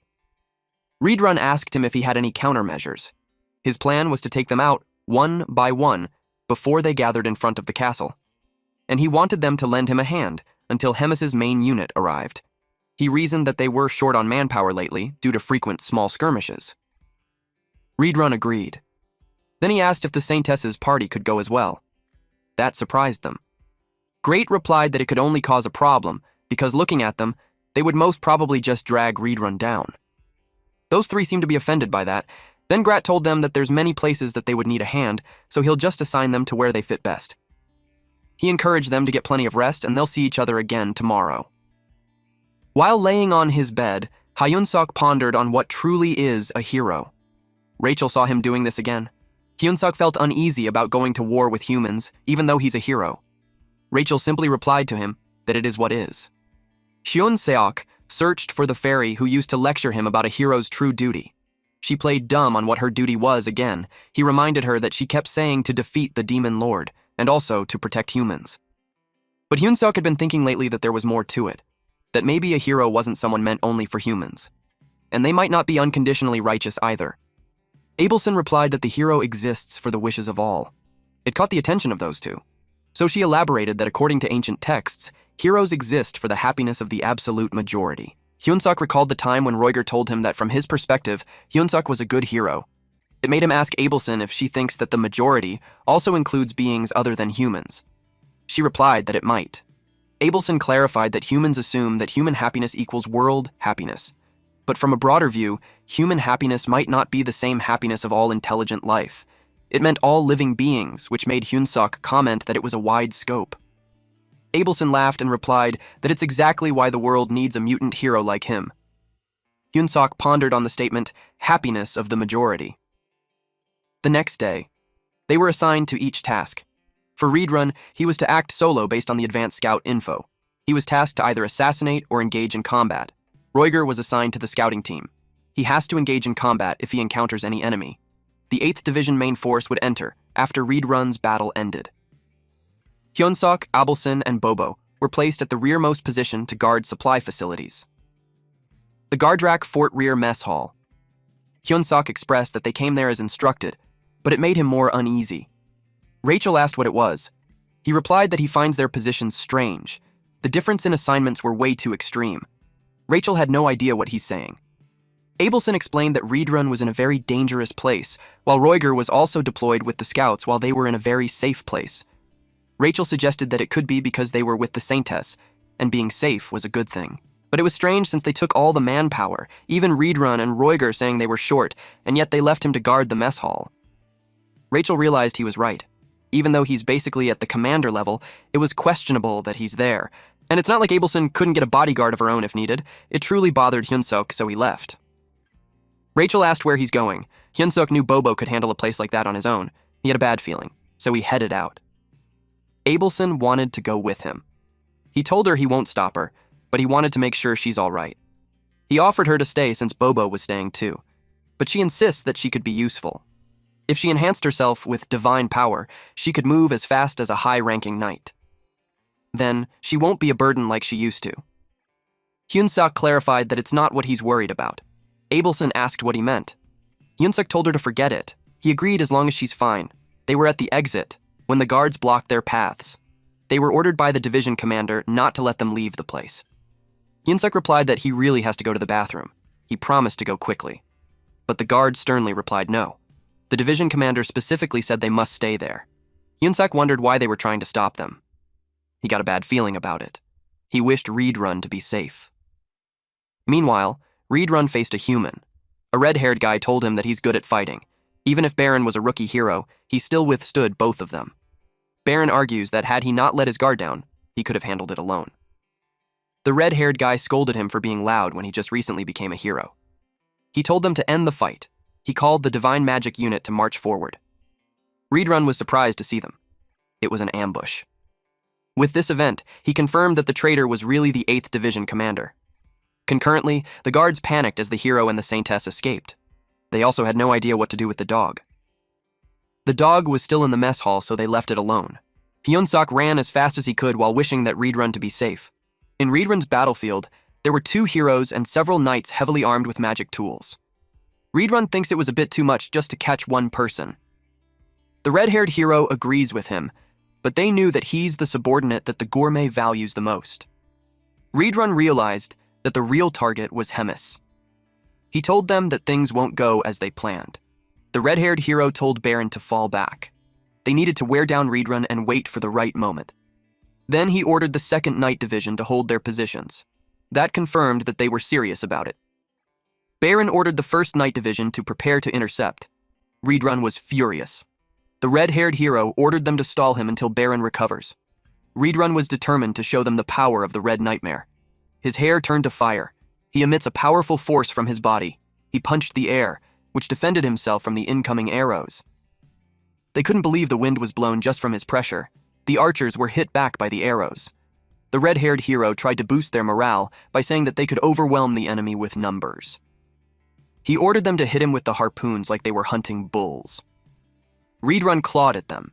He used his Reedrun-style martial art form number 7. Explosive Destruction Wave. Reedrun then jumped up high. Then he moved fast as he charged at the soldiers. He defeated them with a single hit. Baron was furious that he's acting cocky just because of his strength. His emotion made him reckless, so he charged ahead. The red-haired hero tried to stop him, but it was too late. Baron tried to hit Reedrun. Reedrun didn't expect him to return sooner. He was about to stab the hero's stomach, but the red-haired hero pulled him back and blocked Reedrun's claws. He scolded the brat for not listening to stay put. Reedrun gripped his sword. Then an explosion happened. When the smoke vanished, those two retreated. Baron couldn't believe that Reedrun was just at commander level. The red-haired guy wondered what the intel department was doing. The demon commander right in front of them had exceeded all of their expectations. They couldn't even scratch Reedrun. But underneath all that, our boy Reedrun knew he had used too much demonic energy. He might not last longer. Then, the red-haired hero blew his whistle. It was for the 2nd Night Division to proceed with their attack. He charges too while scolding Baron for not moving yet. Baron followed sooner while arguing with him not to order him around. Reedrun used the strike and break technique again, but unlike earlier, Baron refused to be knocked out again. Reedrun watched him. He grabbed the sword and pushed away the other. But as for the other weapons, they all landed. Harpoons stabbed him on his back. 2 more were lodged at his back. He stayed still as he continuously bled, but an unusual light started coming out from the weapons. The red-haired hero revealed that it was a magic tool that absorbs demonic energy. Most demons couldn't even move after being hit once. A few moments later, Reedrun fell on his knees. The red-haired hero declared that the battle was over. But just to be safe, he told them to shoot a few more harpoons in him, and they would capture and transport him. Baron took 1 harpoon from a soldier because he wanted to land the final blow. He wanted to do that for a glorious tale. He didn't expect the Red Nightmare to be that hopeless. Turns out he was just another demon after all. But then, Reedrun started speaking. He still struggled to move. Baron teased him, saying that he couldn't hear him clearly. Unexpectedly, Reedrun moved while declaring that he's the Red Nightmare of the Demon King's army. He swung his arm, and that obliterated the ever-so-humble Baron. Reedrun's attack was so powerful that it sent waves on the other side of the battlefield. The red-haired hero saw what happened to Baron, so it made him wonder how a dumbass became a hero. Baron laid on his pool of blood. The red-haired hero admits to himself that losing Baron hurts, and the knights with him were practically monsters. But he knew that it was the Red Nightmare's final outburst. He ordered the survivors to grab the magic tool and come forward. They have to reset the perimeter formation. Unexpectedly, he was punched on the face. Our boy Hyunsuk had arrived. He was extremely furious. He vowed to kill every last one of them. Hyunsuk sent the red-haired hero flying. Reedrun was surprised to see him. He asked him why he's there. Hyunsuk tries to take out the harpoon while explaining to him that something felt off, so he came. He asked Reedrun if he's all right. Reedrun was honest that he couldn't say yes. He thanked him for coming. The red-haired hero was back standing. He heard about Hyunsuk, a hero from the demon faction. Their soldiers were completely wiped out. At that rate, he knew he'd lose the Red Nightmare. But he didn't want to let him get away. The hero would rather die if that was the case. That's when Hyunsuk and Reedrun were surprised. The red-haired hero blocked their way while emitting divine power. The guy claimed his body belonged to the gods. Hyunsuk was familiar with that incantation. It could be the flame barrier from before. The red-haired hero finished the incantation. He asked for absolute strength to punish evil. Then, his divine power shoots up to the sky. Reedrun was aware that it wasn't a technique that anyone could use. It was a divine invocation. That's why it was hard even for experienced holy knights to handle opponents like that. The red-haired hero told them not to compare him to the weak tricks of lesser men, because what he possessed was the true power of a god. If the demons have promote, then the holy knights have divine invocation. It grants overwhelming power, but at a deadly cost. Anyone who uses divine invocation would die. The red-haired hero acknowledges that Reedrun was well-informed. He confirmed that once the user's divine power runs out, they die. It was a skill that grants immense power in exchange for their life. But he won't let them escape even if it costs his life. He attacked Hyunsuk. Even though Hyunsuk had blocked it, the shock still got through. Divine power and demonic energy were polar opposites. He told Hyunsuk that he doesn't look like a hero anymore. Reedrun told Hyunsuk to keep holding him. But the hero refused to be stopped by a walking corpse like him. His divine power exploded. Both Reedrun and Hyunsuk got caught up in it. Hyunsuk was blasted away, but he found his footing. He immediately looked for Reedrun. Unfortunately, Reedrun looked worse. Hyunsuk's whole body went numb. His insides were being crushed. If that was bad for him, a human, he knew Reedrun would be suffering more. But he knew that once the hero used up all his power, he'd die. Which means he would avoid large-scale attacks like before. Hyunsuk thought of stalling for time, or provoking the guy into overusing his power to collapse. But he's worried that Reedrun won't hold on much longer. But to his surprise, the hero coughed blood. He burned through his divine power faster than he thought. His ears were ringing, and his vision was fading. But his opponents were demons using demonic energy, so even if he lost his sight, he could still feel their presence. Hyunsuk called out to him. He replied that he's about to die, and asked what he wanted. Hyunsuk noticed his eyes and asked if he's blind.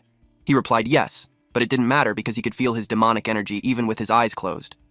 Reedrun told Hyunsuk to stop him. Our boy realized that the hero was highly sensitive to demonic energy. He asked if that was the reason why. The hero was confused. A staff with divine power flowed while Hyunsuk talked to the hero. Then Hyunsuk revealed that aside from sensing demonic energy, the hero was completely blind. Then he told Abelson that it's time. Abelson attacked from behind, 10 minutes earlier at the top of the cliff. Abelson got worried for them because if it continued, they're both going to die. She kept thinking about what she could do, when suddenly her foot was grabbed. She didn't expect that a knight would still be alive. He had been waiting for the monster to leave, and now no one's left to protect her. He told the saintess to come quietly. Abelson wondered what she should do. She wondered if she would call for help, but Hyunsuk had to leave Reedrun's side. She calmed herself down. He was already in a difficult battle, so it won't do him any good to call him there. Everyone had sacrificed so much for her already, and she had been relying on that while doing nothing. She realized that it's what Hyunsuk was worried about. After realizing that, she felt okay. She was able to come to her senses. She fought back against the Holy Knight. Also, she got prepared to act without getting in anyone's way. It is for the one she calls the hope of the world. She was able to defeat the Holy Knight. Meanwhile, at the other side of the battlefield, Grat yelled at the Holy Knight army on why they're being attacked too when he handed over the Red Nightmare as promised. The Holy Knight called him a vile demon scum and wanted him to shut up. They blamed him and his tricks for losing 2 of their heroes. They also called him shameless for daring to strike a grievous blow to the Holy Empire with his cunning schemes. Grat was surprised to learn that 2 of Garton's heroes were taken down. He had no idea what was going on. Suddenly, an immense power shot up to the sky. Then Hemis stepped out of it. She asked what the situation was. Grat was surprised to see her. The Holy Knights thought it was another trap prepared by Grat too. Grat glanced at Hemis and acted as if he had lured all those stupid humans. It was the largest unit among the nearby human troops. Hemis couldn't believe that the useless Grat actually did something pretty for once. The ground shook. Hemis expressed that she wouldn't refuse such a sumptuous feast. The Holy Knights were alarmed with the trembling of the ground and the skies getting darker. Then they saw a burning boulder falling from the sky. It hit the ground and caused a huge destruction and chaos. A few moments later, the dust cleared. There were barely any trace of the Holy Knights left. Grat sang praises to Hemis. He flattered her for wiping out an entire army on her own. He added that she's a living legend no human could ever match. But Hemis had enough with the rambling of that idiot. In a blink of an eye, Grat's head was cut off. She had confirmed that he's the mole. He kept stirring things up so recklessly, she thought there were more conspirators. Turns out he was just fearless and dumb. She regretted letting this go on for so long. After that, it was time for her to finish the rest of the job. A few days later, after the fight against the Holy Knight, at the Gadric Fort, Hemis called Riedrun, Roiger, and Hyunsuk for troop reorganization. Riedrun was assigned to Grat's 8th Division. It would make him busy, so he assigned Roiger as his deputy commander. And as for Hyunsuk, she appointed him as commander of the Legion's direct regiment. Hyunsuk was surprised that he was assigned as regiment commander and not as battalion leader. She explained that she couldn't just possibly place someone like him in just a battalion. She gave that as his reward for surviving and entertaining her all throughout. But at the moment, he won't have any subordinates. That puzzled them all. Riedrun asked what she was thinking. Hemis continued to say that Hyunsuk might not need any subordinates, but she'll decide after seeing how things develop. Someone knocked on the door. Then, someone entered. Hemis introduced Modem, who would be acting as corps commander from then on. She told them to take care of each other. She remembered Hyunsuk and him had met before. Hemis informed them that she would be stepping for a while since something urgent came up. After that, Hyunsuk went to Abelson's quarters. He told her she surprised him last time. He didn't expect her to just go for the guy's head. And as you guys noticed, our Saintess waifu now have the same uniform as our MC. She replied that she had the urge to do something. She realized she had been living far too lazily thanks to all of them. He asked her if she planned to keep fighting. She replied yes, if they still need her. She reminded him that she's a saintess, so she can use powers similar to divine descent. Though it's another story whether her untrained body could feel it. Hyunsuk could tell that she might end up stronger than him at that rate. He admits that he was jealous of her ultra-rare holy silver spoon, but she didn't think it would matter since raw strength isn't everything in a fight. Because looking at it, Hyunsuk always came out on top with his crazy tactics. Rachel commented that people might just think Hyunsuk was just a dirty trickster if they heard that. She added that a battalion commander in the Demon Lord's army was a named elite that human heroes get dispatched to take down. There were about 1,000 hero-class fighters on the continent. Objectively, Hyunsuk was the strong one too. He realized that in human society, there were fewer than 1,000 top-tier fighters. Corps commander is equal to a legend in human society, while division commander is similar to being a rising legend veteran hero, and lastly, a regiment commander is the same as a hero. Hyunsuk pondered about human society. Meanwhile, at the outskirts of the garden, the village of Benedict, the area was destroyed. Hemis stood on the top of the church. She told the priest to listen carefully, and he'd be spared. She announced that from that day on, one by one, they would be wiped off the Holy Empire's map. The priest was trembling from fear and prayed to the Lord to watch over them. She repeated that statement with a grin. "Oh Lord, please watch over us." Just a little history time about this world. 5 centuries ago, the continent was thrown into chaos by the war between the Drasan Empire and the coalition of small kingdoms resisting Drasan's conquest. One day, as the war between these forces grew fiercer day by day, a new land absent from any map suddenly appeared, accompanied by a massive pillar of light. Everyone speculated that this new land was 1,000 years ago, having once stood at the pinnacle of continental magic, but vanished without a trace overnight, sinking beneath the ocean. The ancient super-civilized nation known as Burlington.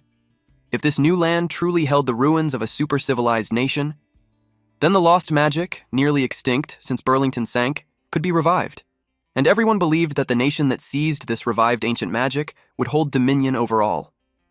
Each nation assembled exploration teams and set out for the new land. Everyone carried the same hope, a grand new world that would lead them to gold and glory. However, what humanity encountered in this new world was neither the ancient ruins of Burlington nor its people, but a race from another world, hostile to humans and with an insatiable lust for conquest. It was the demon race.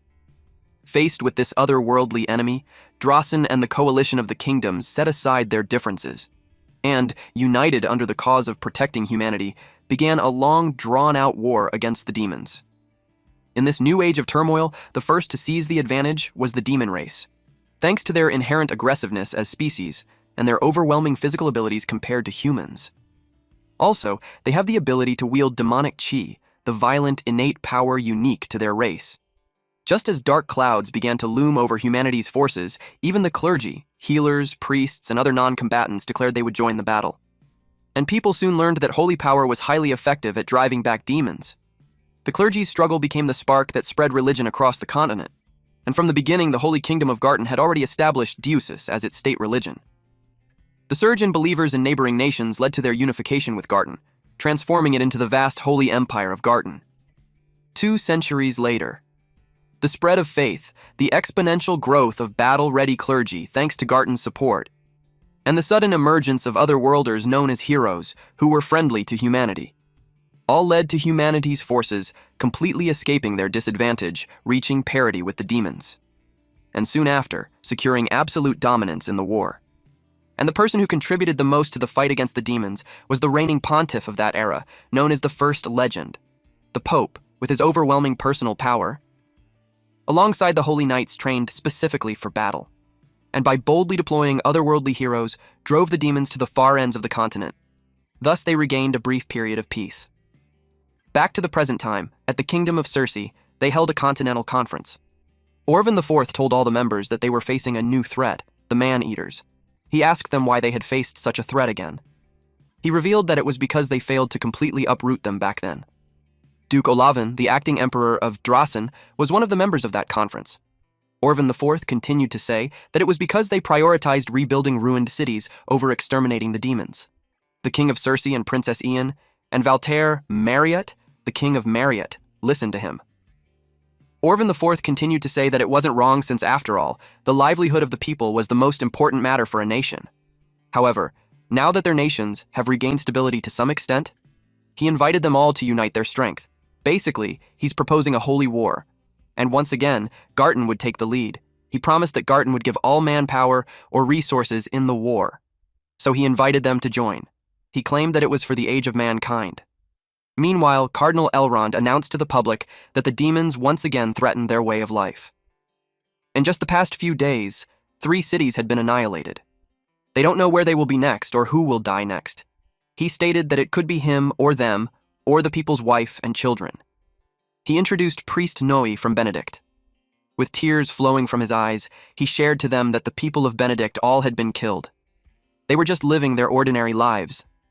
Even though he stood there telling him his experience, he felt as though his soul died back there with the poor people. He doesn't even know how to continue living. With that, Cardinal Elrond proved a point that the demon's tyranny grew by the day. Thus, His Holiness had declared that he would no longer stand idly and had proclaimed a holy war. Also, Sir Asahel Bald, a living legend of Garten, has ended his long seclusion to join the holy war. Many other nations, including Drasan, had pledged the participation of their legends and heroes. They would soon launch a large-scale offensive. However, it was still not enough to completely crush the demons. They needed the participation, support, and aid of all citizens in all-out battle for the fate of the continent, now more than ever. He claimed that the Holy War was the will of God that would lead them to peace. He belted out to kill all demons. The people agreed with him. They were hyped up to kill all demons. Meanwhile, Orvan IV called another clergy and stated that Elrond was a capable man, but his recent failures had been too frequent. 2 heroes had died, and the capture of the Red Nightmare had ended in failure. They gained nothing and merely handed over tens of thousands of lives for free. So, he gave this priest 3 days for the handover. Once it was done, he planned to confiscate Elrond's assets and dispose of his entire family. Meanwhile, Reedrun stormed inside the office as he had heard that Hemis had returned. Hemis was amused that he forgot to knock. She teased him for missing her so much. He raised his tone when he asked her what she was thinking of attacking a human city alone. She clarified that it wasn't a reckless act. She had done it for the future of the demon race. If she steps in, humans would have no choice but to bring out their legend card. No one below the level of a legend could stand against her. The legends each nation possesses were the very measure of their national power, so if she took out even one of Garton's legends, they could buy themselves some time. Reidrun doesn't understand, though. He asked why they needed time. She replied, "Time for the hope this new wind has brought us to grow." After their conversation, Hemis told Modem that it seemed like Reedrun didn't accept her plans. He replied that it was just because Reedrun had a straightforward personality. Then he asked her if she truly has no intention of cooperating with the Demon King. No matter how capable she was, the plan was far too dangerous. She replied that she and him were already finished. Even if their relationship could be restored, it would come with a price, and she didn't want that. She admits that she doesn't feel resentful because she knows the reason why the Demon King wants to avoid war. Not too long ago, she used to think the Demon King kept making foolish choices because of unnecessary sentiment. She used to question him on why it would matter if subordinates, comrades, or even family dies. She saw that it was natural for them to die when they're weak. The strong trampled over the weak to seize victory. She knew that they were the one who brought that natural order of the world. So she questioned why the Demon King suddenly became a foolish idiot. She kept clashing with his cowardly attitude, and in the end, she was unable to endure it and lost her temper and stomped out after giving her final advice to him. She told him to wake up and return to the strong, cold-hearted man he used to be. Looking back at it, she felt sorry, because now she was about to make a choice that she would have never made in the past. Modem sympathized with her. It made her wonder if she had realized sooner that she wanted to protect someone, and if she understood the Demon King a little sooner, would she have been able to make a better choice. The next day, we see Hemis open the door. She told someone named Frisch that he had worked hard all this time. Frisch stepped in and expressed that it was an honor to serve under her command. This Frisch was none other than Elrond. She saw that he's still playing the part of a priest. It was only then that he realized that. He admits that after being a cardinal for so long, disguises became second nature. He showed his true self and discarded the disguise. He was Hemis's confidant. It had been so long since she saw him in that form. Then she gave him a letter. She wanted him to deliver it to Reidrun and Motum. She could hand it over herself, but through having him deliver it, it would leave behind less lingering attachment. He understood. Then she remembered Hyunsuk. She ordered Frisch to make sure not to let him die.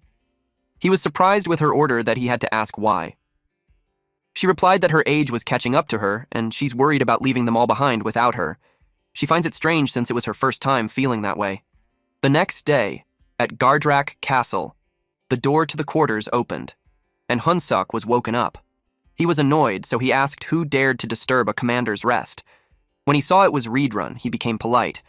He asked him what was going on. Reedrun told him to leave the place and go far away at once.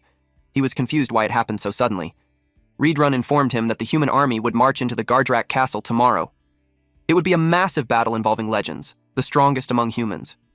To him, it was more reason to stay. Reedrun replied that the objective was Hemis's death. They never doubted Hemis's victory. But if by chance something happens to her, he knew he wouldn't be able to protect him alone. Earlier, Reedrun received the letter. He read it. In the letter, Hemis assumed he knew the history of the continent. Repeated defeats drive them to the farthest edges of the land. The humans nearly wiped them out completely. There were many reasons for that, but the biggest reason was that the Holy Empire found their existence convenient. The Demon King used that to strike a secret pact with Garton. to maintain the front lines and preserve each other's territories. And so the existence of demons, when human awareness of war began to slacken, played a central role in keeping Garten and other nations united by exchanging just enough threats in battles. The Demon King revealed the secret pact to her alone, and she refused. She believed a proud death was better than a life of servitude.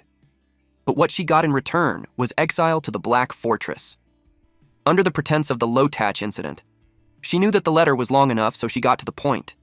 She received information from Frisch that there would be a massive human offensive tomorrow. It was a great battle with heroes and legends from every nation.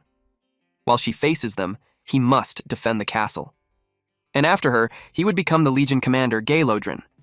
She knew that with his current power it would be difficult, but in the core procedure of the Grand Assembly vote, Hyana and Osgus would support him.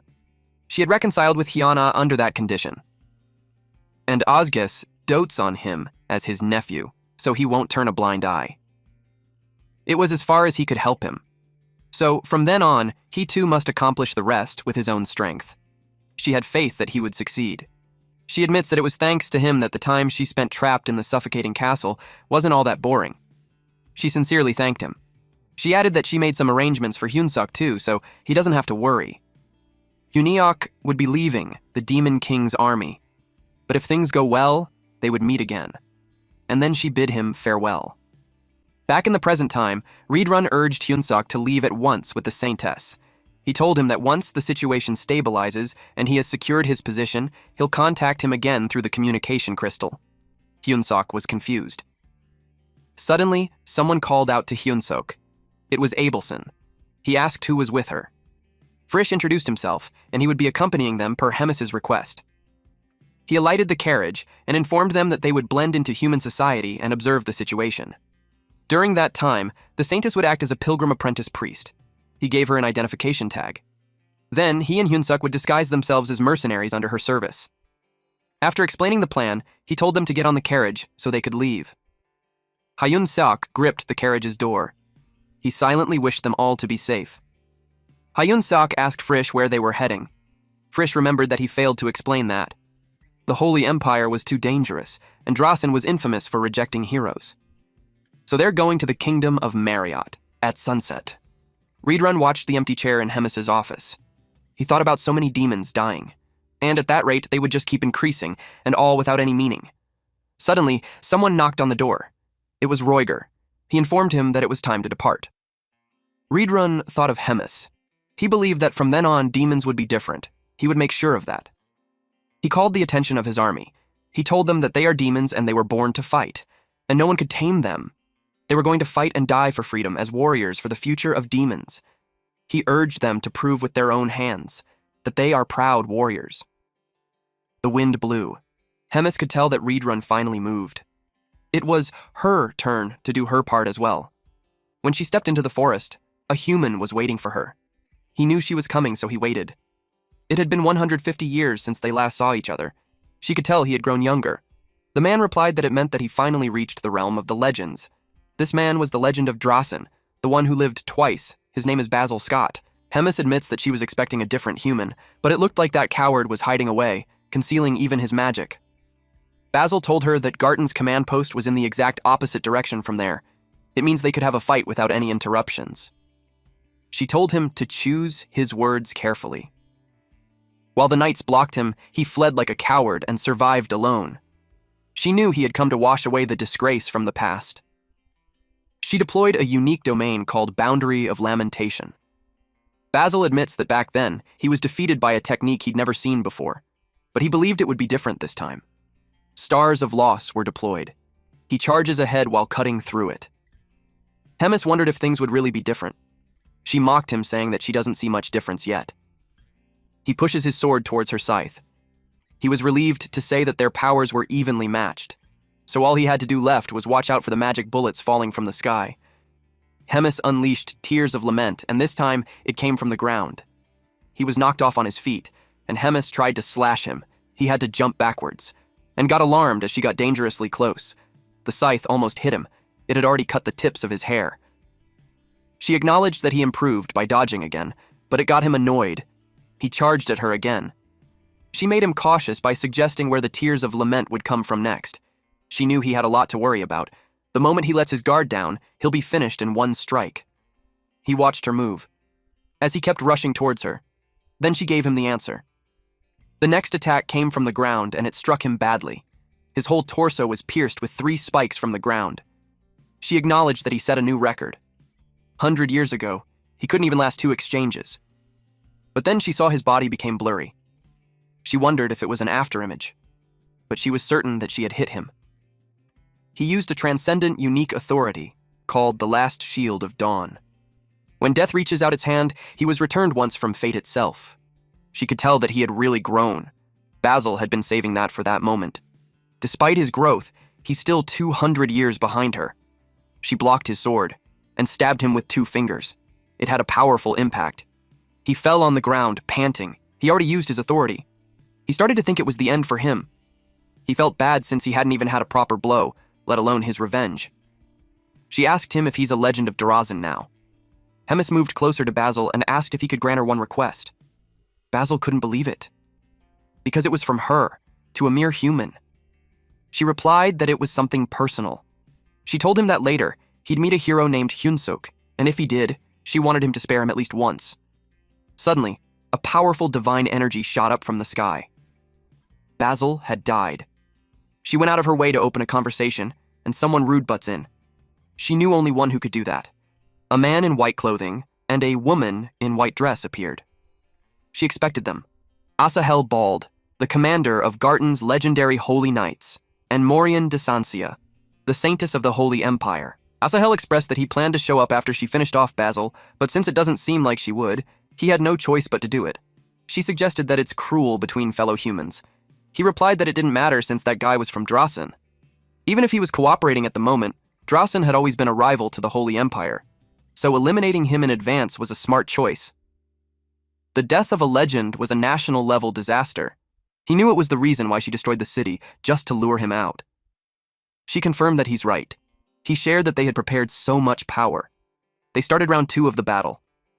Suddenly, divine power covered the area. Hemis recognized that pillar. It wasn't just a barrier, but it was pushing back her domain. A holy power condensed over a long time. Asahel declared that the Saintess would maintain the pillar, and the Knights would support the Saintess. They casted a barrier, so Hemis's wouldn't be able to escape. There were so many Holy Knights with them thus, they created a large barrier. Hemis had never seen one like that before. She could feel the strong repulsion force. Her domain crumbled under the holy power. The shield that she could maintain was no more than a shadow, but without that handicap, they wouldn't even bother fighting her. So she knew she just had to try harder. She charges at them, and threw her whip. Asahel blocked it with his sword. Their weapons continued to clash.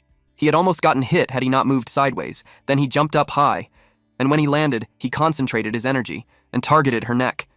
But what he hit was just an illusion that faded. He was surprised that it scattered. Morian warned her to look up. Hemis was in the air.